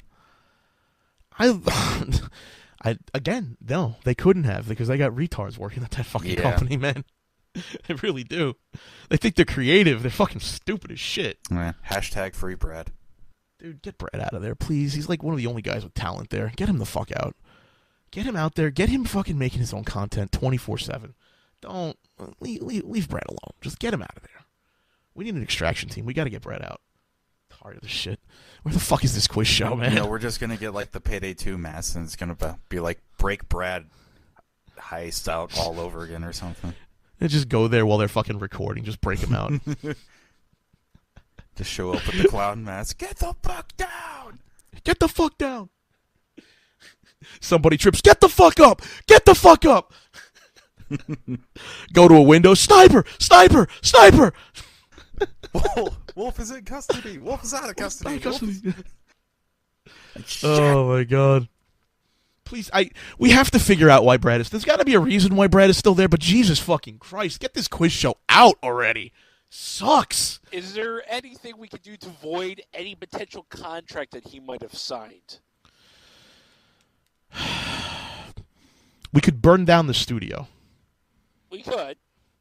I think burning down the studio would be sort of like an act of God, and I think then they could pretty much, part ways at that point.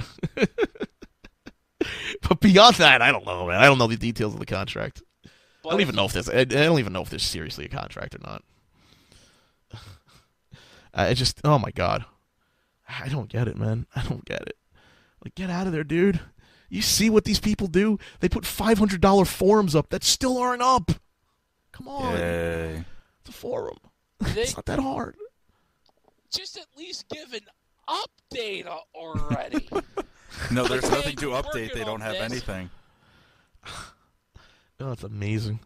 I would like to get $96,000 and just sort of walk away with it and forget it. Can we do that? Can we just have an InddieGoGo where it's just like LordKat wants $96,000? And what is he going to do with the money? Nothing. Oh, all right.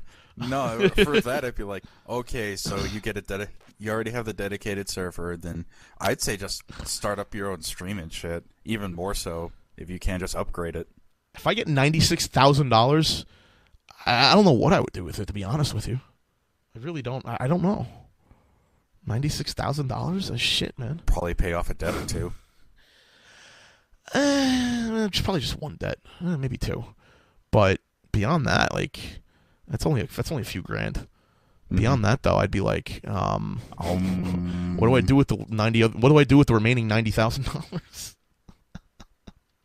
Look at that and be like, probably just like invest it or something, have it work for you.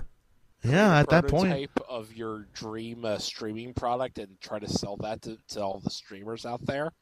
That's probably what I would probably do. I would probably prototype the streaming appliance that I've been playing with, and I would probably try. I would try to sell it to a few streamers. Like I'd get like Man vs. Game on board with shit like that, and try to get give them like a freebie and try to get them on board with it, and then try to pimp it to Twitch. That's probably what I would do. Is have a streaming appliance like that's probably what I'd do with it. It's also not that hard because the reigning king of it right now is the Elgato, and even that's a piece of shit. Yeah, I'm really thinking what we could do is pull together a streaming appliance that's what I would do with $90,000. Honestly, at that point, I mean, maybe not all 90,000 of it. Maybe I'd take like 20,000 and put it in like a trust fund, a stock fund or something like that. I don't know. Or some sort of money management firm or something. Like, here's $20,000. Make it more. Oh, man. Excuse me. But yeah, beyond that, dude, I'd totally prototype a streaming appliance. That's what we should do. We should just be like, hey, fuck quiz shows. We want to actually make a product. Let's do it. Oh, God. I'm kind of tempted to do that now. But I'm kind of tempted not to because I totally think that, like, Lindsay and Todd will be so pissed off at me for running a hate campaign against Lindsay. But it has nothing to do with that. I don't get it. You make fun of a Patreon campaign, and suddenly you're just running a hate campaign against women. Apparently, they don't know what the hate campaign from you is. Oh, I have no idea. They have no idea what the tides of hell are like. Hate is such a strong word. This is just poking fun. It's really funny, man. It's so goddamn weird because you want to know what a hate campaign is? I had an asshole who was spamming my YouTube account for a long, long time, and I just got sick and tired of him. And I was like, all right, guys, we got to sit down and go to war with this motherfucker because he says he's part of the gaming industry and he's part of the gaming journalist industry, and that I'll never be a part of it. We got to find out who this motherfucker is, and we got to try and get him fired. Well, guess what? We found out who the motherfucker was. We found out his address. We found out his daughter's name, his mother's name, his father's name, the fact that he had a side job in a skate shop, his phone number, his monthly rent. And we found out the company he was writing for as well. And we got in touch with his boss and pointed out just how much of a psychotic fucking ex-Marine he was. And he hasn't contacted us since. You want a hate campaign? You don't know what a hate campaign is, honey. Oh man, these people are pretty ignorant. I think that's part of the problem. I think a lot of these people, man, they live in these fucking shells, man. They just live these protected fucking lives, and they don't understand what hate is, man. Hate is such a strong word. Yep. It's not hate. It's the fact that you're famous, and I like making fun of you. That's about it. Plus, you're such an easy target. Oh my God! It's when I run out of content, and this is exactly why we're talking about it. When I run out of content, I talk about Channel Awesome. That's pretty much it. If I got nothing to talk about, we talk about Channel Awesome because it's like the base fucking thing we can make fun of. I feel bad about it because it's just like I'm better than this. I think I'm better than this, but I got nothing to fucking talk about. At least I use the $1,500 a month from Patreon a lot better than Channel Awesome used its $96,000. No doubt. Oh my Jesus. Oh yes, also hashtag free Brad. Yeah, hashtag free Brad and Jesus Christ, are you fucking people at Channel Awesome stupid or what? What the fuck is with this new website? Hashtag the 403 error. The 403. They fucking paid for it. They paid for this. All right. Little bit of backstory here. Channel Awesome got a new website. Channel Awesome, formerly being that guy with the glasses, as everybody knows him, is now channelawesome.com. All right. The website's shit. Plain and simple. The website is shit. And they should be fucking embarrassed. Absolutely fucking embarrassed that this website exists. I mean, it's bad. It's super bad. It's so bad. Well, you were saying what? They just like ripped a whole bunch of HTML source code from like blips from other people and whatever. No. What happened was the Chez Apocalypse site was bad. That's what they did with Chez Apocalypse. They took the blip embeds and put like 50 embeds on one page and made my browser cry. My browser was like, "Fucking shoot me! What are you doing?" No, that site was bad. All right, and whatever, fine. No big deal. Channel Awesome gets a $96,000 InddieGoGo campaign. Okay. Doesn't release a quiz show on time. No quiz show. No, it's still not out. No quiz show out. Nope. They already had half a set built. The set they built basically included plywood and Play-Doh. All right? It was pretty fucking terrible. There's a picture floating around on Twitter if you want to follow my Twitter account, twitter.com/LordKat. There's a picture on there that I retweeted. That was a comparison between what Red Letter Media did without any fan investments and what Channel Awesome did with $96,000 of investment.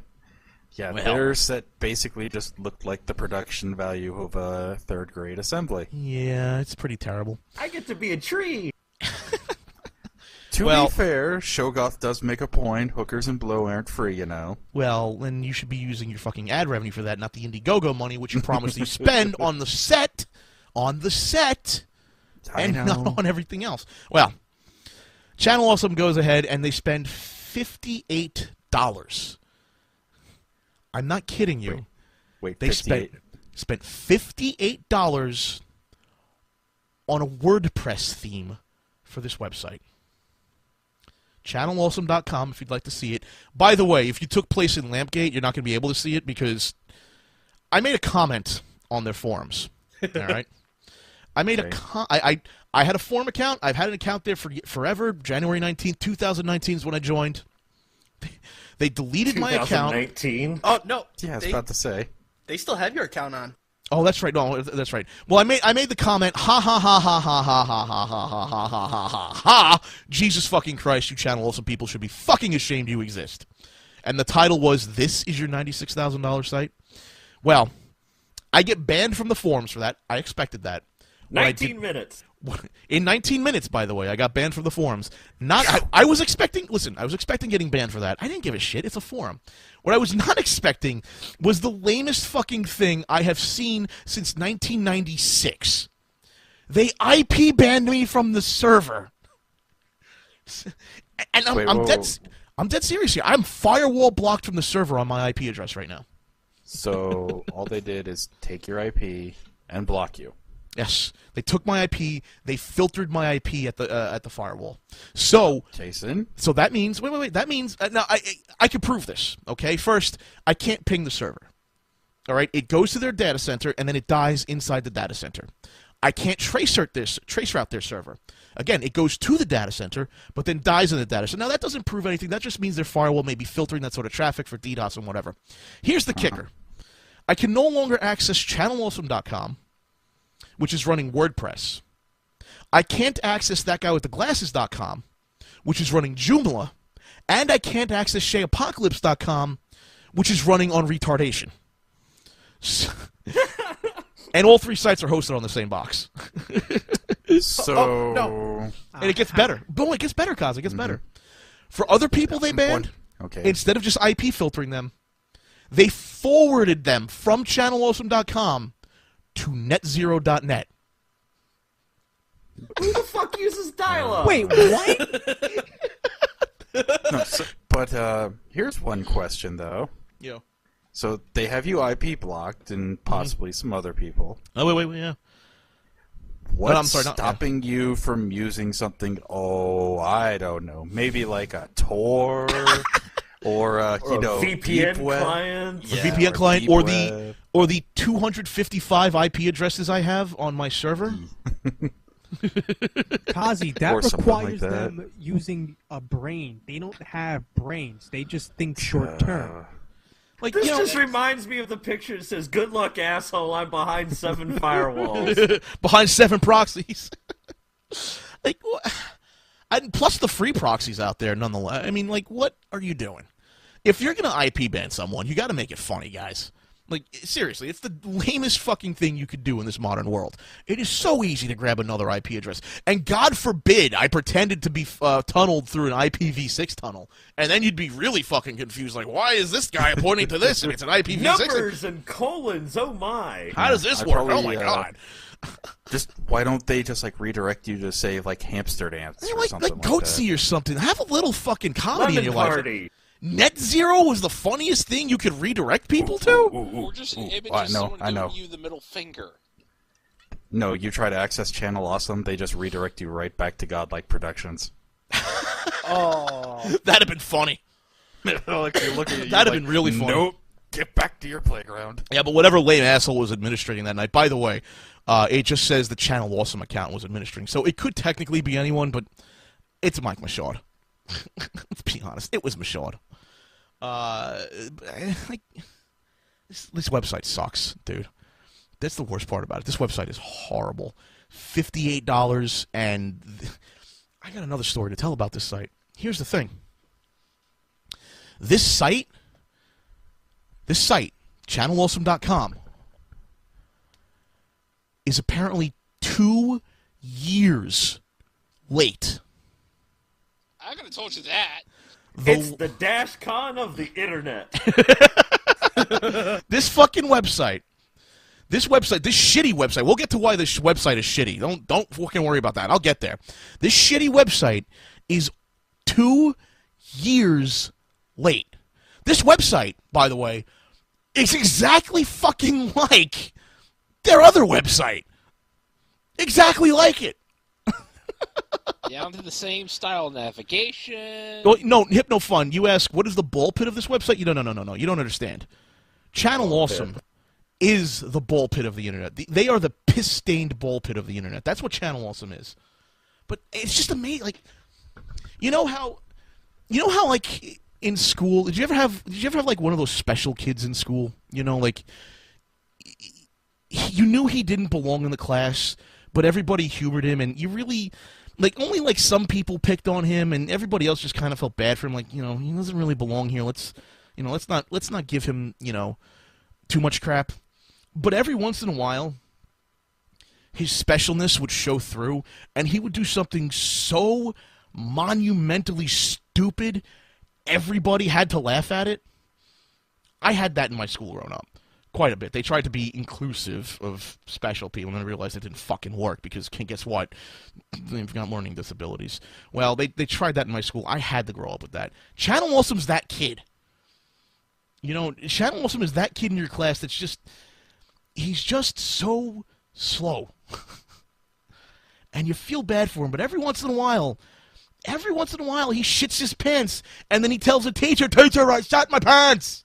I pooped my pants," is what he'd say. That's Channel Awesome. And then you just shake your head, and it's like, come on, didn't you learn this already last week? Excuse me. Burped. Well, the good news is, because they're 2 years behind, the Inked Reality website should be around this time next year, then. Dude, there are lots of reasons why this website's bad. Aside from the design.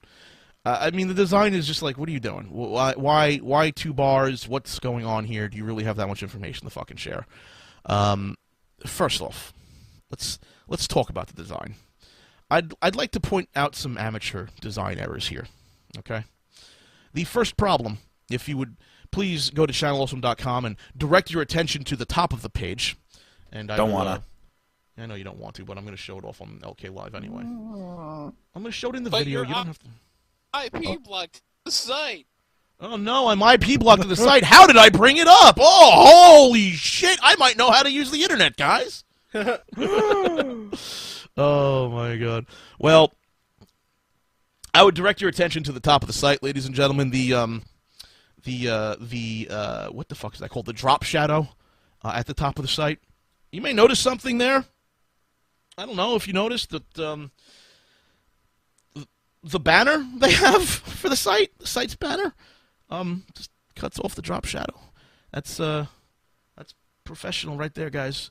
Grade A, #1, super awesome. I also do like the fact that their advertisements blatantly say that they're advertisements. There's a nice advertisement, just in case you forget that you're looking at an advertisement, because God knows, Placer, Quiz Hotshot, legal eliminated sons is, content for the site, just in case you get confused there. Guys. Hey, is this web server like in the UK? Because that's the only thing I can think of the why they would have that like that. Rez. I know you're drunk, but try to keep up. I'm using Tor. Shh. No, I mean, that's the only reason I can see that they would label it, because in the UK, they put up stupid street signs like that all over the fucking place. No, they're in Chicago, dude. Okay, they're just stupid then. There's that, and then let's see, what else do we want to do? Oh, let's scroll down a little bit. This is just visual stuff. We'll get to the really bad stuff in a second. I'd like you to note that it's really hard to read text that is literally humping the image next to it. Mm-hmm. If you could, maybe, I don't know, fart out a little bit and, separate them, that'd be nice. Oh, that margin's totally getting cornholed right there. I would also like to point out that they've got the social media stats in the lower right corner of the screen, and then they've got the social media links on the top of the screen, because they're really pushing that social media stuff, guys. Mike Michaud, who had that 25-minute interview. It's like the GeoCities equivalent of putting the hit counter right at the top of the page. It really is. It is the GeoCities hit counter is what it is. It's the modern hit counter. Where do I sign the guest book? They have blogs and forums. So blogs are the modern guest book, dude. Come on. Some other unprofessional things. If you go to shows, oh, they fixed it. They finally fixed it. It took them 2 days to figure this shit out. God damn it. If you went to shows and you see movies and TV there, they on launch day, it was movie and TV, so they can't fucking English right. Why do they also have 2 columns of that? Why not merge it into one large column? Well, because then it wouldn't flow correctly. The column would be too long. Who fucking cares? If you have that many people and you have too many people on the site, let's be honest. Another thing, by the way, was that this layout, according to Louis Linkara, actually, let me bring up the quote. Let me bring up the quote for you guys. What was that fucking retarded quote? This was the stupidest quote. Let me put it this way, Linkara says. It's difficult to expand the audience with the way the site was set up before. As far as any newcomer was concerned, there was a weird thing on top and the side featuring links to videos, but no context about what they were, who the people were posting them was, or the general subject matter. Going back to the going back to the new website. I look at this website. There's a weird thing at top. There's a thingy flashing at me, which considering it's surrounded by ads, I can easily mistake for a fucking ad. In the top fold, there's nothing, except if you're on 1080p, you can see text at the bottom. If you're a newcomer to the site, none of this means anything to you. No, the Channel Olson banner doesn't mean jack shit. By the way, the non-centered Channel Olson banner is fantastic, by the way. It's great you've got all that blank space on the right on your main fucking design. That's why the background is white, so you won't notice it. No, because all the visual stuff is off-centered. And even though the channel also is centered, everything else off-centers it. It's terrible. It's awful. Who did that? If you did that, you're stupid. He goes on to say, Lewis goes on to say, made no easier by random names with 4 links beneath each one and a website name referring to one guy. To be fair, that's a good point. Considering what they want to do. The new site, while still having some hiccups, is designed to be friendlier to newcomers, discovering the site for the first time, and finding descriptions and info for older stuff, plus better organization of all the reviews. No. It's pretty much the same exact thing. This is the same fucking site, just in WordPress. It's it. I'm wondering if they asked him to write something along those lines and he just did it, and then, or did he already see the site before this? I don't think Lewis is aware of spatial reality, to be honest with you. The concept of production and live version has been thrown out the fucking Oh, window. you want to know the difference between production and live? Dude, this is the website yesterday, 24 hours. This website was down with the 403 forbidden error. What the fuck? What are you doing? Even I have a sandbox for all my stuff I roll out. Come on. And you know what? I've been having problems connecting to it all fucking day. Oh, we've been having so many problems connected to this site, but that guy with the glasses at Chez Apocalypse work. But this site is slow as fuck. So basically, the only thing that is constantly popping into my head is Bill O'Reilly screaming over and over, "Fuck it, we'll do it live!" That's just on repeat in my head. That's all I can think about. Keep in mind, this is a supposedly big company, okay? They think of themselves as big and important. Supposedly big. Why are you rolling this out? If I hired someone to develop a website for me, and this was their alpha build, I'd fire him and never pay him. This is terrible. Well, Demon Ninja does bring up a point, because Linkara does have a site, and it's a whole lot better than that piece of shit. So, how the hell is he being able to defend the Channel Awesome site? He's not a web developer. He doesn't understand why his site's better. It's that simple. He doesn't understand. Okay, so he doesn't do anything. Okay. He doesn't... No. It's just a blogger site he has. Yeah, it was a Blogspot site, wasn't it? Something like that? Yeah. Blogger? Pretty sure it was. Well, that's why it's so much better, is because it's based around Blogger. And guess what? That was more professionally developed than this shit. Yeah. I have a surprise for everyone, by the way. Oh, you have a surprise? This is the top fold, all right? This is what's called the top half, above the fold, okay? This is the first thing people see. This is the hottest spot for advertisements, and where do they put the advertisements? On the coldest spot on the page. Why? Why would you put your ads in the coldest corner of the page? Because fuck the ads. It's pay-per-click, guys. What are you doing? So, two of the coldest spots on the page, wasted space, because they're not going to get any fucking money from that. That's just a fucking waste of space. This is the top fold of the website. Do you notice anything maybe missing here? Like, I don't know, content? Yeah. Something like that would be nice. Content would be... By the way, the login register button was not here the first day. They needed to install another plugin for WordPress. You had to log into the forums to log into the site to leave a comment. Oh, God. All right, so I'm going to scroll down to the lower half of the page. And now we see content. This shouldn't be here. None of this should be in the lower half. This should be in the upper half. Every single bit of it. See that big fucking logo you got at the top? Get rid of it.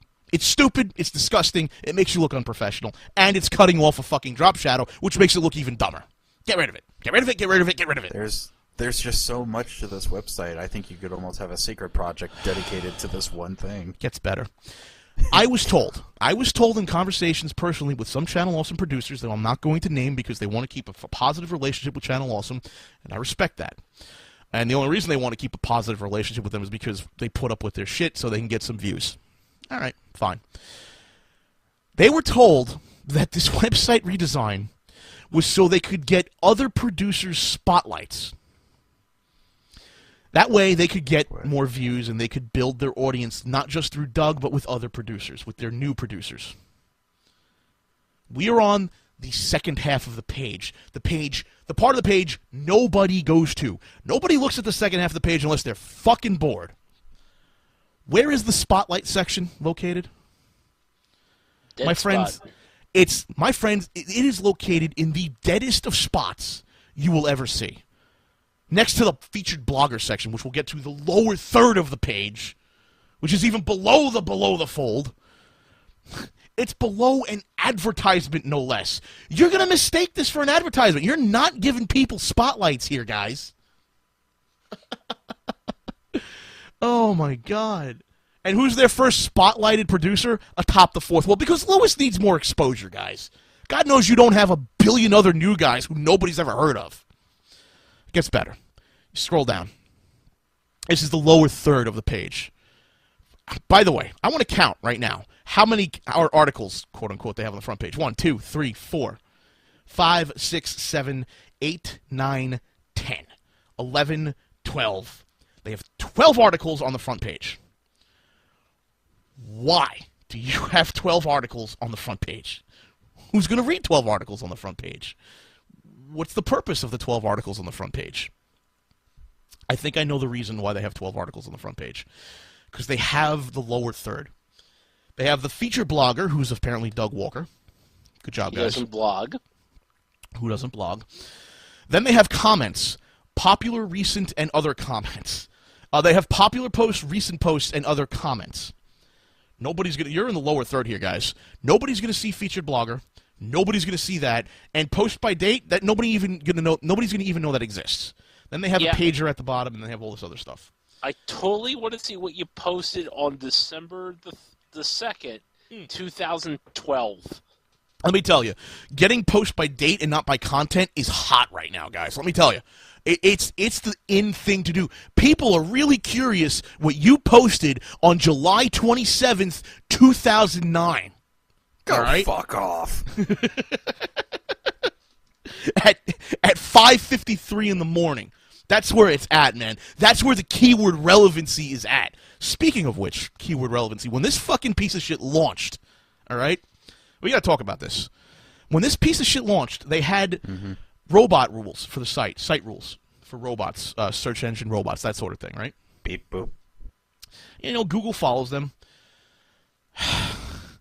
Their robot rules, their site rules, were no index, follow.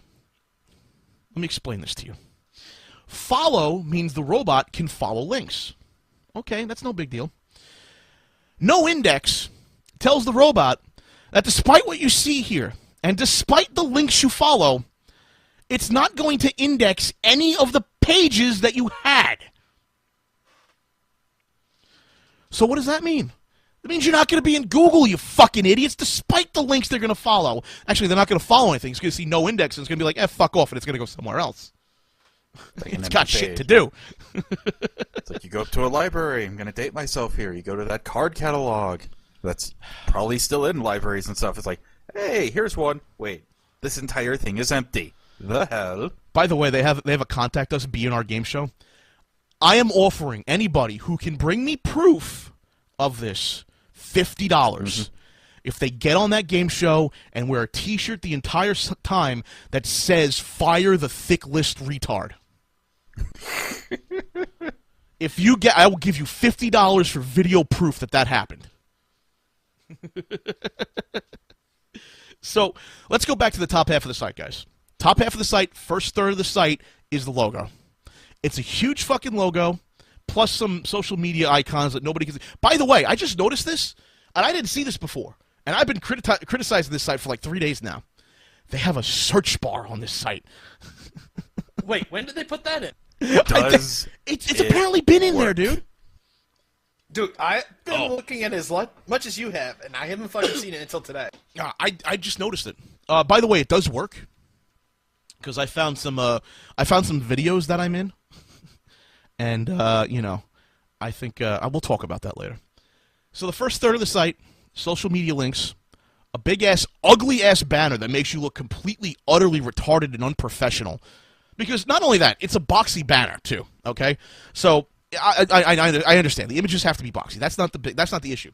The issue is that it looks boxy, all right? So you've got characters that are cut off at the top that gives it a very straight edge. It cuts off a drop shadow. And on top of that, on the bottom, there's white space there. So this makes it look like you just threw something together in like GeoCities, man. And you're just like, I'll just fucking put it there. It's fine. No big deal.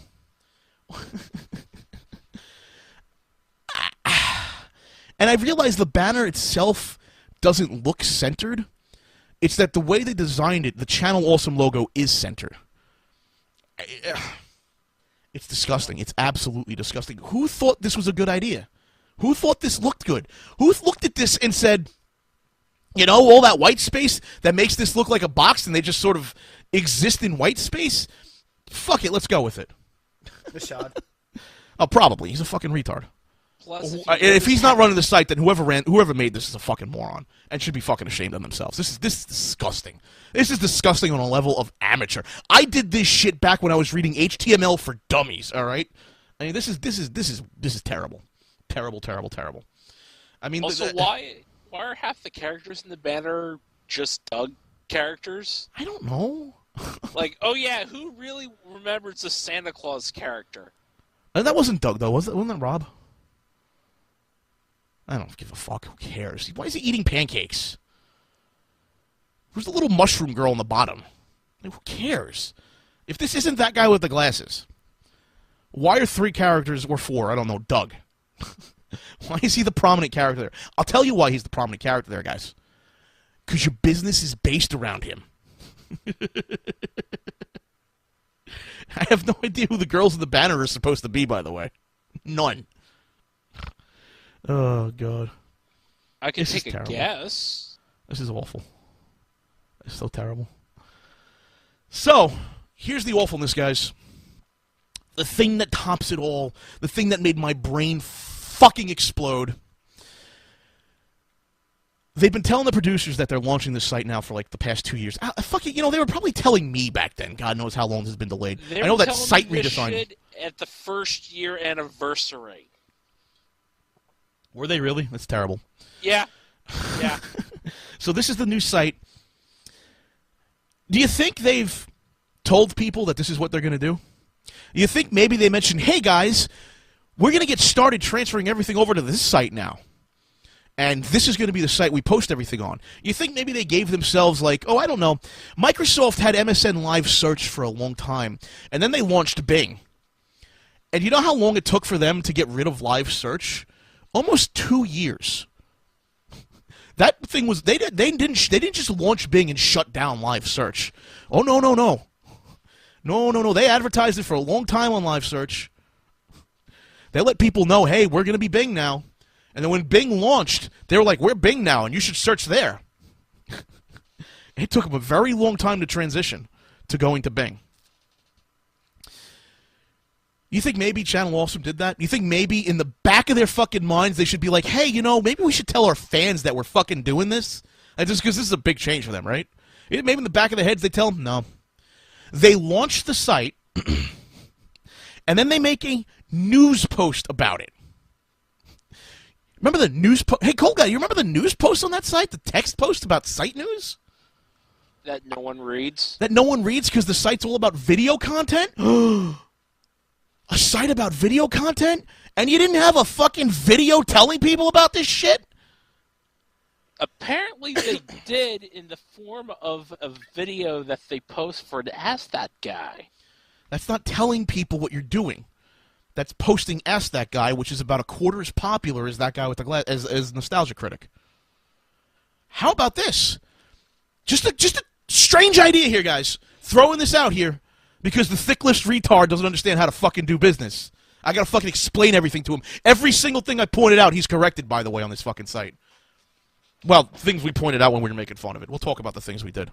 He corrected, by the way. When I was bitching about it because he's a fucking moron. He doesn't know how to do business.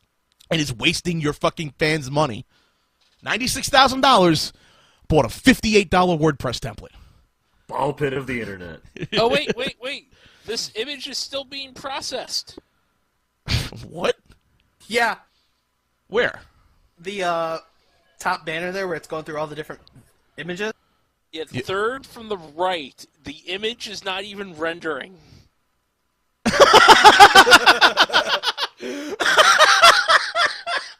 I wanted to bring that up, but I was waiting for it to quiet down for a second. Oh my god, I think I'm gonna shit my pants. Oh my Jesus Christ, you've got to be kidding me. This image is still being processed. What the fuck, dude? You don't fucking put it in there unless it's done. This image is still being processed. Oh my god. What the fuck am I looking at? What is this? What is this? This is your fucking site? This is your $96,000 website? $96,000 could have got you a whole new fucking server. $96,000 could have fucking launched your goddamn business into the stratosphere, you dumb shits. Could we get $96,000? Could we get $96,000? You know what I could? You know the convention I could put on with $96,000? The greatest fucking whatever. The party we would fucking have at XP Fest. Holy shit! That is a party I would like to be in charge of. $96,000. I will get you out to XP Fest, Rez. All right, let me tell you that. just to have you as the ringleader of the party. All right. At that rate, I'd be like, can I go? Yeah, Hey, get you out Jay. there too. Hey, Matt, Jay, you wanna want to fly come? me? Well, here's the problem, Matt. I'd have to put you in the kennel and have you fly with the doggies. Kennel. I don't fucking care. It'd rather be comfortable. $96,000. We'll have the most amazing fucking convention you've never seen. Never seen. I mean, What the hell, fuck was I gonna LK. bitch about? I forgot. I was gonna bitch about something. Hell, LK, for $96,000, you could put on that cage match. Oh my god, that fucking image, man! I gotta keep going back to it. I just keep looking at that. This image is not still being processed. Like, who the fuck is running this thing? What fucking demented animal is pounding their head on a keyboard and running this site?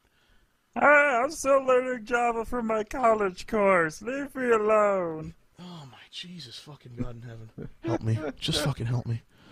Holy shit. Do you want to talk about the infamous forums? Oh no, I know what I wanted to talk about. I wanted to give a piece of advice to Michaud because he's so fucking stupid. Here's an idea. Instead of posting a news tidbit on your old website that nobody wants to fucking read because it's a video site, just hear me out. Hear me out. This is crazy idea here. Have the guy that people go to see, he's called Nostalgia Critic, okay? Have him make an exclusive video explaining that they're not at That Guy with the Glasses anymore. They're at channelawesome.com. Maybe, just maybe, wild idea here. Maybe they go for Nostalgia Critic's content and they'll listen to him and they'll be like, oh, we got to go to this site now. No. What do? They put it at the end of a shitty video series that nobody fucking watches. They put a little text tidbit up that nobody fucking reads. By the way, a text tidbit, it's on the second half of the page. It's under the fold.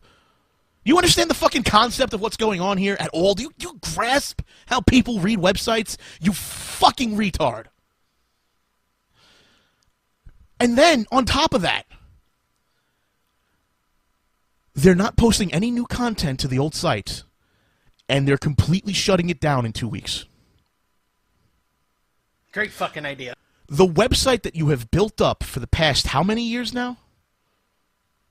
6 or 7, I think, around there. The website that you've been building up that has your Google ranking, that has your Google foo, that has the magic, where if you type in That Guy with the Glasses, you type in Channel Awesome, you type in Doug Walker, you type in Nostalgia Critic, that's the site they go to. You're shutting it down. Do you not understand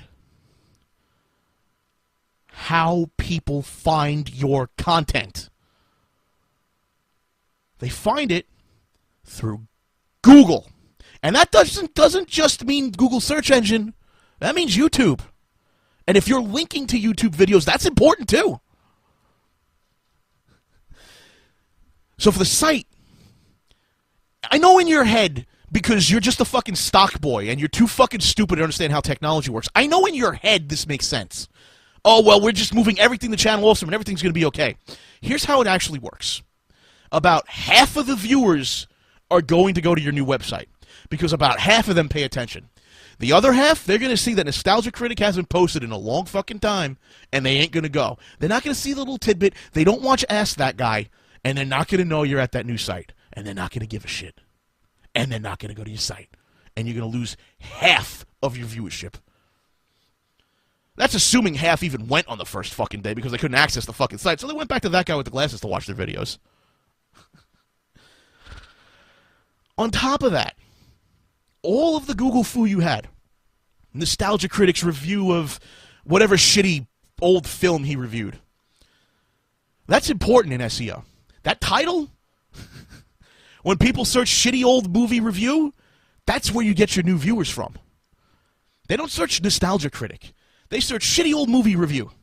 And that's the video they're going to find. And you know what? It's going to be on thatguywiththeglasses.com, which you're shutting down. And to your credit, you said you're forwarding thatguywiththeglasses.com to channelawesome.com.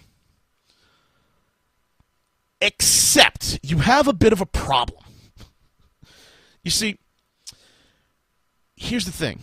your URLs on that guy with the glasses are not the same as Channel Awesome. So you can't just take thatguywiththeglasses.com and forward it to channelawesome.com because they're not going to get the same results. All you're going to do is send them to channelawesome.com. And then all that Google foo, everything you had, out the fucking window. Lewis says they're doing this to build up a new audience so they can have new viewers, so they can have, what was it? Oh, and they wanted to expand the audience. Please, expand the audience. You didn't even know how you got your audience in the first place, you fucking morons. This isn't going to expand your audience. This is going to kill you, and thank God it's going to kill this fucking shitty company. Because it's run by a fucking moron who deserves to be stocking boxes in the back, not running a fucking company. Yeah, I can agree with that. Oh my God, it's just the most infuriating fucking thing. Absolutely infuriating. And I love their 404 page, by the way. I'm going to nitpick the fuck out of this site because these people are retards. Go to their 404 page, channelawesome.com/404 or 404. I got to wait for it to load because I'm on tour because they're fucking idiots. The not found page. This is their not found page, by the way. All right? Anyone in a basic SEO class has more knowledge than these idiots. Not found. Apologies, but the page you requested could not be found. Perhaps searching will help. A couple of problems here, guys. No, a couple of problems here, you fucking... Oh, my God. You inbred, inebriated clusterfucks. Actually, take inebriated out, because Rez is cool. I don't want to fucking associate Rez with these guys. Hey, I was about to say something, yeah. No, I'm sorry, Rez. I take it back. It's cool. It's cool. Couple of problems here, guys. First off, you present them with nothing but a huge list of categories and authors. Granted, the first category is Uncategorized. Good job, guys. You wanted something, well, maybe it's in the unspecific category. And then you have other people that nobody fucking watches. Nobody goes to your site to watch Angry Joe. They're on fucking YouTube with Machinima. They're not going to your fucking shitty site. Think anyone going to Channel Awesome gives a fuck about Angry Joe? They're going to watch him where they want to fucking watch him, over on YouTube, not on your little clusterfuck of a site. On top of that, apologies, but the page you requested could not be found. All right, fine, no problem. Letting them know the page wasn't found. Perhaps searching will help. Where do I go to search, assholes? Huh? Where do I go to search? The obvious search bar. It took me 3 days, well, 2 days, really, to realize there was a search bar there. 2 days to realize there was a search bar on the upper right. You think the average viewer who isn't critiquing this fucking site going to notice the goddamn search bar? No. So you didn't even put it in there. On top of that, anybody who's worth their salt with SEO will customize their 404 page to redirect you to content that might be similar to what they were looking for. Why do you do that? Number one, to get these viewers to your content immediately. Number two, in case there's a dead link that cannot be found, it gets Google to the rest of the content that might be similar to what you're trying to search for. What do? Here's a list of categories and authors that's about, 25 fucking pages too long. And you're supposed to scroll down the page, too. Did you do any usability studies at all on this site? At all? Obviously not. You spent $58 on the site. $58. And here's the thing. Looking at the WordPress design, the actual sales page for this, Patrick, does this surprise you that I think they bought the WordPress theme because it matched their color scheme? Nope. I think that was like one of the determinant factors. I think they bought the WordPress theme because it matched their color scheme. Who the fuck does that? It saves them the time to go on a color wheel and pick it out. You have $96,000. You could buy a great site for about $2,000 from a decent web design firm. What are you doing? Why? Oh my God, I don't get it, man. I just don't get it. Why? you have all of these. By the way, I want to talk about all these followers that they have, all these fans that they have. You know what they did? They took down their fucking social media page and put up a new one for Facebook. Why would you do that? Now one that had thousands and thousands of likes has like a couple of hundred of likes. What are you doing? Did you blow the 96K already, guys? Did they blow the 96K? I think they blew the 96K. Yeah. I think they blew it. After getting the books in order, that's like half the money there, and the other half, you gotta have one nice looking sign on your set. God, it doesn't. That sign doesn't light up, dude. That fucking sign doesn't even light up. It sparkles. Isn't it common sense to have, I don't know, neon instead of what they have? It doesn't even sparkle. It's fucking dim. Glitter! God. That's exactly what it is, Rez. They're making a quiz show. Sticks and glitter. Does anybody have a link to the picture? I don't think Rez, have you ever seen this set? I've seen it. You've seen it? Oh my God. It's glue sticks and glitter, dude. What the fuck? Who is running this retard camp? Oh my God, help me. Help me. You have by the way, did anybody else notice this? You remember the $140 ad they were selling on the old site? What the fuck's going to happen to those guys? Have you seen that ad anywhere? Well, if we click on the video, do they have an ad underneath the video? That's a good question, dude. I haven't actually clicked on a video yet. Yeah, just click on a random one and just check real quick. What? What? You just got that too? 503, people. I just got error code 503. I'm using Tor. What the fuck? Dude, I just got it, and I'm not using anything. You got it and you're not using anything? Correct. What the fuck? I'm gonna go somewhere else. Wait, how many page requests do they have on each page?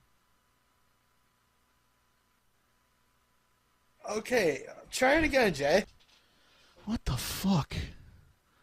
No, it's still, your access to this site has been limited. Oh, wait, no, wait. Seems to be working. Okay, it's working now. Oh, no, it's idling fine now. It's like the engine that's like...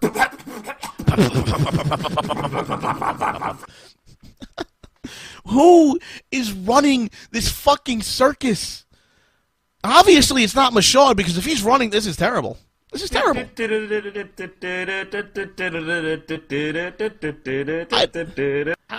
How much white space do you need between the header and the video? Your first third of your page is fully your header. Alright? Your first third of your page is a header. A header, mind you, that has so much white space around it, it makes it look like a really, really shitty GeoCities banner. You have no concept of design whatsoever. Now, I'm in the first half. I'm above the fold. I do not see any $140 advertisements. Do you? Well, let's go underneath the fold to see if they actually have something hidden there. Excuse me, for something that's only getting less than 1,000 views, and it's a brand new Nostalgia Critic video. Less than 1,000 views on channelawesome.com. I'm not saying the YouTube video. I'm not paying $140 for that. So this better be above the fold, but it's not. Let's go down. Oh, no. There's no advertisement in the second fold. And the lower third, nothing. Didn't I warn you not to buy that $140 ad, guys?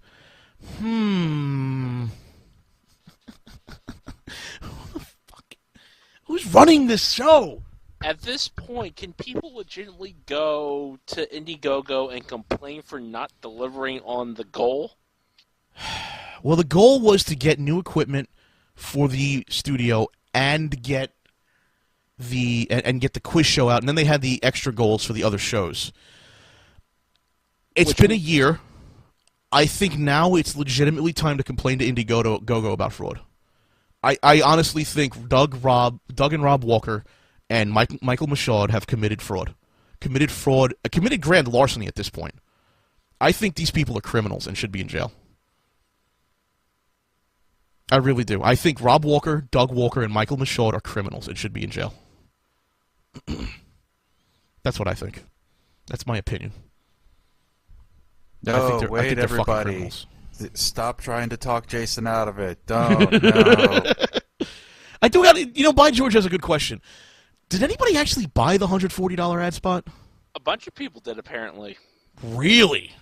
Well, once you go to InddieGoGo, let's look at the numbers and find out. No. The $140 ad spot wasn't on InddieGoGo, was it? Yeah, it was. Really? I thought the $140 ad spot was in a Nostalgia Critic video. If I remember correctly, it wasn't $140 there, but there was a section where you could have your ad appear underneath the video. Oh, really? And how long was that for? I'm assuming one video. Whoa, why? Why would you buy an ad for one video? Why? What would you... who the fuck buys an ad for one video?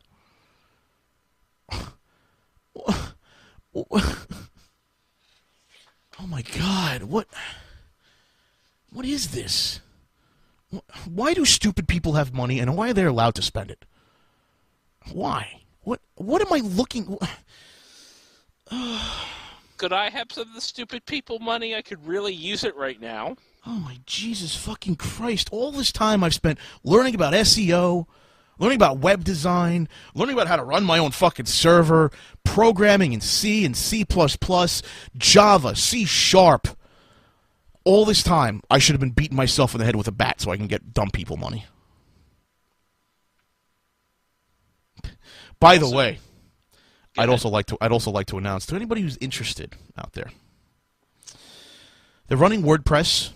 They're running WordPress forums, WordPress blogs, and they're also running WordFetch as well. Some of these, on the current versions on this server, have massive exploits. Just throwing that out there. Where you don't want to, I don't know. Probably don't want to sign up to their forums. I'm just saying. I just noticed this. But do you see to the right of contact, why do they have a section just for Christmas? I don't know. Is that a seasonal thing where they're going to change it to New Year's or Valentine's Day? So by the way, it's the $450 level for the advertisement. A link to your site or blog will be on the main page of That Guy with the Glasses for 2 months. Wow, $450 for 2 months of ad space. 5 people claimed it. I'm surprised people pay $250 for a sketch by Doug. Hey, here's something interesting, guys. I just noticed this. Channel Awesome took down their stretch goals on the InddieGoGo campaign. Really? Yeah, the image isn't there anymore.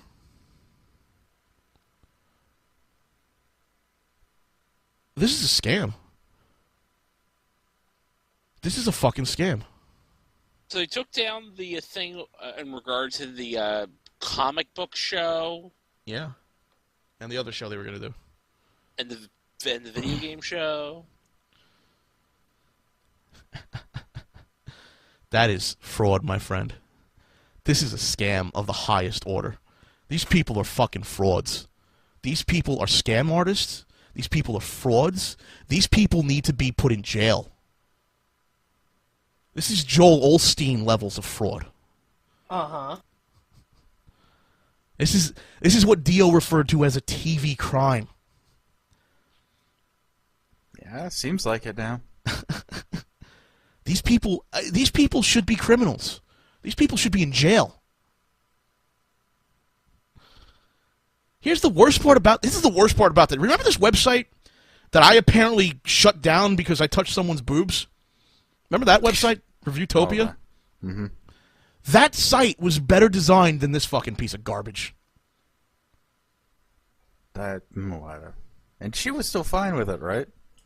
Oh, oh, she was fine with it. All right, let's not discuss that though. Well, I meant more you and her, but meh. Oh, I know that whole deal was insane. Oh no, I mean I'm talking post incident. I'm talking to this day. Everything's cool.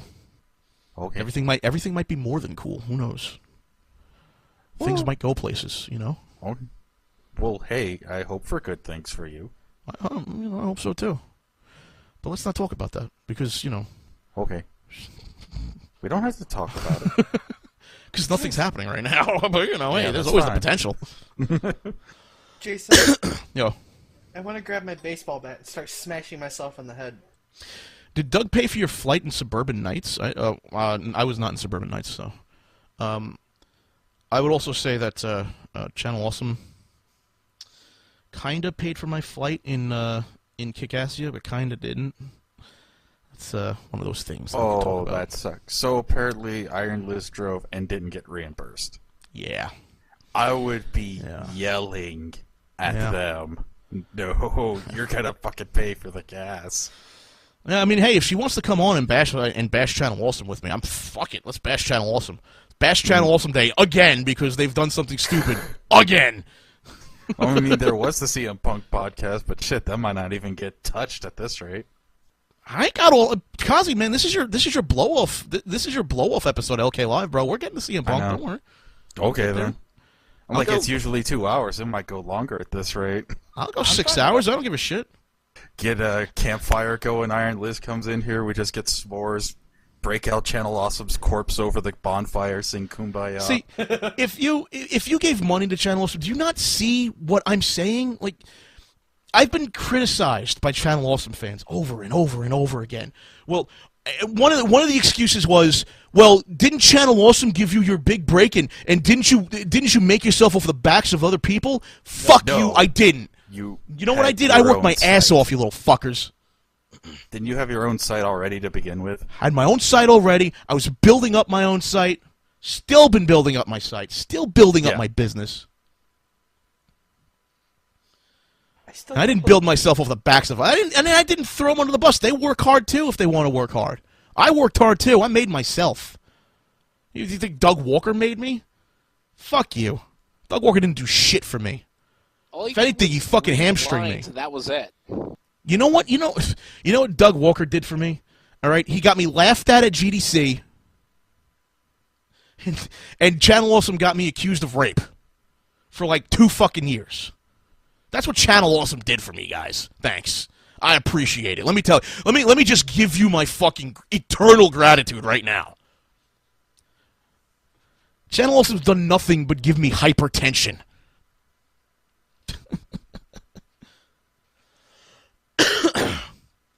Channel Awesome are the guys who said that social media was a dead end. Now, I've always said I don't like social media. I've always said I think social media is crap. And I never said it was a dead end because the average person loves it and they eat it up. Yeah. I never said social media was a dead end, and they said streaming was a fucking dead end. I was like, do you not fucking understand? I pitched them on esports. I pitched them on live streams, live podcasts. I pitched them on a shitload of stuff. And they said it was a dead end. That was annoying. So fucking annoying. Oh my god. What did Channel Awesome do for me? Channel Awesome made me. No, you know who helped make me? You know who helped give me a voice? The guys at Twitch. Kevin Lynn, Justin Kahn. Those guys helped me. Oh yeah. Not you guys. Not Channel Awesome. And God bless the good people there at Channel Awesome. There are good people there at Channel Awesome. Honest to God, good people there. Unfortunately, they're mired in shit. They got radical feminists left and right. Then they got that fucking lapdog waving corpses around. That's the fucking problem. And then you've got these fucking scumbags at the top who stole what's the exact number? $89,000? Was that the exact number? Almost $90,000? $89,757. Just blatantly stole it. And then they do other things, too. Like, they made Holly work the day she got out of surgery. Yeah, I remember hearing about that. These guys are scum. These guys are scumbags. So Absolute can we just fucking get scumbags. hashtag free Brad to start trending now? Can't use that on the fucking forums. I can't use that on the forums. That's filtered, bro. Oh, God. The Well, lamps will rise at this point. Lampgate. Oh, Lamps is fucking banned as well. Yep, lamps are fucking banned as well. You can't do free Brad. You can't do lamps in your username. Okay, what about just like hashtag Lampgate? Is that still banned or no? You can't do lamps, so I don't know. You can talk about lamps, so I guess you can post about it, but you can't have that in your name. Speaking of lamps and the forums, we may as well talk about it. We got really bored one night, guys. God damn it! I'm pissed that I missed this. Oh my god, we got so fucking bored. Where's my where's this? Let me bring this up. So we got fucking bored, man. I mean, we were just like, this sucks. This is horrible. So after I posted my forum post, and got IP banned and laughed my ass off for a good 20 minutes that I was IP banned on a server. Excuse me. We got a little bored. I think it was like 12 of us just started making accounts with lamps in their names, like Lagbeard. I know Kaboo was there as well. Shendu was there. A bunch of us were there, and they had a profile post part of their forums, which I think they still have up. In fact, I'm gonna go check to see if they have it on their forums right now. Although it's gonna take like 10 minutes to fucking have this shitty ass website load. There's a I believe. Oh no, there is not a forum profile post part anymore. Okay then. They done took that shit. Wow. So we flooded it with like Lampgate shit and free Brad and all that other nonsense. I mean, we literally like the profile post. We just kept flooding it with like lamps. I believe in lamp. Rise of the lamp. Free Brad. Things like that. So they removed everybody's ability to post profile posts to stop us from posting stuff there. Oh, God. And now I just went back to the site. It's not there anymore. They took it down. Jason, I have the greatest idea now. So they don't have any lamps. There's no hashtag free Brad. There's nothing like that, right? Mm-hmm. You know what you get someone to do? You get someone to spread the word of Jerdud. Oh. That should be the next Channel Awesome, right? Spreading the word of Jerdud. Because these fucking idiots on Channel Awesome's website think it was a Lewis joke. Like, what? Like, what does Linkar and Lamps have to do with anything? I don't get it. I don't watch him. I don't care for him. I don't care for his opinions. I don't care for his politics. I don't care for his thought process. I don't care for him at all. And it's not his fault either, by the way. It's a former friend's fault. It's not his fault in the least. But I don't get it. What does Linkara have to do with lamps? Lewis reviewed a lamp once. That's it. He reviewed a lamp. Why would that's someone kind of review a meh. lamp? Why would he review a lamp? It turns on. It dims. It He made can go off. He made a joke about reviewing lamps. No. Jerdud is not pleased with this joke about a lamp. Okay. What? What the fuck is that? Look, I tried saving that. This is the quality of content. This is the quality of content on Channel Awesome, guys. That he made a joke to threaten to review a lamp. What? This is your humor? This is what happens when you go and you do nothing but play Pokemon all day, guys. You turn into this shit. Stop. Put the game down. Drink a beer. Jerk off to some porn. Watch some sports. Bang your girlfriend. Well, I guess you wouldn't bang your girlfriend, but you could try to get a girlfriend. Do something. Put the Pokemon down, guys. I understand you like the game, but put it down for a little bit. I gotta collect them all. Yeah, I collect them all. So after our IP addresses finally, flush because we're all on DHCP and they're gonna fucking change. Fucking Christ, this site. I think the next raid, by the way, quote unquote, it was 12 guys who were bored and kind of buzzed. Raid my ass. Next time. I don't know. That is rather organized for this community, Jason. It's about as organized as we're gonna get. Yeah. Don't forget 12 almost took the fucking server down. Oh my god, that was the worst part. We almost crashed this fucking server. Oh, yeah. How the fuck? That's funny. And being bored and doing that, by the way. That was it. All we were doing. Even trying. The only thing we were doing at like 4 o'clock in the morning, and nobody's going to this site at 4 o'clock in the morning. Trust me. Is posting in the forum profile post, and occasionally refreshing and posting in the main forums. It's it. This server choked on its own dick. 12 people. This fucking thing couldn't serve up pages anymore, guys. You want to know why this thing 503'd errored? There's your fucking reason. Oh my god, if you use the low orbit ion cannon, I'm afraid to see what would happen. Whoosh. It's been gone for a month. Oh my god. They just start looking over at that server, and then it's like, why is our server smoking and starting to melt?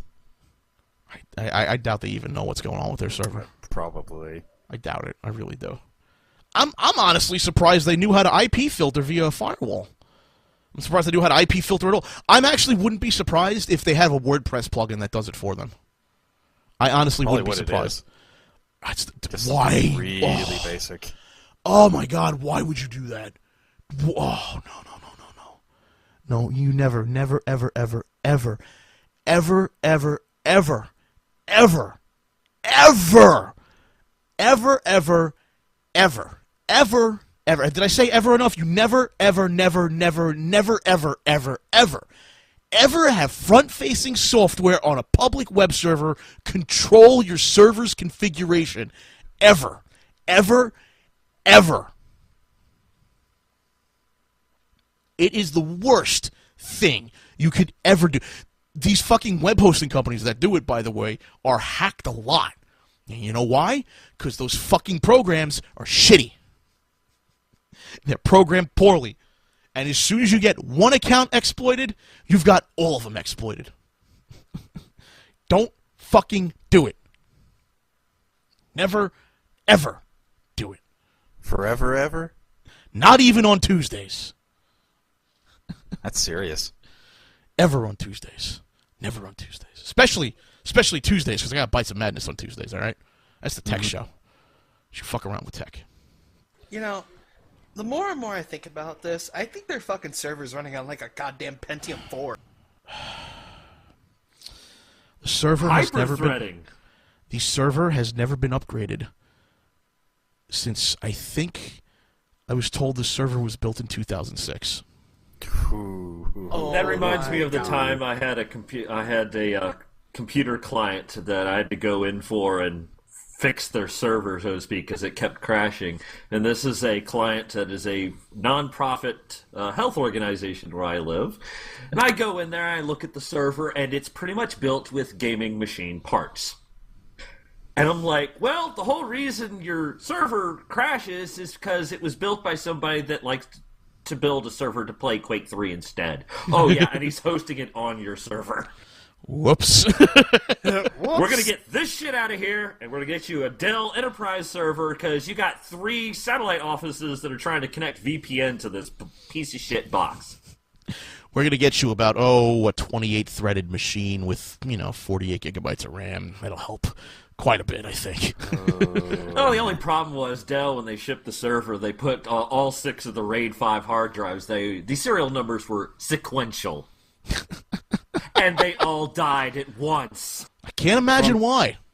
So I'm thinking with how old their server is, I could probably just use my own computer and it would have more power than whatever the hell they ended up building. Well, they're busy on that server. Yeah, they got busy on. Yeah. They have the Awesome Store there. Oh, can we? By the way, if you go to the main page of Channel Awesome, all right, you go to channelawesome.com.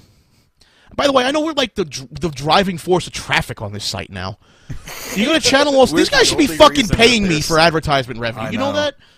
Free advertisement right here. You go to channelawesome.com, you click on Store, all right? Close your eyes and don't open the link. Just open the link, but close your eyes and imagine what the store would look like. What do you see? I see lots of reds. I see maybe the Channel Awesome logo. I see maybe Doug's face. Maybe the same banner, the shitty banner as it is that they used. I see black text.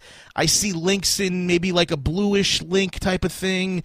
And what do I get when I open the shop? Oh, look at that. I get a CS Cart default website.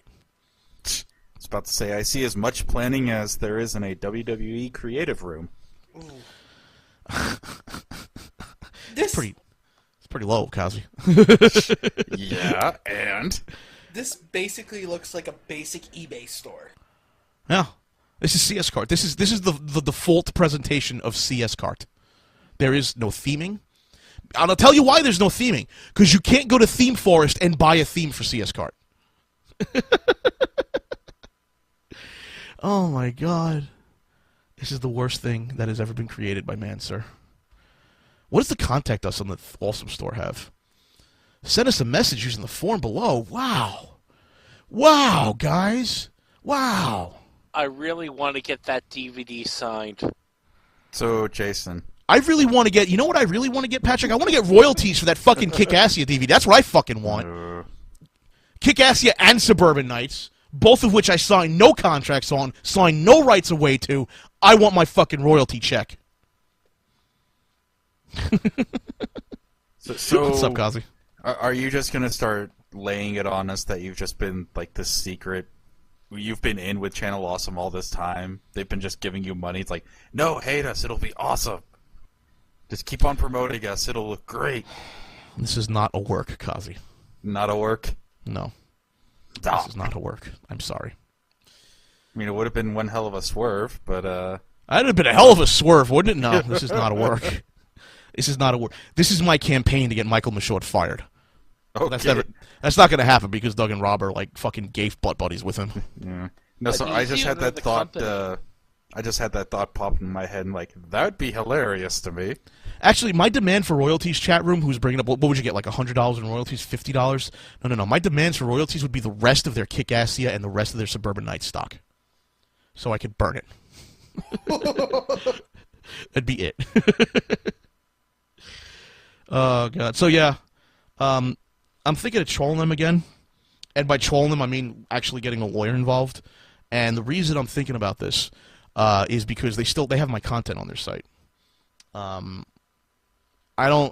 understand that Nash put Tuesday Tech Talk on his blip, but that doesn't give Channel Awesome the right to disseminate that content because it was not an open source content. It was not under a Creative Commons license. So. That's my content. Tuesday Tech Talk is my show. I'm the one who came up with the name for it. And quite frankly, Nash was just a talking head on the show. I want him to take those episodes down immediately. I also want them to take down Kick-Assia. I also want them to take down Suburban Nights because they're using my work in there unauthorized. So, I've been pricing it out. And for about $50, I can send them 72 DMCA takedown notices. And I'm thinking I'm going to have it delivered on Christmas. What do you guys think? Yes! Happy holidays! I think I'm going to have it delivered Christmas Eve to their offices. Well, I don't know Christmas Eve. Maybe the day before Christmas Eve, because the story I was told is funny. I am told that Mike Michaud himself didn't want to launch ChannelAwesome.com before Thanksgiving because they, being Rob, Doug, and Mike, didn't want to work Thanksgiving weekend. So you know what I would tell them? What's that? You need to have a pair drop, be a fucking man, and go out and make your goddamn money. Dude, I went. All right, listen. The I went internet to my, doesn't care about fucking holidays or anything. Not even the internet. Businesses don't care about holidays. Money doesn't care about holidays. Yeah, they don't give a fuck that it's Thanksgiving. You know what? I went down to my Aunt Karen's for Thanksgiving by myself. My mom was, but I went out to my Aunt Karen's for Thanksgiving. You know what? I made sure that I would have some sort of remote access to restart that fucking marathon in the event of an emergency. I made sure that I'd be available for work. And if you're a leader, which, by the way, you thick lisped retard, lisped retard. Lisp. That sounds exactly like Michaud. How did they? Pretty much. It's got to be gayer, though. How did they? There you go. That's Mike Michaud. You listening to this? Being a leader means you fucking lead. It doesn't mean you sit around and jerk off on Xbox Live all day. It means when shit goes down, you are there to take care of problems. Pushing off a launch after a holiday season because you didn't want to do any work is bullshit. What were you going to do? What would you have done if the whole server went down on that Thanksgiving weekend? They probably what would you have done then? Any plan. Shit their pants. They wouldn't have even known. I bet you anything they wouldn't have even known until they came back. They wouldn't have known not a bit. Oh my God. That's what being a leader means. It means working your ass off. It means doing the things you need to do to get shit done. It means setting an example for everybody else. It means being the guy who is there to make the decisions, and if you don't have the right people to take care of the job, you push the other people aside and you fucking do it. Or you get it done. Or you find the person to do it. No. You don't do that at Channel Awesome. You're too fucking stupid. There's my fucking problem. You're too fucking stupid. No foresight. Oh my God.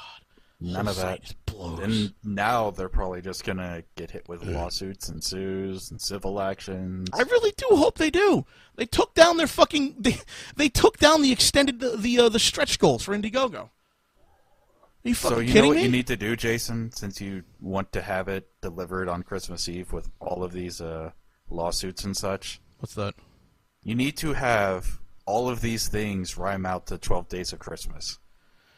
Ooh, 12 Days of Christmas, huh? Yes, I fully endorse this plan. But how do I start? What exactly do I do for 12 Days of Christmas, though? Where do I start? I know there's a lot of material you have, don't you? One failed shitty game show. And no. It's not just you end with the summons. And one court summons. See? Works. On the second day of Christmas, the walkers gave to me 2 fat jokes and a court summons. Yeah, do something like that, I guess. 2 failed projects. 2 failed shows and a court summons. On the third day of Christmas, the walkers gave to me. Actually, how many shows have they failed so far to deliver 3, on? technically. 3. Yeah, 3 are failed right now, technically, I think. Okay. Oh God, that is the chat just came up with the best thing for 5. I don't know if it's true or not though. Rape accusations. Well, people at Channel Awesome came up with it. List all my grievances with Channel Awesome in a 12 Days of Christmas. I like that. I'm going to write that down. Right now, my parody 12 Days of Christmas is 12 Days of Ed Gein. The Channel Awesome thing might just be even better. Might be. It just might be. So there's a lot of failed things. They had the blistered thumbs failing, which, by the way, did anyone else notice that they didn't integrate? They haven't integrated shit all for blistered thumbs into this site. No, they probably just dropped that thing. Yeah, but wasn't the blistered thumbs anymore? Yeah, but wasn't the blistered thumbs community promised that the blistered thumbs community would be integrated into this site? How about whatever happened to that drinking thing too? What happened to that? Drinking what? So I think at this rate, 3 failed Bar sites. Fiesta. Oh God, I remember that damn thing. Oh my God, Rez, I think you would have hated this because it was literally just Rob Walker going, I really like Johnny Walker. That's it. That was the show. What the fuck? And him not even trying any other alcohol or anything. Like, shit, I have more alcohol right now on hand than he ever did in that entire fucking thing. I don't even have to spout my alcoholic bottle credentials right now. Dude, you came up with a fucking drink that tastes like a candy cane going down and should technically burn all the way. I mean, come on. Well, I didn't come up with the long shot. The long shot, okay. Yeah, well, you figured out how to pour the long shot without any special equipment. Yeah, it takes practice. Without proper spouts, yeah, that takes fucking practice. Oh, man. There you go, the 12 days of Channel Awesome. Like, even Google. I understand Google has failed launches and failed products. Google Buzz or Coot, things like that, and they shut them down.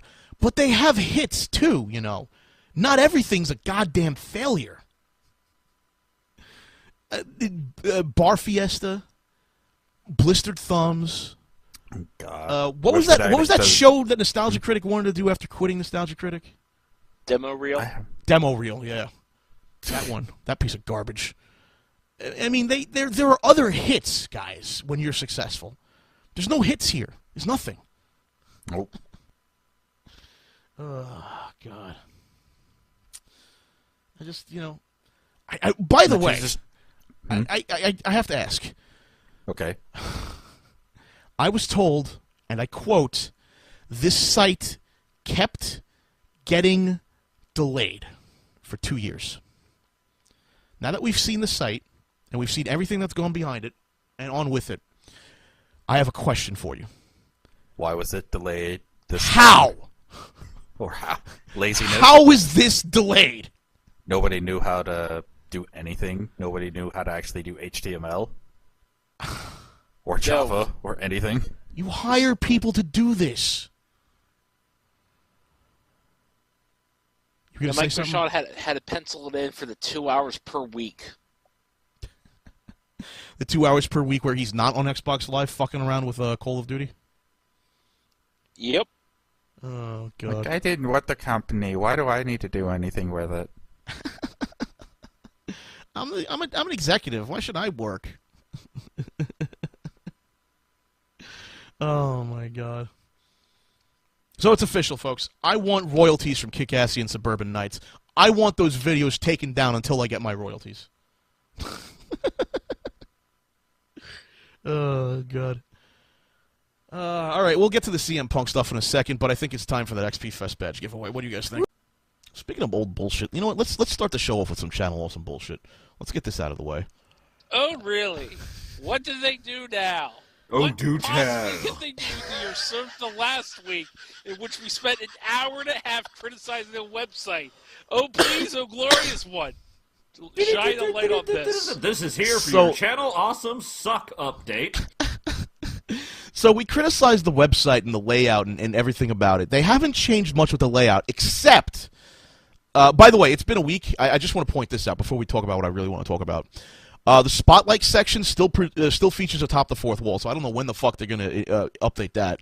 And the Feature Blogger section, still dug. It's been a week and they haven't updated it. You'd figure they'd update that like once a week or something. God. All right. So if you go to channelawesome.com, if you can go to channelawesome.com, if it doesn't redirect you to NetZero, if you have half a brain and you can use Tor and get to their retarded little website, you'll notice something very interesting. That banner's a lot bigger than it used to be. They in order to cover up the Dropshadow, from what I can tell, they've increased the size of the banner with the correct aspect ratio by 2. It's still not fully covered. Still not fully covered the Dropshadow. Wow, that's some horrendously bad-looking upscaling I've ever seen right there. And it's the most pixelated fucking thing I've ever seen. Look at the dots! They're all over the place! Oh my god, it's like somebody drew this in like DOS Paint. What is this? Holy shit, Santa's hands checkerboard. Yeah, they do. Wow. Wait, Plus, Rez, chess wait, pieces. I'm Rez. gonna school your ass on Santa's hands. Wait, Rez. Take a look at the banner. The background is white. Look at the background of the page. Like, I know I'm drunk, but I can still see some lines of some mismatched colors there. And I got astigmatism, so I know my eyes are fucked up, but even I can see that's bad. I still can't get rid of the Dropshadow. I have 20/20 vision. Can confirm. It fucking sucks. It's still not centered. Well, actually, no, it's more centered now than it was before, but it's still not centered correctly. Why does it look Hashtag like they Santa paid for it. someone gave Santa a dirty Sanchez on his beard? Here's the thing. I know exactly how to correct all of this. And I could do this in less than 10 seconds. And, well, maybe 20 seconds. Like, even the little white bar underneath the image and the navigation bar, I could fix that. All of that I could fix in about, I don't know, a couple of minutes, maybe. I'm not going to tell them how to do that. I'm putting this out here right now. I'm not going to tell you how to fix the Dropshadow, which you tried covering up, but didn't fucking work. I'm not going to tell you how to fix the banner, which doesn't scale to smaller resolutions. It just stretches the site. Congratulations on that. I'm not going to tell you any of that, Channel Walls. I'm not going to tell you to fix any of that. However, I am still a good-hearted person at heart. Nobody laughed. That's funny. And I'm offering my services to you at a discount. Instead of my usual $80 an hour for consulting services, I'm willing to knock it back to $40 an hour, build in half-hour increments for a minimum of 2 hours, and I'll fix your site for you in, like, 5 minutes. Don't worry, Jason. We all laughed. We were just too polite to actually, actually not mute it. But internal laughing intensifies. But at least you're giving them a discount, which is a nice gesture. Yes, I'm doing this from the bottom of my cold black heart as a Christmas gift to you, Mike Michaud. And if you wait long enough, Groupon might have a deal. No, I don't think Groupon will have a deal anytime soon. I want Groupon to burn. Oh, my God. Seriously, like, we spent how long bitching about this site? And here's the funniest part. Out of all the people there, they didn't bring over Benzai. Why? He's like the most popular one out of all of them. If I were Benzai, that's not a bad thing. Oh. If I was Benzai, I'd be like, fuck it. I'm a pop culture icon in France. Who gives a shit? I will honestly say I pretty much know nobody on this site, and the only thing I'm really critiquing is just a really shit-looking website. The website looks like just absolute abject shit. I still love the fact, by the way, if you scroll all the way to the bottom of the site, they have added contacts for accounted site issues and advertising. That's right. Their advertising contact link. You can click on it, and I think you can request advertising on their website, guys. Oh my god, just what I always fucking wanted. Oh my god. How much to advertise my tape? Could we do like a Project Wonderful thing and just go, hey, for $2, could you post up this image of a donkey riding a goat? Do you guys... This is particularly evil, but do you guys want to get together and create a fake review type of site where we have... No, it's too much work. No. Listen to the prank. Where, we have this, like, fake review type of site. We have these video... We put, like, a video review up or something, and we try to advertise on Channel Awesome's site.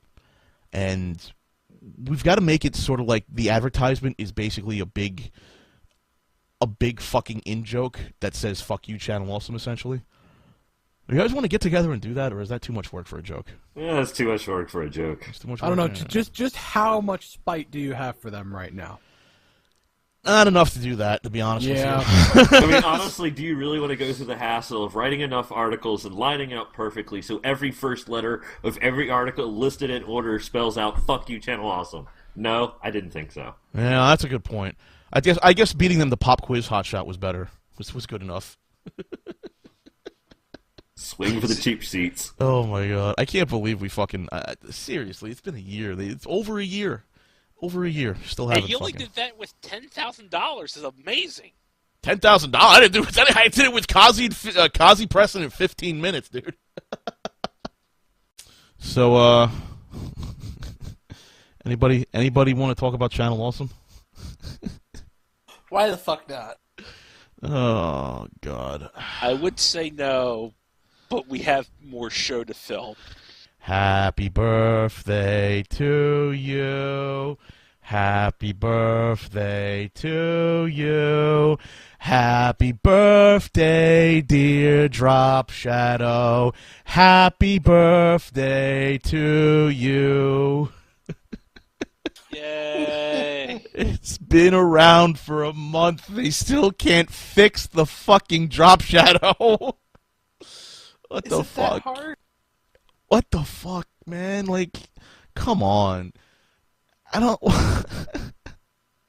Alright, so they actually got a couple of problems with the website. The Dropshadow is one of them. They don't know how to get rid of it. They're just too fucking stupid. But the other one is that fucking banner.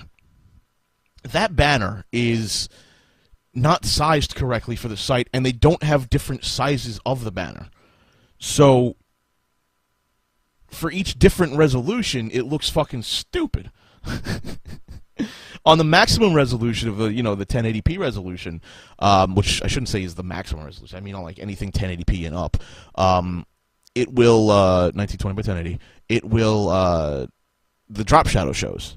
Anything smaller than that, and the banner's too large and makes the site scroll horizontally. What the fuck?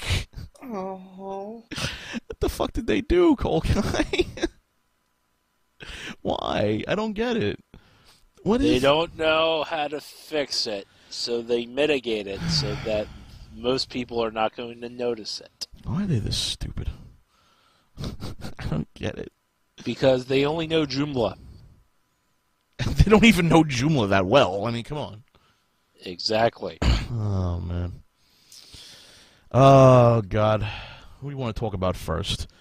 We want to talk about the Kyle and Brad shit, or we want to talk about the Dan Olson shit?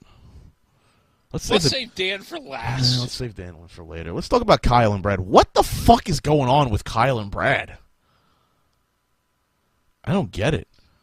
I don't get it. I don't follow it. I don't understand it. I don't care about it. But at the same time, I am fascinated as to what made Brad have an outburst on Patreon. Brad Jones, the guy who doesn't do anything bad for Channel Awesome, and yet he keeps on keeping on and being a company man, had this post on Patreon, and it's a long-winded, traversing post of what I would describe as insanity.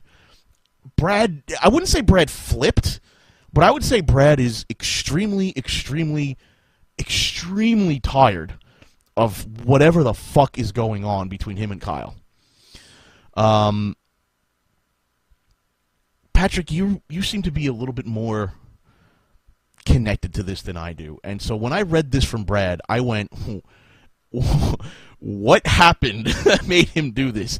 He seems miffed, I would say. Yes. Very miffed. So what brought this on? I could not find the original tweet, but I know the background of this. Because apparently, for the longest time, Kyle does not like Brad. Okay. Brad did not do anything wrong. No, Kyle is that cunt waffle citizen, right? Yes. All right. Yeah, that fucking annoying twat. Well, okay. So, then I already understand Brad's frustration. But that being said, from what I know, basically, Kyle doesn't like Brad's enjoyment of bad movies because they're bad. What? Wait a minute. Because Brad likes bad movies and recommends them to people, Kyle treats it like an arch nemesis thing. Is it a shtick? No. If it was, it would be funny, but it's not. Because on several occasions in the past that I personally know, Kyle would unblock Brad and say, "Hey, Brad, you want to do a crossover for the super duper whatchamacallit thing?" And Brad would go like, "Yeah, sure, whatever. I can fill something quick for you," and then send the footage out, and then it gets immediately blocked again. And for whatever reason, apparently, Kyle just was in a bad mood, wanted to go off on Twitter to use it as his personal therapist, mentioned Brad being a not-so-good person, and Brad, rightfully so, just like, fuck it. I tried to be nice to you because we were in the same company, helped you out a bunch of times when I was super busy. Sorry, my shit was late. Stuff happened. Gah! Well, hey, hold on. Kyle would actually tell fans that Brad is a two-faced dwarf whose movies suck. Wow. What a fucking prick. Yeah. Douchebag to the maximum. Oh my god. Listen, I never really knew the guy. I was out of that guy with the glasses when they picked his ass up, but from everything I've heard, he's a fucking cunt. So, fuck him.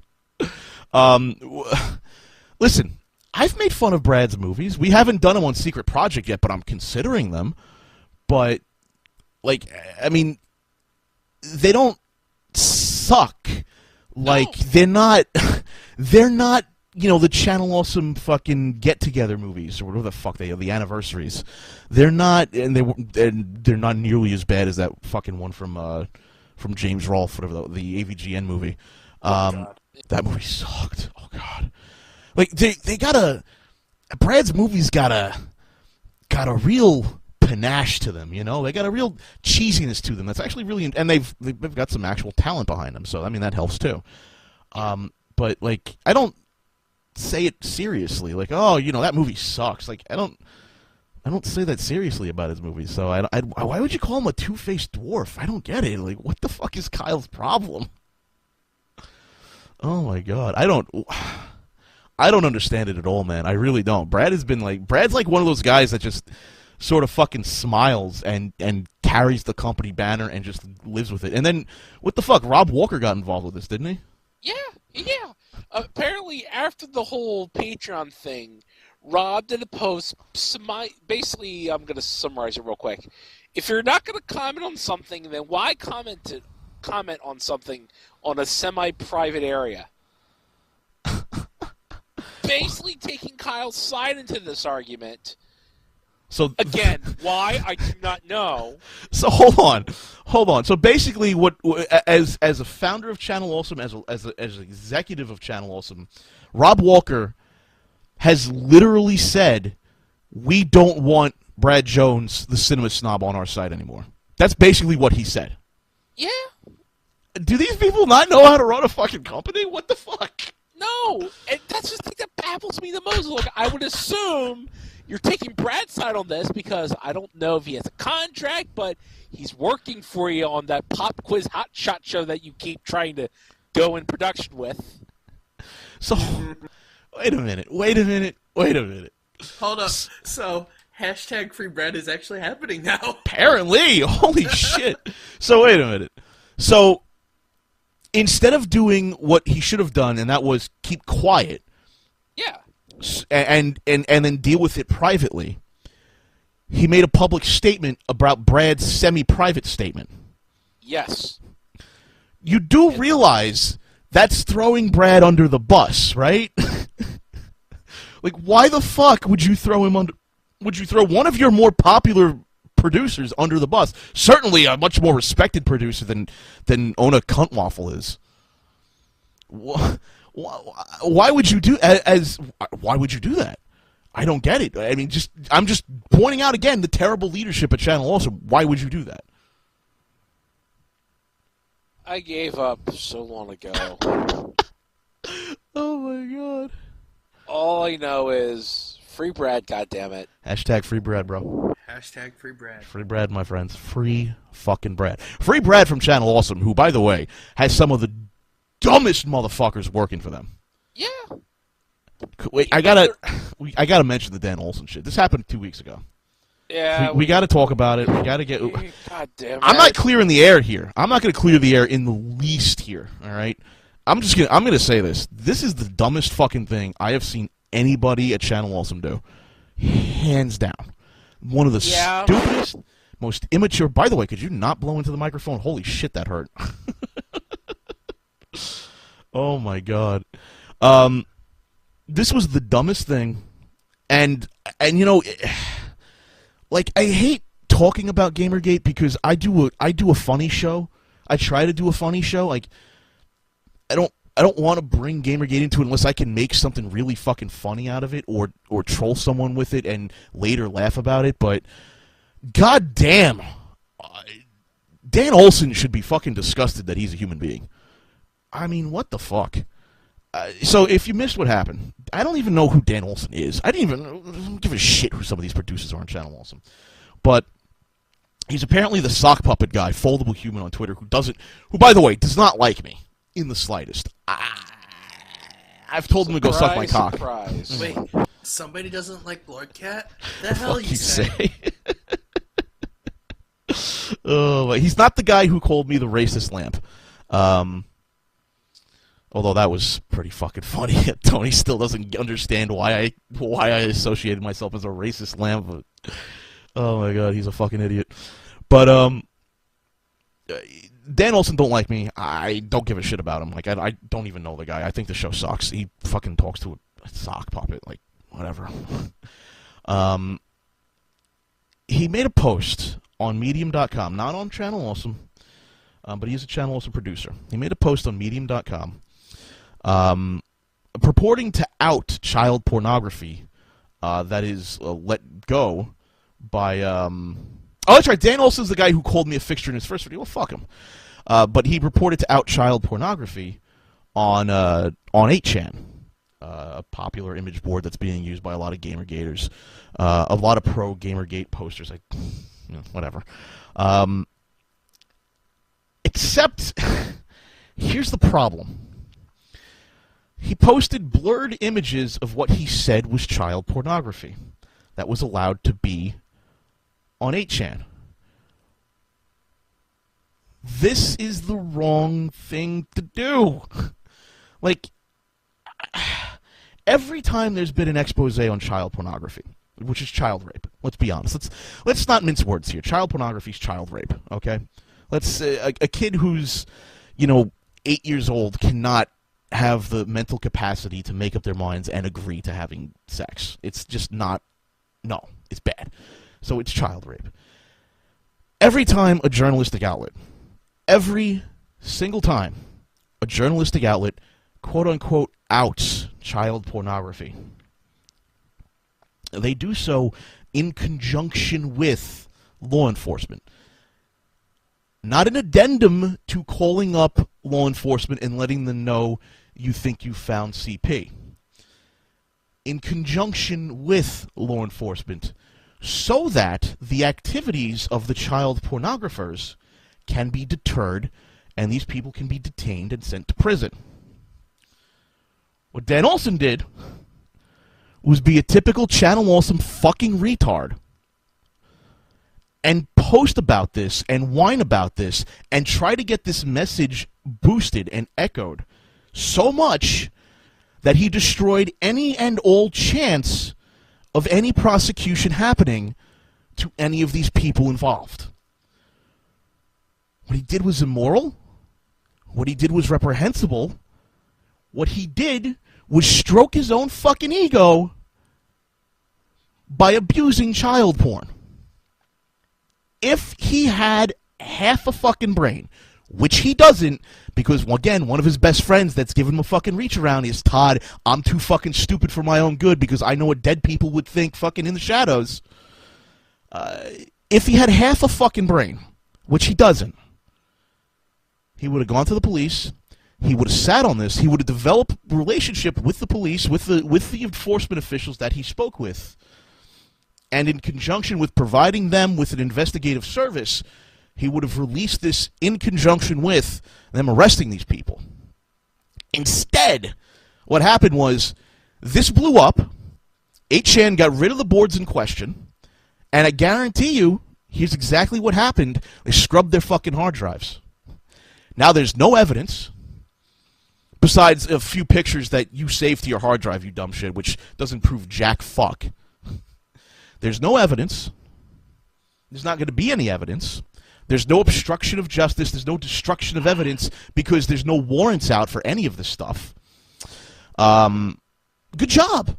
You completely and utterly fucked up in every way imaginable. If you were actually going to out these people, what you have done is not raised awareness. What you have done is forced people who are potentially criminals to find another place to hang out that you and the law enforcement currently do not know about. Good job, guys. Good fucking job. And that's assuming 8chan's guilty, which I'm being told. I haven't looked because I was told that it contained child porn, and I did not look at the article. But I was told that the article in question didn't actually contain child porn. Now, I don't know for sure because somebody told me it was child porn, and I'm not going to fucking risk it. I'm staying way the fuck away from that article. I don't give a shit what he said in it. I don't want to know. I don't want to look at it because you know what? That's way too much gray area for me. I am not slipping I'm not putting my fucking foot in that water.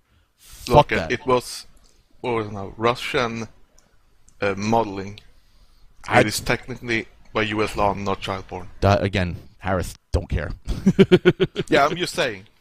Don't care. Don't want to know. I don't want to know that you know. Okay, I don't want to know that you know. You're putting me in a gray area I'm not going to touch because U.S. law, really overreaching, Harris. I don't want to know. I don't want to hear it. I don't want to pretend to have heard it. Let's put it this way. When I heard the news that this happened, I immediately, from my office, pulled any record of employment that I had with Channel Awesome off my public resume. Because I don't want to even have the remote possibility to be linking with this dumbass shit. Oh my god! Like, there are so ways. There are better ways. Here's the problem: if you gave a shit about the child porn, which you obviously don't, but if you honestly gave a shit about the child porn, there are organizations dedicated to investigating this stuff and getting rid of it and getting the people in question prosecuted. So if you gave a shit, you'd have reached out to these organizations instead of making this a whole big ordeal. But you didn't. You rolled the drama machine up so you can get yourself some fucking followers. And you know what? Fuck you. I hope you drown in gasoline, you piece of shit. I really do. Instead of actually helping the people involved, which, if it was child porn, those people are victims, whom you probably should have gotten permission from to even post those pictures. Which you didn't, because hey, guess what? It's a mentally damaging thing from either them or their guardian. So because when they do these exposés, 9 times out of 10, these journalistic outlets will have permission from these people who have suffered from this, who have severe mental trauma from this. But instead of doing that now, you acted like the children at Channel Awesome always fucking act. You're a bunch of fucking retards. You should be ashamed of yourselves. I stopped talking to the rap critic over this because he was trying to defend you. That's how fucking pissed off I am. Fuck the people at Channel Awesome at this point. That's disgusting that people are actually putting up and defending you too. The people who defend you, they should be fucking stabbed in the throat. That's how terrible they are. They are terrible fucking human beings. There are people defending this asshole. Fuck you. Fuck you. I don't want to fucking hear it. You are disgusting. There are proper ways to go about this which protects the victims, who, by the way, need protection, which you completely fucking ignored. There are law enforcement agencies to talk about. You don't just blow this up for the sake of blowing this up. And oh, look at me, I got Twitter followers, guys. I'm righteous, guys. Look at me. Oh, boom, boom, boom, boom, boom, boom. No, you're not fucking righteous. You're not moral. You're a piece of shit.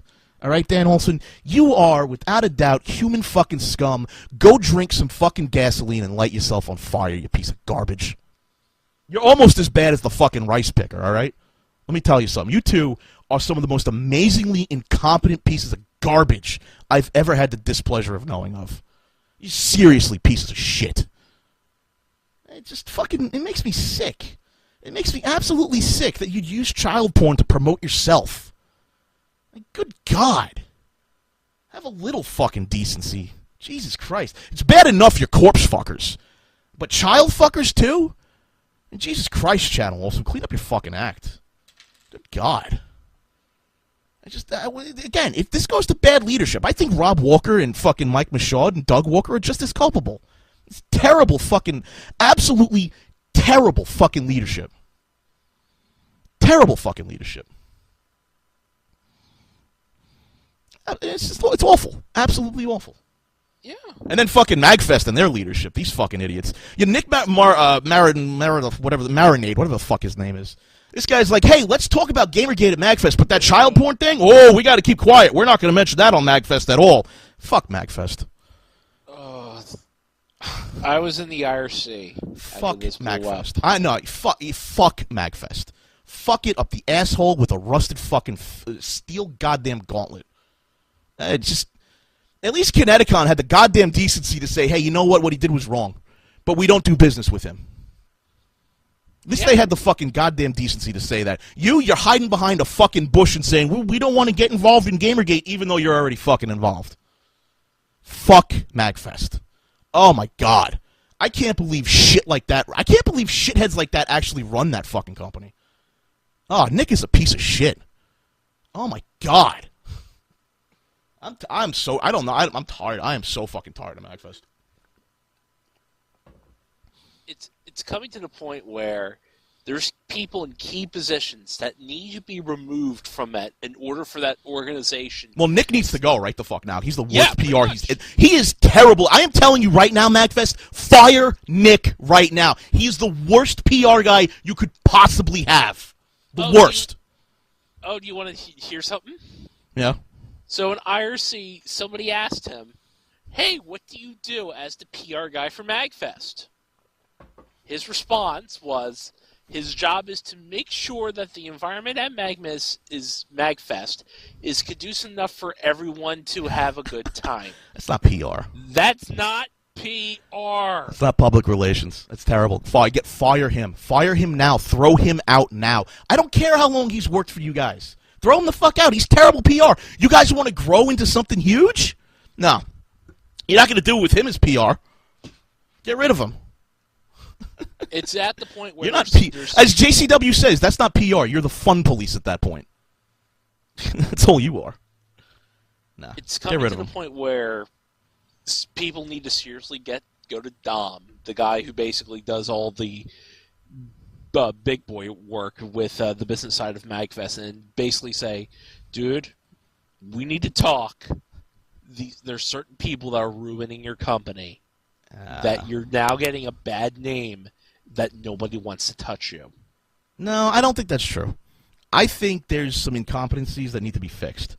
I don't think nobody wants to touch Magfest. I don't think that's the... I don't think... Excuse me. I don't think nobody doesn't want to touch Magfest. There we go. That's what I meant. Not yet, but this is seriously some of the dumbest shit I've heard. Like, Kineticon knows how to handle a troll like me. Kineticon was like... We've never worked with this guy in particular before, and we don't support his stance. Whatever, go away. That's fine. Don't not say anything about it because you're silently endorsing people taking advantage of child porn to promote themselves. Don't do that. Come on. See, this is the difference between the PR at Kineticon and the PR at Magfest. The PR at Magfest is stupid as hell. I am like, the PR at Magfest is literally going around policing streamers like me, telling them they can't call Magfest a convention. Okay, that's what Magfest is. They are the thought police. They are the verbal police. That's not PR. That's just, that's just Nick being a dick. You gotta fire this guy, man. You gotta get rid of him. This guy's terrible for Magfest. PR is saying public statements. PR is putting a smile on people's faces with your public statements. PR is making people want to buy your convention tickets or badges. That's PR. PR is not saying we're going to promote we're going to promote Arthur Chu, one of the worst public speakers we could ever possibly fucking promote, but we're going to stay quiet on inviting Channel Awesome people over as panelists. While one of them is openly using child porn as a way to promote himself. PR, it's bad. It's bad. MagFest is terrible. It's absolutely. I got to admit, I'm disgusted. I'm absolutely disgusted with how MagFest handled that. Absolutely disgusted. Alrighty, 3, 2, 1. Oh, the show. We're doing a show. We have a show to do. You guys here to do a show? We're here to do a show. We're here to do a show. Why are we doing a show? I don't know. Why are we doing a show? I don't know. Why am I doing a show? I should stop doing shows. By the way, is this a good time to tell you I'm under witness protection and can't be recorded? It's actually a terrible time to tell me because we're recording right now. Oh. Oh. Well, the Mafia, don't kill me, please. Thank you. Oh,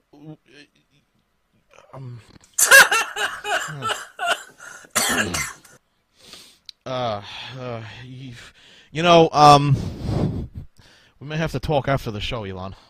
I mean, John Smith. It's Smith John, damn it. Smith John, is that what it is? Oh my God, it's been a week and a half, a week and 2 quarters. I don't know. It's been a long fucking week, man. So, what happened this weekend? Things happened, man. I don't even. I got into a fight with J.O. Apparently, I'm like completely and utterly a sexist asshole, and didn't respect her in the least. Because I spoke to her, apparently, like, once in my fucking life. Oh, how dare you. Because she has fucking room to talk. So, I don't get it, man. So much shit went on. Oh, my God. Should I just start with the shit or start with the other shit? Start with the shit. Let's start with the shit. You know what? We teased it enough. Let's not make everybody wait a fucking hour, because everybody wants to hear what we got to say. Fucking Channel Awesome, man. What the fuck? It's the gift that keeps on giving, isn't it? It is. It's like we really do, try to find things to talk about on the show. Yeah. And yet they give and give. And give. Like, we don't want to talk about you anymore. Yeah, it's kind of like Festivus Miracle. Honestly, it's kind of like the weird uncle you don't have relations with, but he just keeps giving you check after check, and you're like, could you stop? Because this is weird. Because not everybody goes take with it. No, you will take it. You will take the money. Oh, my God. All right, so, where do we start? It's a lot going on. Something happened this weekend. We got to start there the weekend first. When we were up in New Hampshire, what stupidity happened this weekend? I'm trying to remember. Todd was a stupid this weekend. That's right. Todd had a tweet. Where he says Gamergate was full of nothing but racists and anti-Semites. And then immediately turns around and says, I would never say that Gamergate was full of racists and anti-Semites. Todd doesn't know how to backtrack. See, like, I think that's the equivalent of, like, him digging himself into a hole, then climbing out and just falling back in. Like, we're up in New Hampshire. I think Chef goes in to give flyers to someone. I'm looking at my phone and I'm going, what? Oh my God! Jason, why are you on fire again? I couldn't even go to fucking New Hampshire and get away from this stupid, like the most fucking remote spot of the planet I've been on, and I can't fucking get away from it. Which, by the way, Fun Spot's awesome. Phone signals. Oh my God, we had no cell phone signals, and I was still getting this shit. It was fucking amazing. That's what happened. That's what happened this weekend. I guess that's not really that major, but I'd like. Can we have, Cold Guy? Can we get together with some of these people, and maybe we should put on a how-to PR panel, or demonstration, and let them know that, you know, just because you anti-say what you just said doesn't mean you've backtracked. It means you're a moron. You know? Can we do that? Well, Kineticon has their panel submissions open, so if you want to do that, go for it. How to not PR?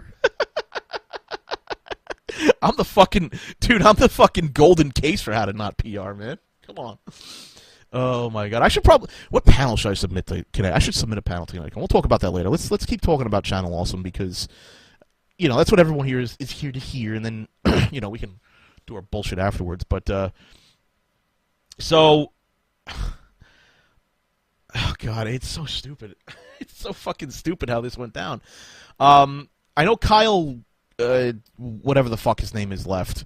But he left because Lindsay left. Now, Lindsay left because she's really not doing Nostalgia Chick anymore. And she really hasn't. And I have to... Can I just say something just so I can say it publicly on a show? Good for her. Like, she's better than Nostalgia Chick. So I hope that she produces better videos and doesn't, you know, resort to debased humor. So good for her. I don't agree with her politics, but thank God she's not doing fucking Nostalgia Chick anymore. Yeah. So I just wanted to say that, like, you know, as much as there's a hard time I've given her for that fucking Patreon and for that Chez Apocalypse website, thank God she's not doing Nostalgia Chick anymore. She's a lot smarter than that. So I'm genuinely actually happy for her there. That being said, let's move on to Phelous and Obscurus Lupa, who left the website and left it very abruptly. So Phelous posts about why he left the website. And the short of it is he's been thinking about leaving for a while because they gave him shit over bad special effects in, what was it, To Boldly Flee? Is that what it was? Yes. But if you take a look at what they asked for, they were looking for early 90s CGI a la Babylon 5. Yeah. And guess what they got? Early 90s CGI. But so why did they... Alright, so he gave him what they delivered, and according to Phelous, Doug loved it. Like, absolutely loved it, and thought it was great. So, why did Michaud and Rob, which I'm assuming is the people who gave him a hard time, give him a hard time about it? And by the way, he did it for free. And were they giving him a hard time behind his back through emails too, or was that just me catching up? I'm sure they were shit talking behind his back. That's what these fuckers do. So, pro tip, anytime you say, hey, did they give shit talk behind your back, the answer is always yes. I learned this the hard way. But dude, I learned it the hard way too. Yes is the answer. Yes is the answer. I'm again, I should have known. The way they shit talk Patrick behind his back, I should have known they were doing the same thing to me. And to pretty much everyone else on that fucking site. They shit talk the living hell out of them. That really doesn't surprise me at this point. That's what they do. By the way, that's a guy named Rob. Hi, Rob. Hi, what's up? What's up, bro? Not much. So I'm not too surprised they were probably shit talking behind his back, but why were they shit talking Phelous behind his back? That's what I want to know. What? Why? So the guy gives you free graphics, gives you a publicly good asset that you kind of incorporated into your company logo. He volunteers for crossovers, records stuff probably on his spare time for you to give you more exposure. Yeah, I got nothing. Maybe he doesn't sound like an American or something. Like at that point, I'd be like, can he? By the way, that person talking was Patrick. We'll introduce the people for the new guys here who are listening in. But so they shit talk Phelous for no fucking reason whatsoever. Phelous, by the way, a guy who has been exceedingly nice to you over the years, like to a fucking fault. And he's just like, I'm fucking leaving. He gets into an IRC conversation with Michaud, which, from what I hear, ends with Phelous doing something like, okay, I'm sorry it had to end this way, and Michaud being a fucking prick. That's basically what I've heard. And Phelous left, and then Michaud, who can't get the Dropshadow off this fucking website, immediately removes Phelous from the website. Everything, 6 years of history, fucking gone. Hashtag they paid for this. Fucking... Oh my god, 6 years, and then Lupa leaves the site as well. Now I don't know the order of events here. Did Phelous leave first or Lupa leave first? I'm gonna say it's probably Lupa first, then Phelous, from what I've gathered. But was it Lupa first? Okay. But it could have been either or at this point. Now, does anyone know what the impetus was for Lupa leaving? Wasn't it something about being away from her computer or something? Oh, that's right. No, she didn't quit. That's right. I had to think for a second. You're right. So, Lupa is one of the women I told you guys about, which was leaked to me. Don't give... we'll talk about this in a second, but don't give me credit for talking about it. Give the people who leaked this credit for talking about it. She's one of the people who's been harassed extremely by guys like Michaud. Unfairly harassed. Very unfairly harassed, all right? So, and we've discussed this for months now, but... It's to the point where she's even admitted that Michaud cornered her and made her cry. Like, holy shit. Seems like a great CEO. This is the guy you want to work for, man. Let me tell you. So the whole drama is that they've had problems with Lupa for whatever fucking reason having mid rolls in her ads. If she had mid rolls in her ads, I'd have a talk to her too. No, if she having mid rolls in her videos and trying to promote her Patreon account. These guys didn't like that for some reason. Personally, I don't know why. All right? One of the reasons given, and one of the reasons I've been told, was that the reason they didn't like mid-rolls is because it was harming viewership on their site and encouraging quote-unquote users to use ad block. That's a load of bullshit. All right? Point number one, the internet exists. Adblock exists. Yeah. You're not gonna suddenly go, hey, there's an advertisement in the beginning. That's okay. What's this bullshit in the middle? It's at the dramatic part of the review. Fuck you. Fuck this. And fuck her on right Dude, now. here's the other thing. Going too far, sir. Dude, here's the other thing. If somebody wants to use ad block, they're gonna fucking use it no matter what. Like, you can't. This is one of the most retarded things Channel Awesome's ever done, was tell its audience not to use ad block. Seriously. Your audience is going to do whatever the fuck your audience wants to do. Your job is to make sure you have great enough content that they don't want to use ad block because they love you and your content. That's your fucking goal as an entertainer. Yes. Seem to fucking miss that, but whatever. Or you build your business around, I don't know, not ad. Or you do what you're supposed to do it and have integrated advertisements in your video where you can't skip it with ad block. So, back to Lupa. She starts... apparently, there's been a conversation going on for the past however long, and Rob, Mike, and Doug wanted to talk to her. And they wanted to talk to her impromptu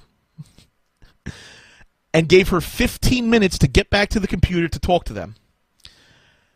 She wasn't there, so they fired her.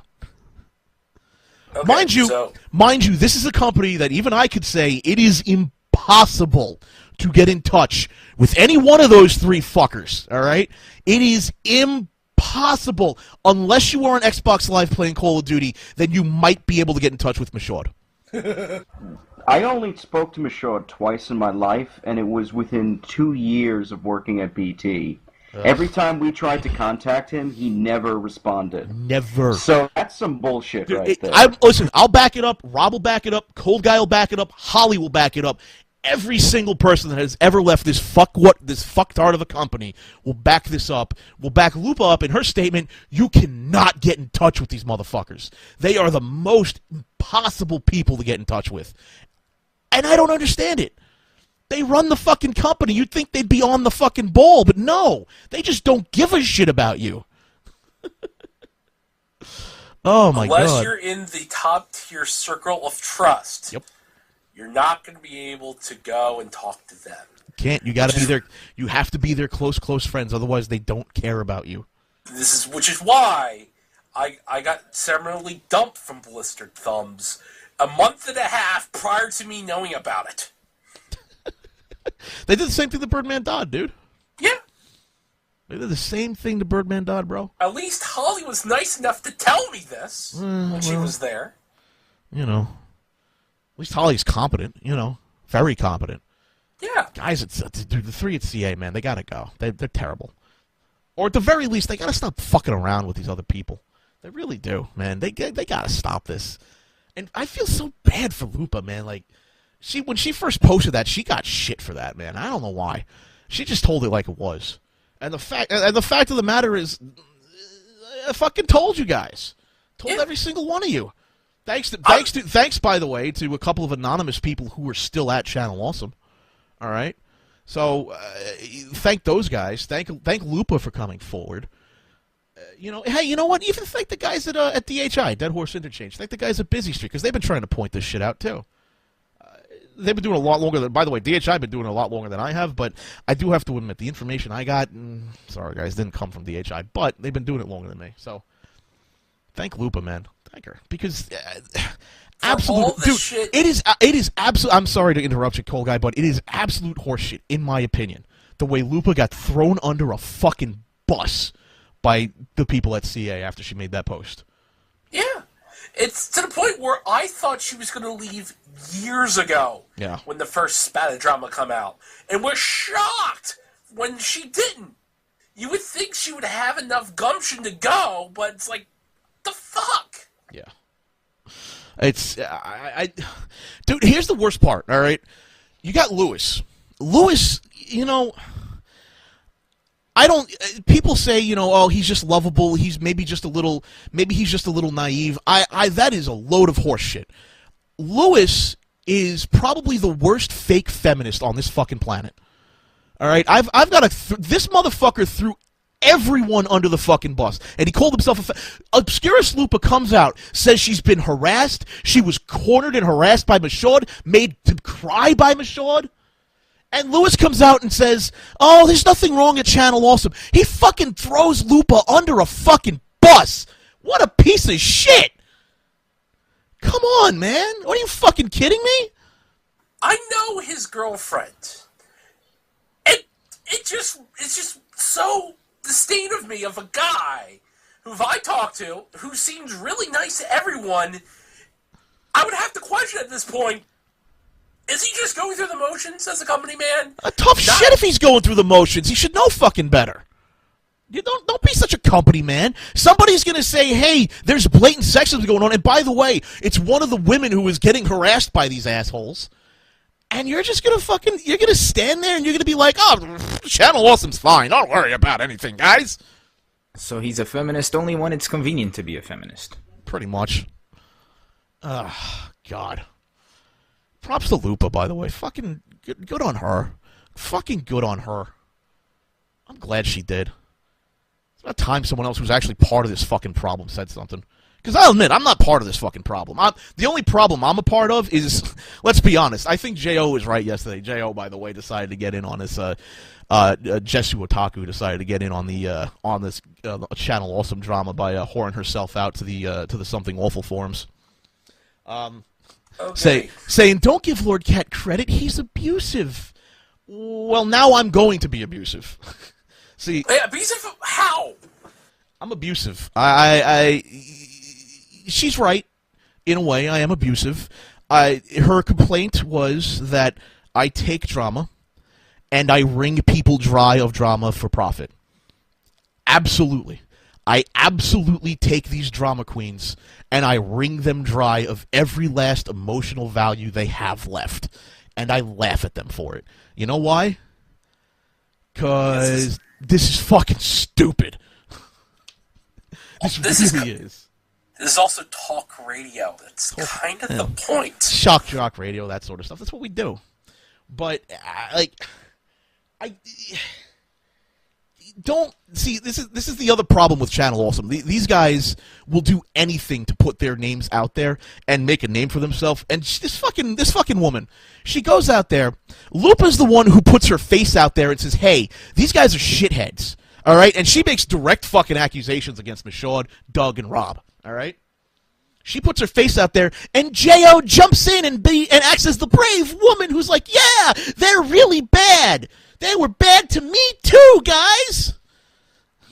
Me, you little fucking narcissistic personality disorder slut." It is too late. Oh my god. It's not me. It's, Lupa went through shit. I went through shit, but she went through more shit. Lupa went through a shit. Support her. Support Lupa. Don't give in to this fucking me attention whore, please. Go back to fucking over guys so you can steal their houses, would you? How's that sound? Yeah. God. No, somebody brings up a good point. Composite Who Horrible. She left and said nothing, so she deserves no attention. No, she said nothing. She said nothing. She was so brave that she stayed quiet about it. So brave. Let everyone else take the bullets for you. Then you come out on top, right? Fuck you. Oh, God. So, Channel Awesome, I mean, Jesus fucking Christ. They're still shitheads. They're abject shit. And the best part is, did you guys see the 30-word goodbye they left on channelawesome.com? No. Yes, and I see how they still don't know how to spell names. They don't know how to spell Phelous' name. Oh, that post. Oh, God. You see, they don't even know how to spell Phelous' name. They gave Lupa, Kyle, and Phelous 30 words.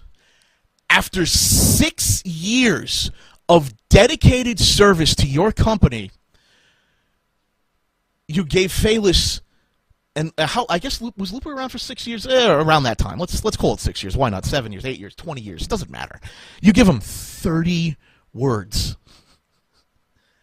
And you even word it so fucking poorly.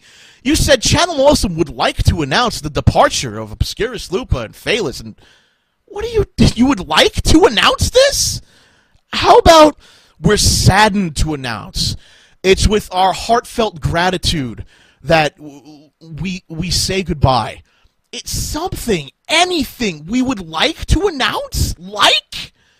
What type of spiteful assholes are you? And it makes it sound like they're happy to get fucking rid of Lupa because they fired her. Yeah, makes it sound like they're happy to get rid of Lupa, happy to get rid of Phelous, happy to get rid of Kyle. And Andrew Dickman, of all people, too. And Andrew fucking Dickman! Andrew Dickman, who has done nothing to you guys but be nice and give you free art! Awesome free art! Oh my God, I still use the free art he gave me. I still tell people who drew it. I was like, talk to Andrew Dickman. He drew it. Yeah, he's a very good artist. Oh my God! He's just like, fuck him. Now, how dare all these people be dedicated to that website? Fuck them. Oh my God. This kind of reminds me of when John Carmack left id, and id was like, yeah, he's gone, whatever. Like, it's John fucking Carmack, what are you doing?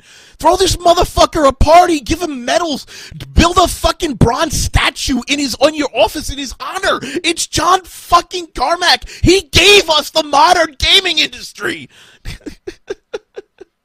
Or I don't know, what they could have done was make a video montage thanking them on like have Doug do a thank you video and like sharing stories, like something.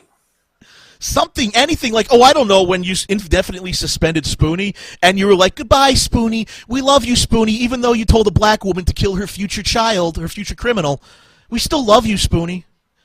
But no, guys who give you 6+ years of dedicated service, who actually do honestly hard work for you, as opposed to fucking people who dress up and fucking pretend to act. Guys who actually, like, made CGI, made artwork for you, actually gave you product. You're just like, fuck him. Jesus Christ. Yeah, what a shitty fucking company. I'm just more disturbed they treated Spoonie with more respect than Phelous and Allison here. I'm not even concerned about the more respect part. I'm just concerned about the any respect part here. How about a little smidgen of respect for Phelous? And I can understand, all right, Spoonie, more popular than them. And that's how these people think. They think in terms of popularity. They don't think in terms of how much money they make. They don't think in terms of marketing in the slightest. The only thing they think in terms of is how popular you are. Spoonie was more popular, so they gave him a big farewell. Phelous and Allison, not as popular as Spoonie, so we'll give him a 30-liner in a blog post that's at the bottom of the fucking page. You have to scroll underneath the feature spotlight of Lewis. Yeah, the featured spotlights. Fucking change them. Who the fuck is running that site? Oh, wait. Oh, God. That's right. The lispy retard is running the site. I forgot about that. Oh, God. Fucking, oh, my God. Just, like, I feel bad. I really do. I feel bad for Allison. I know she hates me, but, like, I wish I could give her a hug, but, I feel bad. Wait, why did she hate you? Remember when I fucking lost my mind on Spoonie after he decided to go apeshit on a few of my fans? Yeah. Well, the night before, we had a discussion about Spoonie and how we were worried about him killing himself, and then I lost my mind. So, yeah, I kind of fucked up. What are you gonna do? Kind of fucked up? I really fucked up. So, what are you gonna do, man? Well, see, here's the thing. You own up to that mistake, and you've gotten better for it. People at CA, don't even know they made a fucking mistake. I think they know. Oh, I think they know they made a mistake. Oh, I think this time, I think they know they kind of made a mistake here because, you know, I got to tell you guys, Allison was not the leak at Channel Awesome. Sorry to say, they're still at Channel Awesome. So she's not making it up, guys. There's more independent confirmation that that Michaud, Rob, and Doug are just blatant sexists. Sorry. I wish I could tell you that Allison was my source and that, you know, we were secretly talking behind the scenes. I haven't spoken to her since that incident years ago. I haven't spoken to her at all. And Phelous, I haven't spoken to him. I make the occasional remark on Twitter with him, and that's it. I haven't spoken to him at all. At all. So, it's not them. Sorry, guys. So, Jason? Yeah? I just went to the site real quick. Yeah? They took down that post. It's not there? It's not there. Hey, hold on! Are you serious? Like, does the post actually 404? I don't even see it in the fucking listing, and I've gone through almost 10 pages now. What? So wait, well, hold on a second. Wait. So they took down the "sorry to let you go" post? Yeah. They don't even get a "sorry you're gone" post? Are you kidding me? Well, they did, and then they removed it. Wow. Ain't that some fucked up shit? Wow, ain't that some shit? You've got to be kidding. Are you fucking serious? Is it to a point in which they were actually listening to us talk about this right now, took down the post, and we're going to miraculously put up a different post? No, hang on. No, you're wrong. It's still there. Which page? It says Holly's... Excuse me, Holly gave me the link. It says it's just 3 pages down, by the way. It says 3 pages down. Parting of ways. I'm booting up Tor now. Excuse me, because you know I'm still fucking IP filtered at the firewall. Okay, no, it's still there. Yeah, it's on the site technically. Apparently, it's 3 pages down. Okay. Why is it 3 pages down? Right. Why is this not like stickied at the top for like the next week? Or month. Or month or something. Anything. Because you know how frequent they're going to update that. Okay, I'm on page 3 here. Yeah, there it is. Okay, page 3, parting of ways. It's halfway. Oh God, it's halfway down next to the second advertisement. Oh my God. So for people who were loyal to you, which by the way, I wasn't loyal to you because, but for people who are loyal to you, Channel Awesome would like to announce that Andrew Dickman, Kyle Callaghan, Allison Pregler, and Phelan Porteous, can't even fucking spell his name, have parted ways with us. We wish them the best. Wow. I find the lack of PR disturbing. We would like to announce that these people are gone. That's because Holly left already. Could you imagine being the... Let me pretend to be the CEO of a major international company. Let's say I was the CEO of Google. I'm the CEO of Google. I have an announcement to make. We're laying off staff. Google Incorporated, a publicly traded Fortune 10 company at this point, would like to announce that we're making some HR adjustments in our productivity protocol, and we wish those being forward adjusted the best. Could you fucking imagine being an ex-employee of that company, reading that and going, "You like to announce you just fired my ass. Fuck you." God almighty. We would like to announce that we fire people. And I love the fact that they don't even bring up the idea that they fired Lupa because she wasn't at her computer for 15 minutes.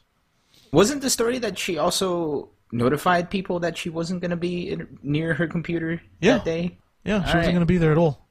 All right. Solid.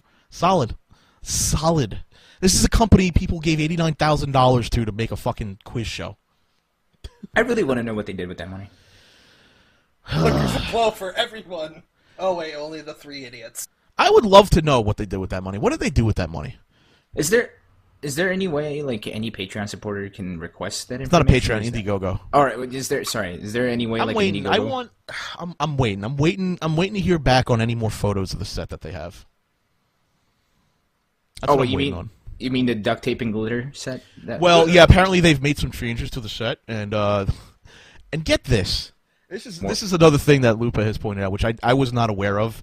They've reshot this fucking pilot episode for this fucking lame ass quiz show 17 times, and on top of that, they've reused the same contestants and the same questions on a quiz show.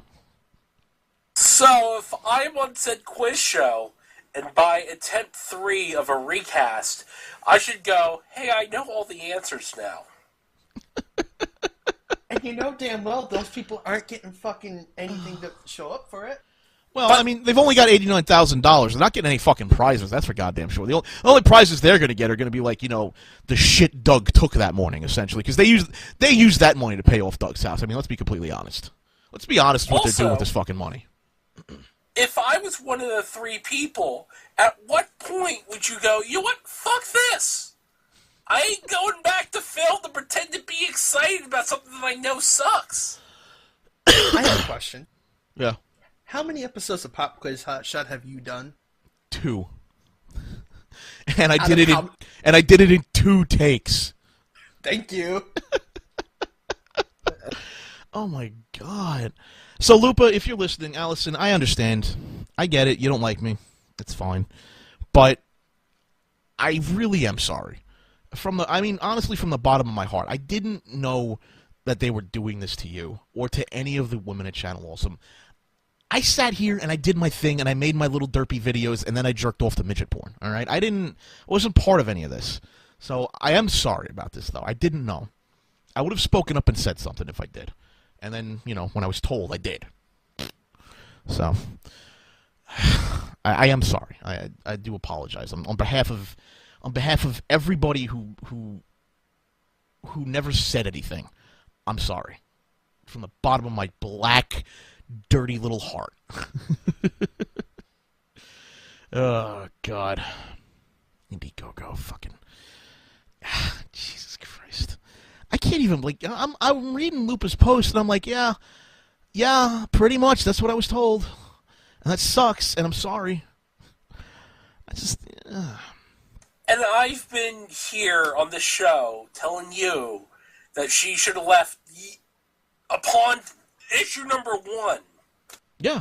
I'll be honest with her. She should have left, but I don't blame her. That's the thing. I think after the first issue she laid out, she probably should have left. I'll be honest with you. But I don't blame her for it. I understand. I mean, this is her. They've got her in a tight spot. They really do have a lot of these producers in a very tight spot. Channel Awesome's the only way they can make money. Or maybe not the only way they can make money, but currently the only way they make money. So they have to keep producing those videos because Michaud has them in a fucking corner, essentially. So I can understand why she wouldn't leave, because, quite frankly, where is she going to go? That she's going to get as many views as she gets on Channel Awesome. Well, who's going to pick her up? I can understand why she wouldn't have the confidence to go and do that immediately. I get that. So I'm not blaming her, okay? I understand what your point is, why she should have left, but the thing is, it's such a tough situation, dude. It really is. And the cool thing is, though, she has fans. And she has a Patreon. And those fans provide her money. So she doesn't need Channel Awesome anymore. And I'll be honest with you, I think that's the real issue here. I think that's why Michaud, Rob, and Doug don't like this. Because they don't need Channel Awesome anymore. The guys they had under their heels, they don't need them anymore. They can go off and make a living somewhere else now. Yeah. Mm-hmm. I think that's the real issue. Because, from my experience and people that I've talked to, that someone actually equated how many hits they got from the exposure of Channel Awesome And they told me flat out that the number, according to them, was 1,006 people an episode. Wow. Most of which it's on the YouTube page. Huh. So, wait, hang on. Say that again. All right, I'm trying to parse this. Say that again. Okay, so a producer of a show that's currently on the website. I've talked to him a while back, and he's told me that they're on the site primarily for extra exposure. Mm-hmm. Okay, so the exposure that they are currently getting as of right now is an extra 6 people on Blip and 1,000 people on a shared YouTube video off of the Channel Awesome YouTube page. I get more downloads every single day with my podcasts. That's pathetic. I told him to seriously consider going to another YouTube conglomerate or one of those partnership deals, because you're going to get the 1,000 back there and just cut ties from all this bullshit. Fuck, push your videos on my site. I mean, Jesus Christ. What the fuck? You're serious? Those are real numbers? He's getting 1,000 views on his shared YouTube video and an extra 6 on Blip? Yes. Wow. Wow. Wow. Oh man. I got another number for you too. Yeah. So this is from a guy. It's another 1 degree of separation. Okay. But they told me that they're on Blip and YouTube, and they have their own YouTube page. And they're one of the newer contributors. So to give you an idea, they recently got a video, and it got picked up on GameSpot, Kotaku, you name it, and got a couple 100,000 views because of the popularity. The amount of pull that they got from Blip, where they're actually paying them per view, was 5.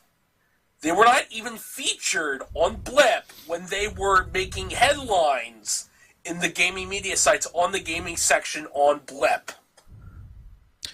So, what were they getting paid? Okay, so they were in a partnership with the YouTube provider. Yeah. And they got more exposure on YouTube and got paid more money on YouTube than Blip, because both Channel Awesome and Blip didn't catch on to the fact that this one video that he had was super popular. Yeah. And waited to actually promote it. Oh my god, that's funny. So, basically, these guys are idiots. Uh-huh. Oh my god. In a nutshell. Yeah. There's no doubt about that one. Dude, as soon as Blip got bought by Maker, I was like, yeah, you're irrelevant, aren't you? No, it's coming. It's coming. Oh, Blip. I understand what Blip was trying to do, but once YouTube got as popular as it did, Blip's strategy was literally to get bought out, because that was the only way the founders were going to make money off of that. Yep. It was the only way. Blip's going to die soon. Sooner or later, it's going to cease to exist as a brand. And I'm not too surprised, because they've shut down the API. And once a company like that shuts down their API, it's the end days. I mean, it's not too far off. Nope. What my prediction is for that particular website is it's basically going to become Maker Studios' custom video player. Yeah. And kick everyone that doesn't have a contract with them out, including the Nostalgia Critic. Well, doesn't Michaud negotiate with Blip and get Nostalgia Critic on there? That sounds like a no, cold guy. That doesn't sound very good to me. He had talks with the old ownership because they were the only draw to that site. Yeah, the old ownership, by the way, ain't there no more, because they sold out to Maker, and they don't run the site no more. Oh man, I'm just waiting for the day, when all of them are going to be off Blip. Blip's like, we're going in a new direction. We're going to have special videos for our producers only. Come check it out. Nostalgia Critic's not there. Thank God.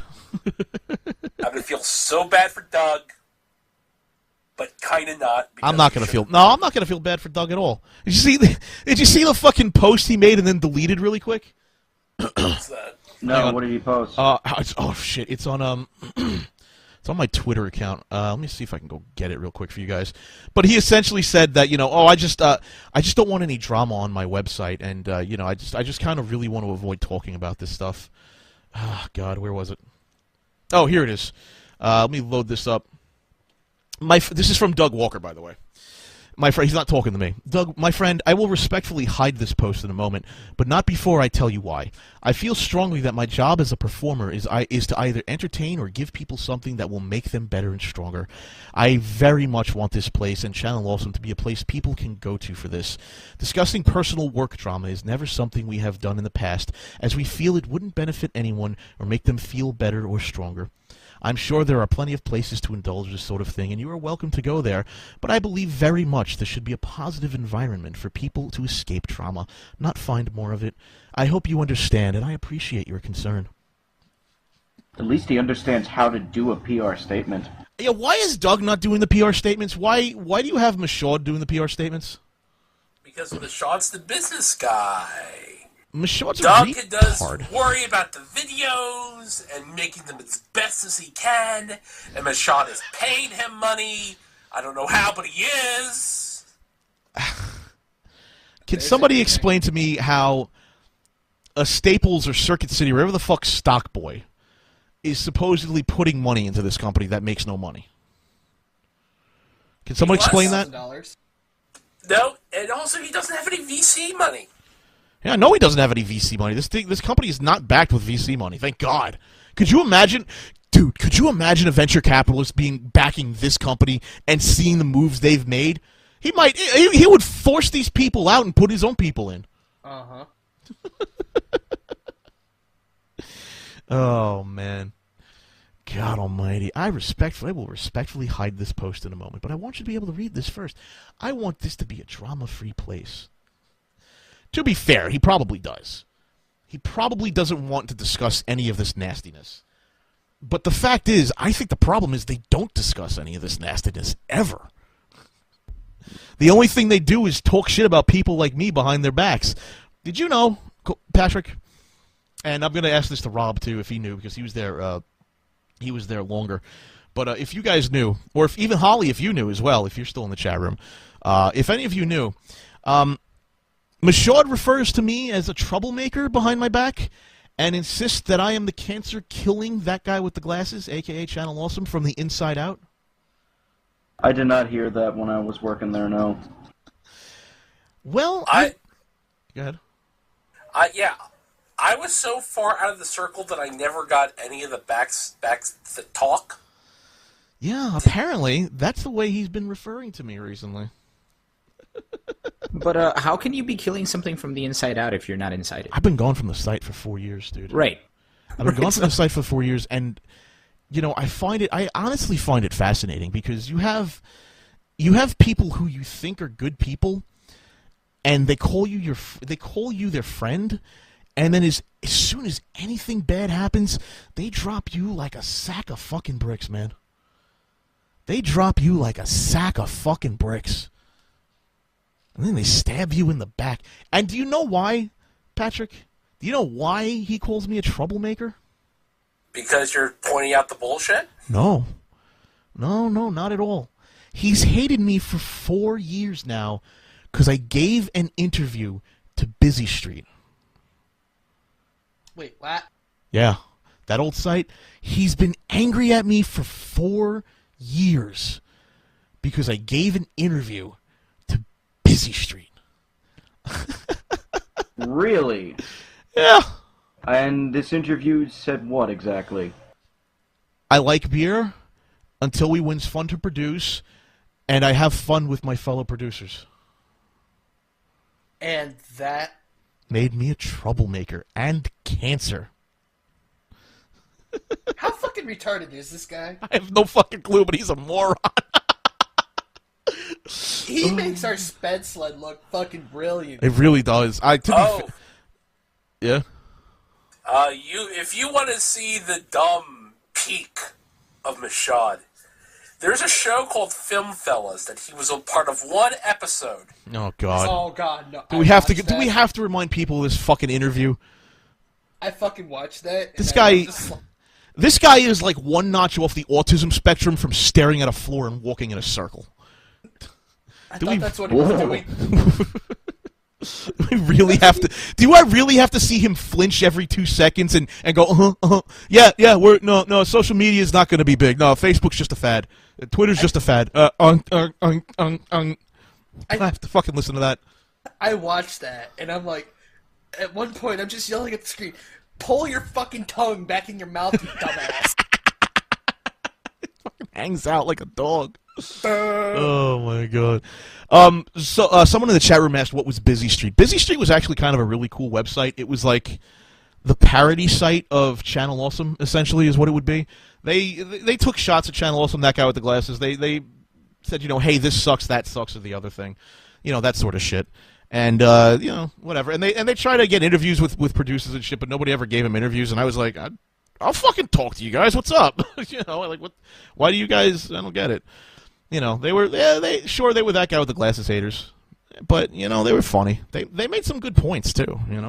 DHI made some good points too. Then again, DHI fucking hates my guts. So what are you gonna do? Can't please everyone, Maybe if I gave him a platter of my shit, do you think they'd like that? If I just gave the guys at DHI like a steaming platter of my poo, they'd appreciate me. I think that would make it worse, Jason. Would it really, or do you think they would laugh at it? Oh well, the DHI hates everyone. That's okay. You could pull the Bo Dallas and give him cookies. Oh God, no! Right? I'll just give him cookies. Are they special chocolate chip? Ooh, special chocolate chip cookies. I don't know.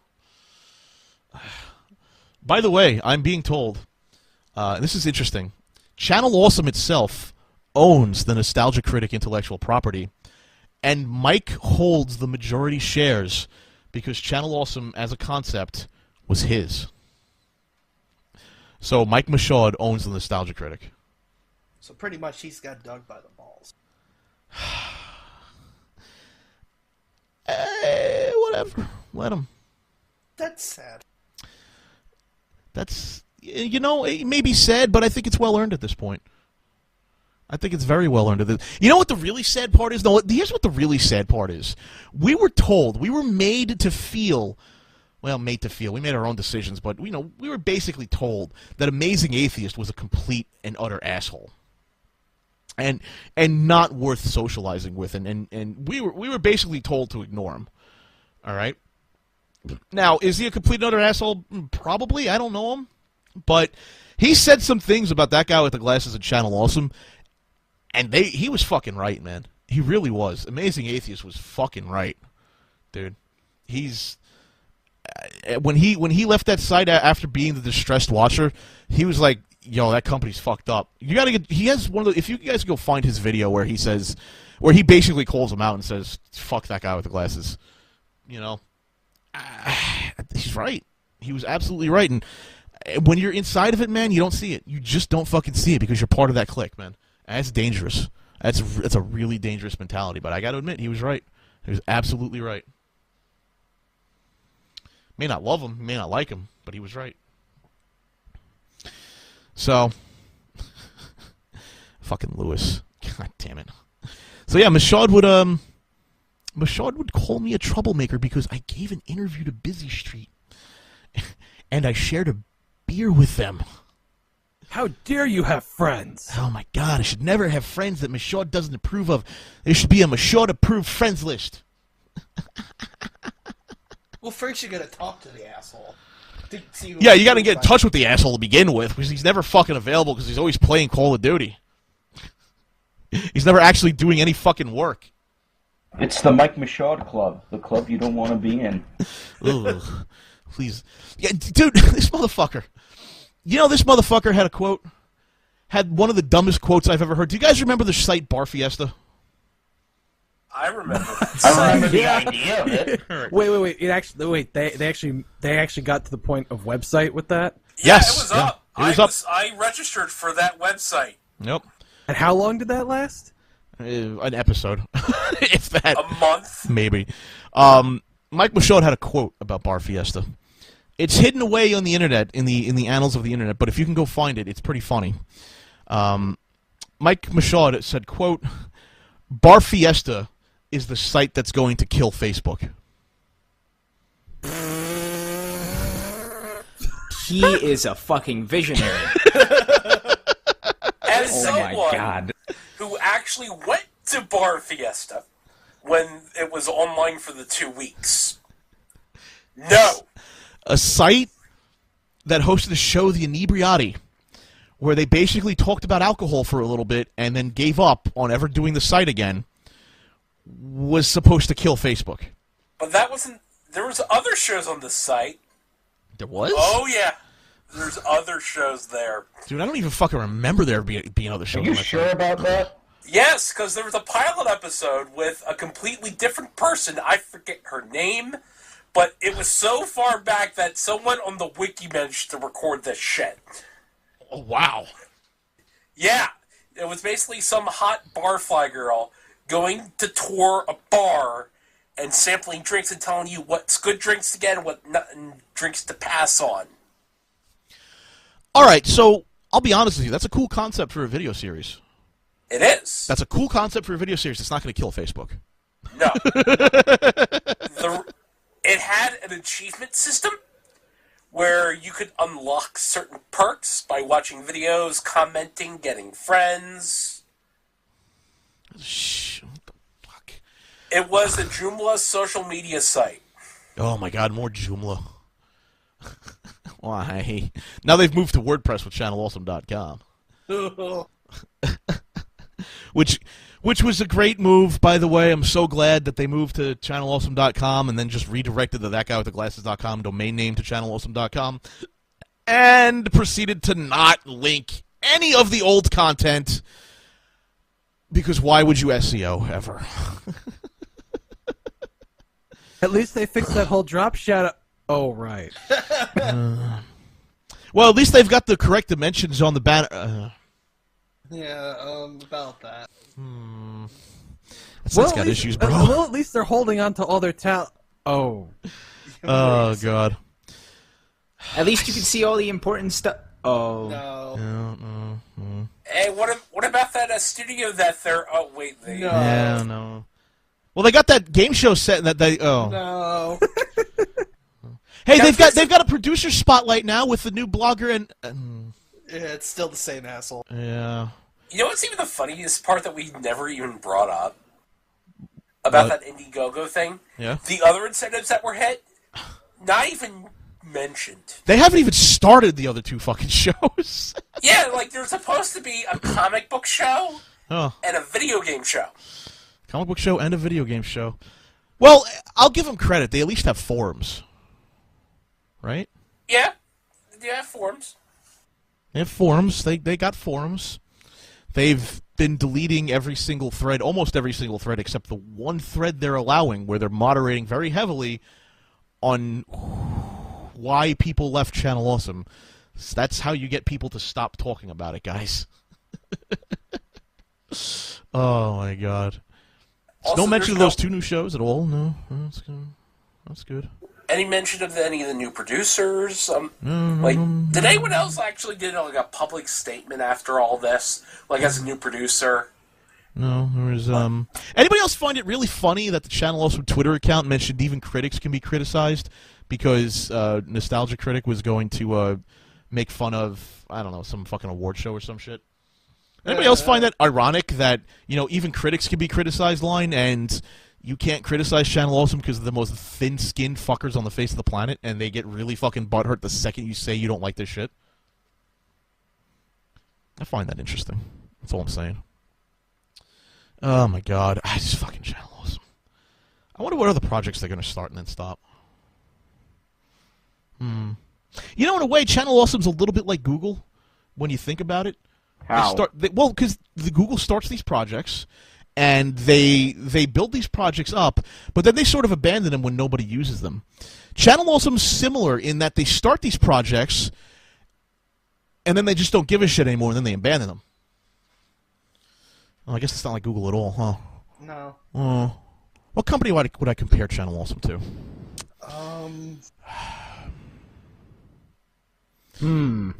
That's a good question. Who would you compare Channel Awesome to? MySpace? Zynga. No, Zynga.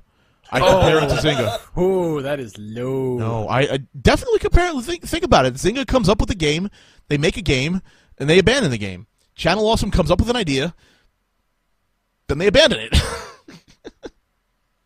At least they build the set. Kinda. I'm still waiting on these photos. Apparently these photos are like magnificent, or it's going to be funny as hell. I really hope I get them soon.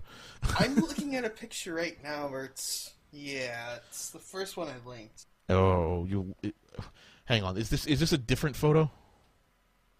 I don't know. It's something Baggage Lizard found. Baggage Lizard found this? All right, let me see this. I gotta see this fucking photo. I wouldn't even, I wouldn't compare this to Alta Vista. No, Alta Vista actually provided a fucking service. Oh yeah, it's one of the older ones. We've already seen that. Okay. Yeah. And apparently there's like newer photos that I would love to see. So here's the thing I want to bring up. Yeah, what's up? So they got all this funding through InddieGoGo. They promised everybody all this awesome stuff. They promised 40 episodes of each of the shows that they were going to produce. And it took them 17 tries to get a fucking pilot that hasn't even... No, they tried 17 times, but they still haven't gotten it. They haven't gotten shit done with it. And they're expecting 40 episodes. They're over 2 years overdue on the show. Jesus Christ. 2 years overdue on the show, dude. Brad, I was talking to Brad, and he said, dude, when we started this fucking show, I had hair and a wife. Oh my god.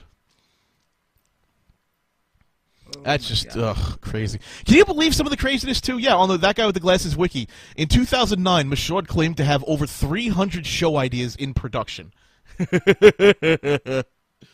Wait, what? Maybe he did. The problem, though, is who gives a fuck? Yeah, he can claim whatever he wants. I think they mean by in production, they mean scribbled in crayon in a notebook. How is it that Christian Weston Chandler is more productive than Channel Awesome? How is it that the internet's most famous lulz cow made more episodes of Sonic Chew than they've made game show episodes? Because a retard with focus can still put out a lot of shit. It may be shit, but at least he's putting it out. How? I don't get it. Oh my god. How is Christian a more productive member of society going out and macing GameStop employees than these fuckers are? God almighty.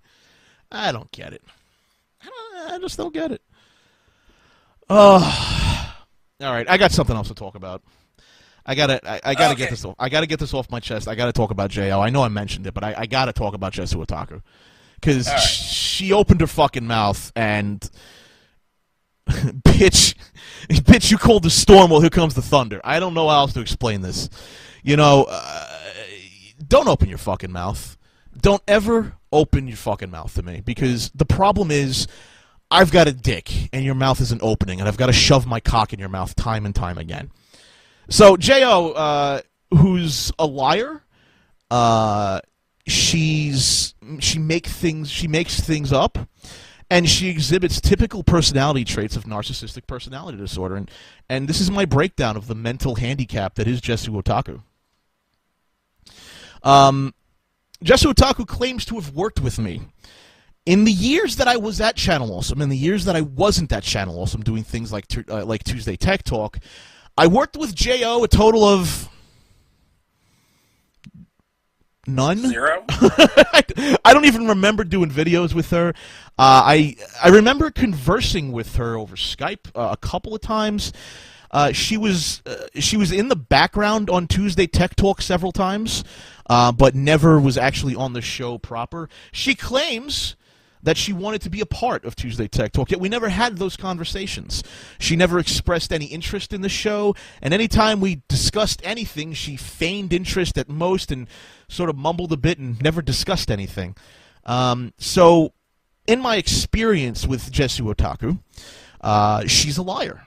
I've never worked with her. She feigned interest in technology and really wasn't around half the time when we did Tuesday Tech Talk. And if she wanted to be on Tuesday Tech Talk, she should have mentioned something. She mentioned how I treated her about being a misogynist. Well, I treated Jesu Otaku just fine. In fact, I treated her the same way I treat most every other person on the face of the planet. I give you a modicum of courtesy, and that's common courtesy, and then you get to prove to me whether you deserve respect or not. And unfortunately, J.O. never earned my respect because we never talked. We never spoke.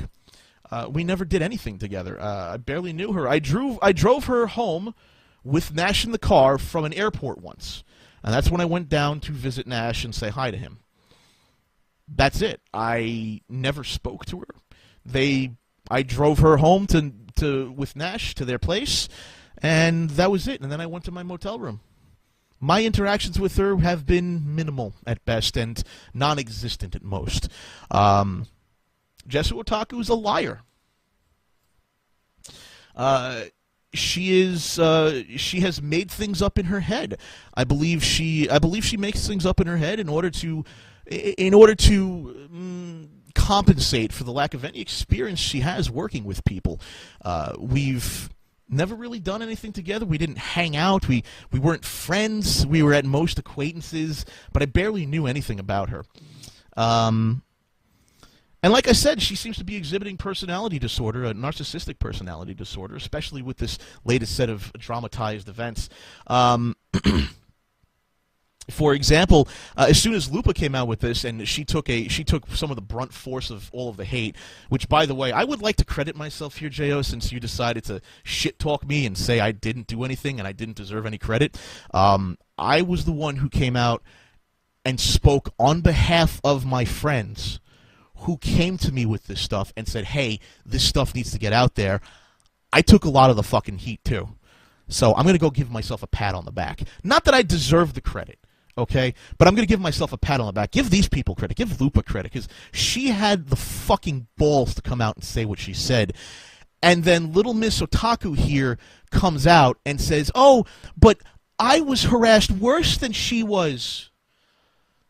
But why didn't you say anything?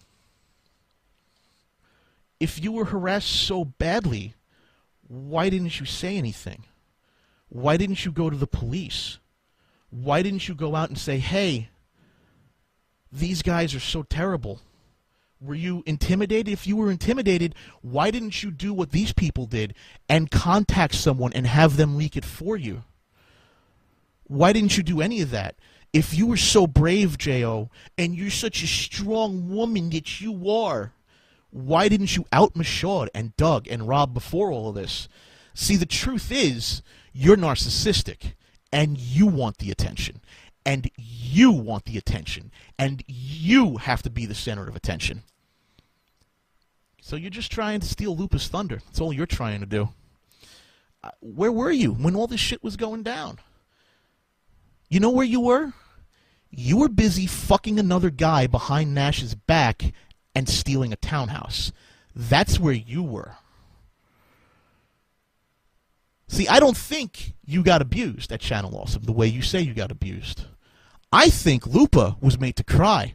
But I think you, after everything I've been told, I think you avoided everything. Because what I've been told, and this is a direct quote from you, J.O., is, oh, I don't want to really worry about how the companies run. I don't want to get involved with any of the drama.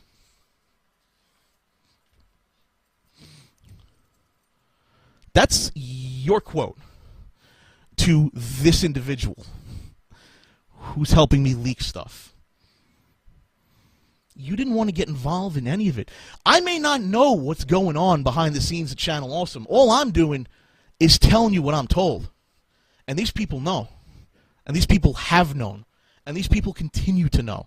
So these people, a lot braver than you've ever been, J.O. A lot braver. Because let me tell you something. Everything I've heard about you, J.O., it's me.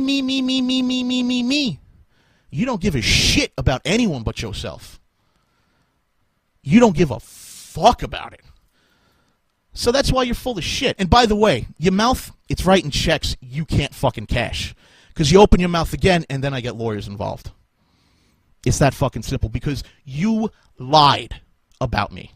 You lied about our interactions. You lied about our friendship. Which, by the way, I've noticed is a common trait among you. All right? Among you, Lindsay, Todd, and all of you other little SJW faggots over there. Okay? You lie about our relationship so you can get some brownie points. You're not my friends. You have never been my friends. Okay? We never hung out. We didn't share beers. We haven't done shit together. You're not my friends. You never were my friends. You were never going to be my friends. That's why I'm kind of insulted that you even think I would consider you a friend. Because quite frankly, I don't like you. I don't like NPD. I live with someone with NPD, and that ain't fun. I don't want to know you. You exhibit the exact same traits she does. I ain't going to fucking deal with that, honey. So, you lied. You continue to lie. And then I will go a legal route. And I will shut you up. If you don't continue to lie, I'll leave you alone. Because I was perfectly happy leaving you alone before this. But then you went and opened your fucking mouth. See, your problem is you keep opening your fucking mouth. Stop opening your fucking mouth. There you go. That's all I got to say about J.O. Fucking narcissistic cunt. You know, it's... I just don't get it. Like, what... Lupa's the one who came out, and Lupa's the one who took a fucking... Who took a shitstorm to her face for the first fucking hour. Shit, I'm the one who came out for these people on their fucking behalf and said, hey... This shit going down at Channel Olson's not cool. Oh, but I'm a meanie, and I'm quote-unquote abusive. Oh, you shouldn't give me credit because I hurt Jesu Otaku's feelings.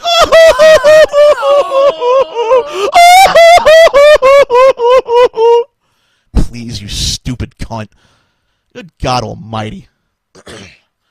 You know what you should do, Jesu? Because you've got a nowhere job at a nowhere company right now. You should go fuck some other guy and get a job at his company instead. That's the only way you're actually going to get up in the corporate world. Because you told me that you were great at what you did and that I didn't know you. Well, guess what, J.O.? I watched some of your shit. I read some of your content. And you're actually kind of a fucking embarrassment for your medium. You're pretty goddamn bad at what you do. You don't come off as natural. You don't come off as having a smooth flow. You don't even come off as having a very great train of thought, to be honest with you. I quite frankly think you're an embarrassment to your medium. And that's pretty much the end of it right there. You're terrible at what you do, and the only way you can ever advance in this world is if you fuck a guy and get a job from him.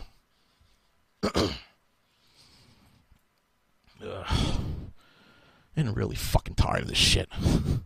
I really am. Abusive? All right. I'm so abusive, I put a guy with a cancer patient in a house. I'm so abusive. Me, abusive. I'm so abusive. I'm trying to help Acid Buster pay for his medical bills. Oh, I'm so abusive. I'm so abusive to Bluefire. Bluefire, my editor. Elon. I'm so abusive to you. Coming up to you and saying, holy shit, dude.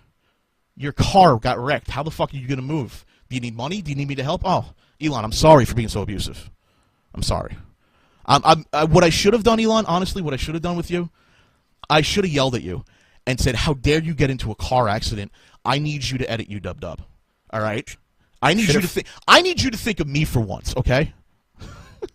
Should have fired me for not getting UW out in 15 minutes. All right? Listen, I need you to think of me for once, okay? Because I'm the one with the problems here, all right? I'm the one that was abused more than Lupa.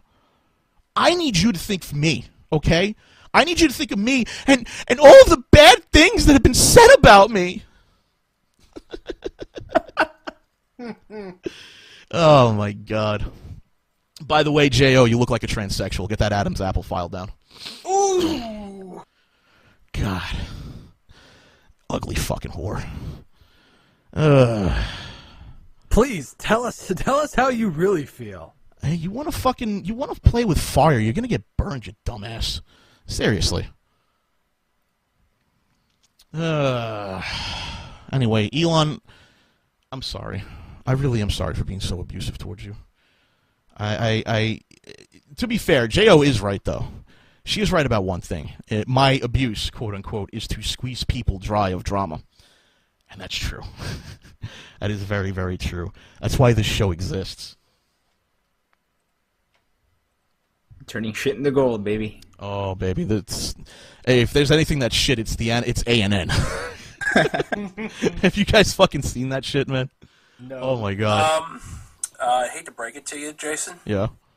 But in the realm of anime, that's considered the go-to place to go. Well, what's their fucking problem? I'm not an anime fan. So I don't really give a shit. No, think of it that way. That's the peak of the content. Well, that's the anime fan's problem, not mine. I ain't an anime fan. I don't give a shit. Be honest with you.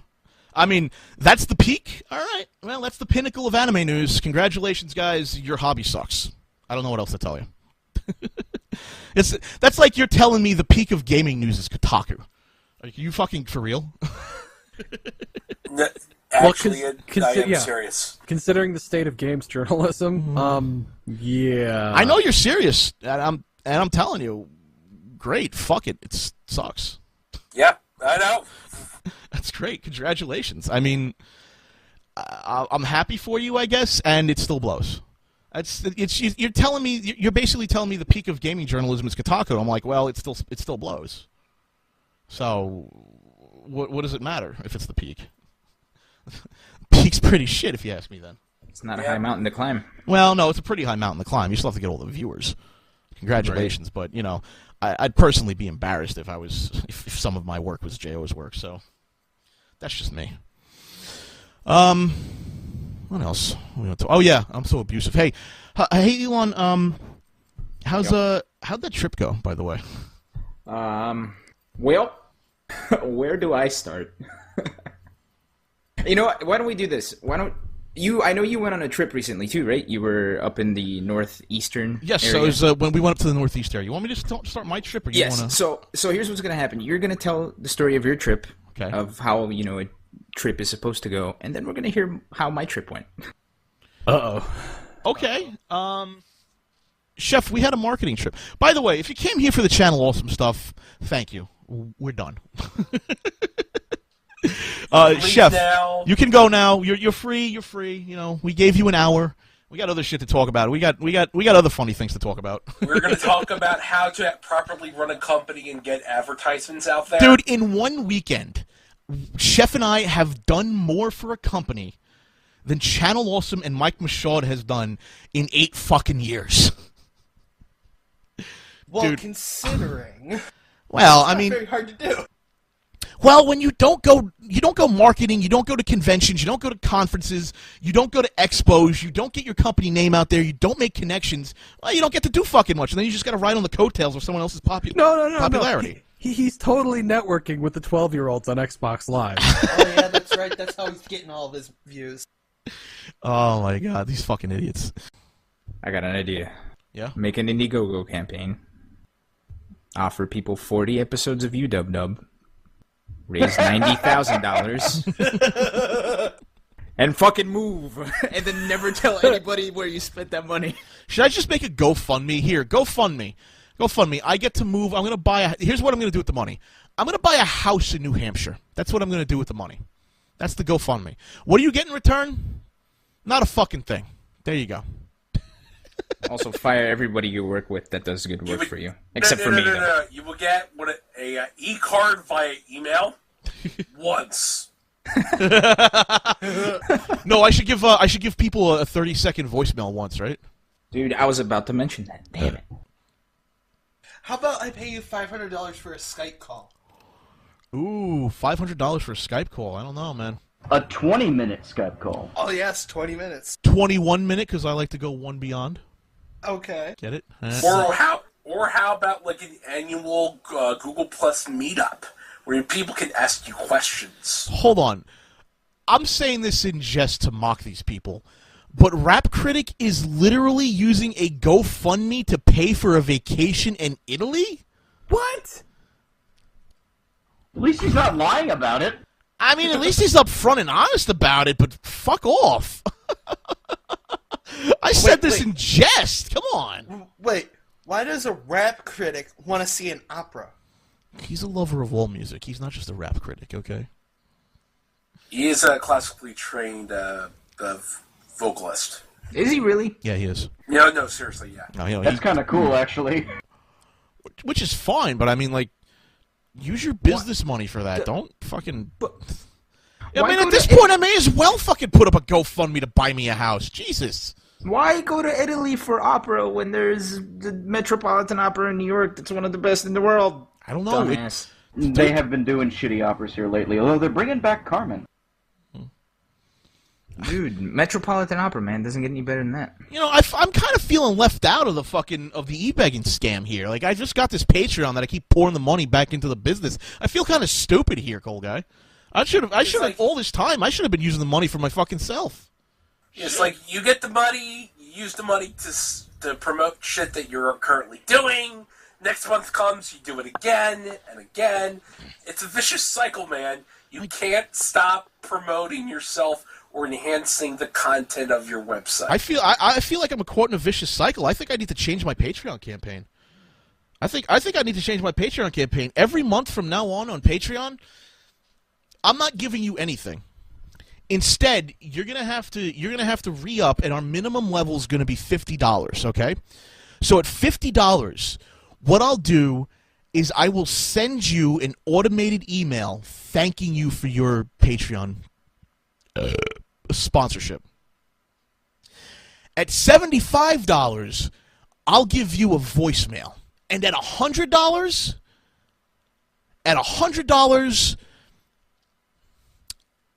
I will name a roll of toilet paper after you.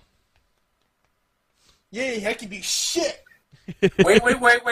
At $250, this is where it gets good, you'll get a autographed copy of a headshot of yourself. Ooh. Once and every for 6 months. But for a milestone goal, for the milestones, at $1,000, I will have the headshots actually printed at $1,000. So you don't get the headshot till we can hit that.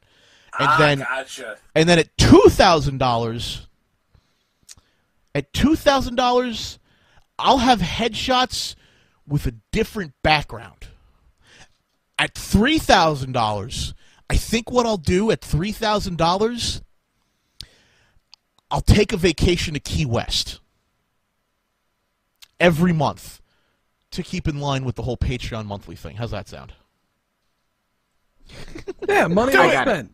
I got it. Have one sponsorship opportunity for somebody to donate $5,000 a month. And the perk is, if by some miracle the both of you wind up at the same convention at the same time, that person gets a one-time firm handshake. I don't want I don't want to touch their hands. They'll get a fist bump. How's that sound?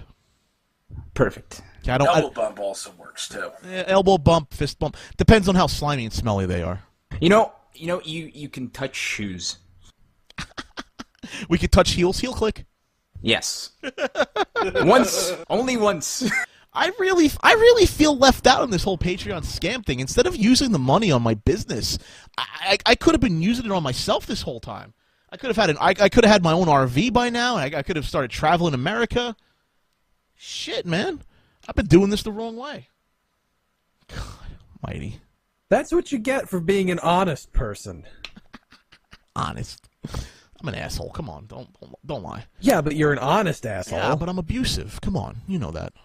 Oh, you're so abusive. Can I just share something? And this is gonna go with the abusive thing. I know you were joking about it before. Yeah. Out of everybody that I was expecting to say, sorry, shit went down. Do you need money? You were not one of those, so I do appreciate that. Oh, well, I mean, you're welcome, I guess, but like, ain't that what like buddies are for? Like, you know, can I help you? I guess the only way I could have helped you at the time was to throw money at you. I mean, there was no way I was going to be able to drive out there and help. So right, I'll be completely honest with you. I don't think I would have gotten that from anybody else I know, except for Jen. But she was there to pick me up. She's a good friend, so you know. Right. So yes, if that amounts to anything, it's just to prove that you were not abusive. So, well, in all seriousness and in non-jesting. Well, I appreciate that. I do. I really do. Just wanted to get on the record. But for the record, I am quoting Holly here. I'm also not sexist. Absolutely not. So, but I am an asshole. Absolutely. Oh, I'm absolutely. I'm a blunt asshole. Yes. Don't think I'm not. I'm not gonna make you feel good about yourself. You're gonna make yourself feel good about yourself. And I cannot wait. I cannot wait for the day Brad leaves Channel Awesome. Hashtag free Brad. Saw that flying in the chat all day. I cannot wait for Brad to leave Channel Awesome. And then at the end of it, when we talk about why he left, at the end of it, he pulls off the cloak and goes, "It was me, Mashad. It was me all along." Oh, it was me! It's me, Austin! It's me! It was me all son of a along! bitch. I had you fooled! I had you all fooled! The sad part is, I think I have that recorded on a VHS somewhere still. Oh, that's on YouTube like 1,000 different times. That moment was great. Come on, you can't tell me that moment wasn't great. Oh, that was a great storyline back when I actually gave a shit about wrestling too. And then I can imagine Michaud's retort. You are only half the man that I am, and you know that I have only half the brain that you do. You know, but the worst part that any retort Michaud gives him, it's probably going to sound like a piece of drivel and make Christian Weston Chandler sound like fucking William Shakespeare. That's the worst part. Because Rob, you've spoken with him. Cole Guy, you've spoken with him. Yeah. This man is not eloquent. No. Oh, man. God almighty, Channel Awesome. What will happen next week? Hopefully it won't happen until next month. Like, I want to put Channel Awesome away for like a month. Like, there's other things I want to talk about. Yeah, we're done with this. Stop going crazy. No, we want to talk about other things. No, it's never over. Oh my god. Oh, let face it, Lord Jason. This is always going to be something you're going to talk about until it's dead and gone. You know what the sad part is? There's people on Twitter asking both you and I to point to the episodes in which we talk about them. Someone should just do a supercut of all the lives. Can one of our more dedicated members out there, which I do love you guys, because you do awesome work, can one of you more dedicated members go out to like the fucking October episode? I think it was October we started talking about this shit, right? Mid-October, early November. Yeah, early November, October, when we started talking about this shit. And just, could you go to the episodes and start cutting together the Channel Awesome shit? Like, we just want to do the super stuff about the shit we talked about. You know, and just be like, this is what we've talked about, and we will now reference this because we've said this 1,000 times already. Michaud sucks, Rob sucks, Doug sucks, fuck Channel Awesome, the end. Can we just do that? We promise to not talk bad about behind your back and say you half-assed your work. I ain't gonna do it behind your back. I'm doing it to your goddamn face. This is a public video. I ain't behind your fucking back. I ain't doing this on something awful, a pay-only forum, right, J.O.? I ain't doing it behind your back, right, Michaud? Doing it to your goddamn thick-lipped face. Don't forget, guys, they paid for it. Paid $58 for that website. $58 for that website. You know what I would do with $90,000? Put it away and 2 chicks at the same time? Put it into a Roth IRA. Actually, I would probably invest $20,000. Put maybe get some CDs, and then I'd buy myself a $70,000 car. You know what I'd do with it? I'd get my fucking back fixed finally. You know what I'd do with it? I would take about $30,000 of that $90,000, and I would put it into mutual bonds, city bonds, because they're tax-free income. I would then take another $20,000. We're up to $50,000, and I would get the XP Fest mobile, and we would use that as a traveling sales vehicle. I would then take the rest of the money and pour it into XP Fest, knowing we would lose money. But actually, I'd split it up. I'd split $20,000 now and $20,000 for the next year's XP Fest and pour that into XP Fest. That's what I would do. But I don't have $90,000. Yep, Channel neither. Awesome had $90,000. And they haven't made a single fucking episode of Well, I mean, Quiz Hotshot. They tried 17 times so far, though. Just fucking shoot the game show. It's a quiz show, for God's sakes. Yeah, this should not be rocket science. Yeah, I really want to know what made it happen that it didn't get completed in 17 different tries. But what and I is say wrong? 17. Yeah, I say 17 different times because it was 17 attempts, right? Not 17 takes. 17 attempts, like full-on attempts. Not 17 Right. takes. 17 attempts. Restarted 17 times. Right. And in that time, you've done 2 episodes. Off the top of my fucking head, I've done 2 episodes. I don't need any magical camera work. I don't need any magical lights. All I have is a title card and my voice. And I am a billion times more talented than any single motherfucker that has stepped foot on that goddamn quiz show, save for Brad. I'll say this.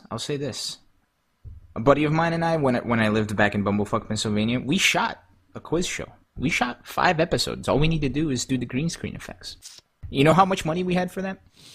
$100. $5 and a McDonald's hamburger. No.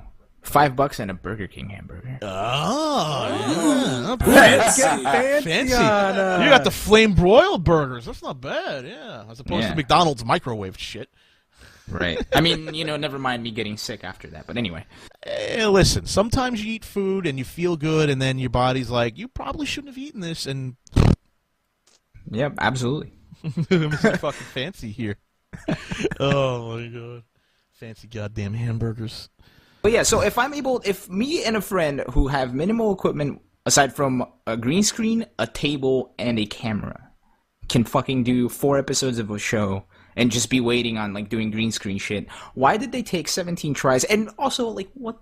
I don't know. There's just so much about, like, what's happening there that pisses me off that shouldn't piss me off simply because I don't give a fuck. But you give a fuck because it's like you're fucking people over. Yeah, because you're taking people's money and you're not delivering. Right. And it's I don't know. No use in wasting energy. Do you think they started it over 17 times? Do you think they did that 17 times because Brad was fucking with them at that point? I have a question. Yeah. Out of those 17 times, how many times did they go from first shot to end? Like, completed the entire thing? I'm going to say none. Probably not. Yeah. I'm Do you gonna guess think... Go ahead. I'm going to guess 1. And it was the first one, and we're like, oh, we don't like it, let's do it again. Possible. All right, there is, there's a valid complaint here saying that you're fucking with people's livelihoods such as they are. Yes, in a way I am fucking with people's livelihoods such as they are. To be honest with you, I don't think they should have a livelihood right now doing this. I really don't. I think they're screwing people over. And I don't feel sorry for them in the least. I especially don't feel sorry for them because they fucking made Allison cry. Like, all right, fine, we don't get along, but even I think she's a sweetheart, for God's sakes. So, no. I don't care. Oh, God. First 4 times were legit, then the next 13 times were ruined by Brad setting fire to the set. We could only hope. We could only hope. Also, like, why would you call... Wait, okay, so let me see. You're fucking with people's livelihoods. Is that us fucking with them? I mean, if you think about it, we are. Why would that be a livelihood if they got $90,000 for it and can't deliver? That's not a livelihood. That's stealing. There's that. Even bank robbers have livelihoods, apparently. Do bank robbers really have livelihoods? Yeah, just look at that one Keanu Reeves movie, Point Break. One last wave, bro. One last wave. Oh, God. Well, I want to thank you guys for being here on LK Live. I want to thank you guys for being here because, quite frankly, you've made it to the end.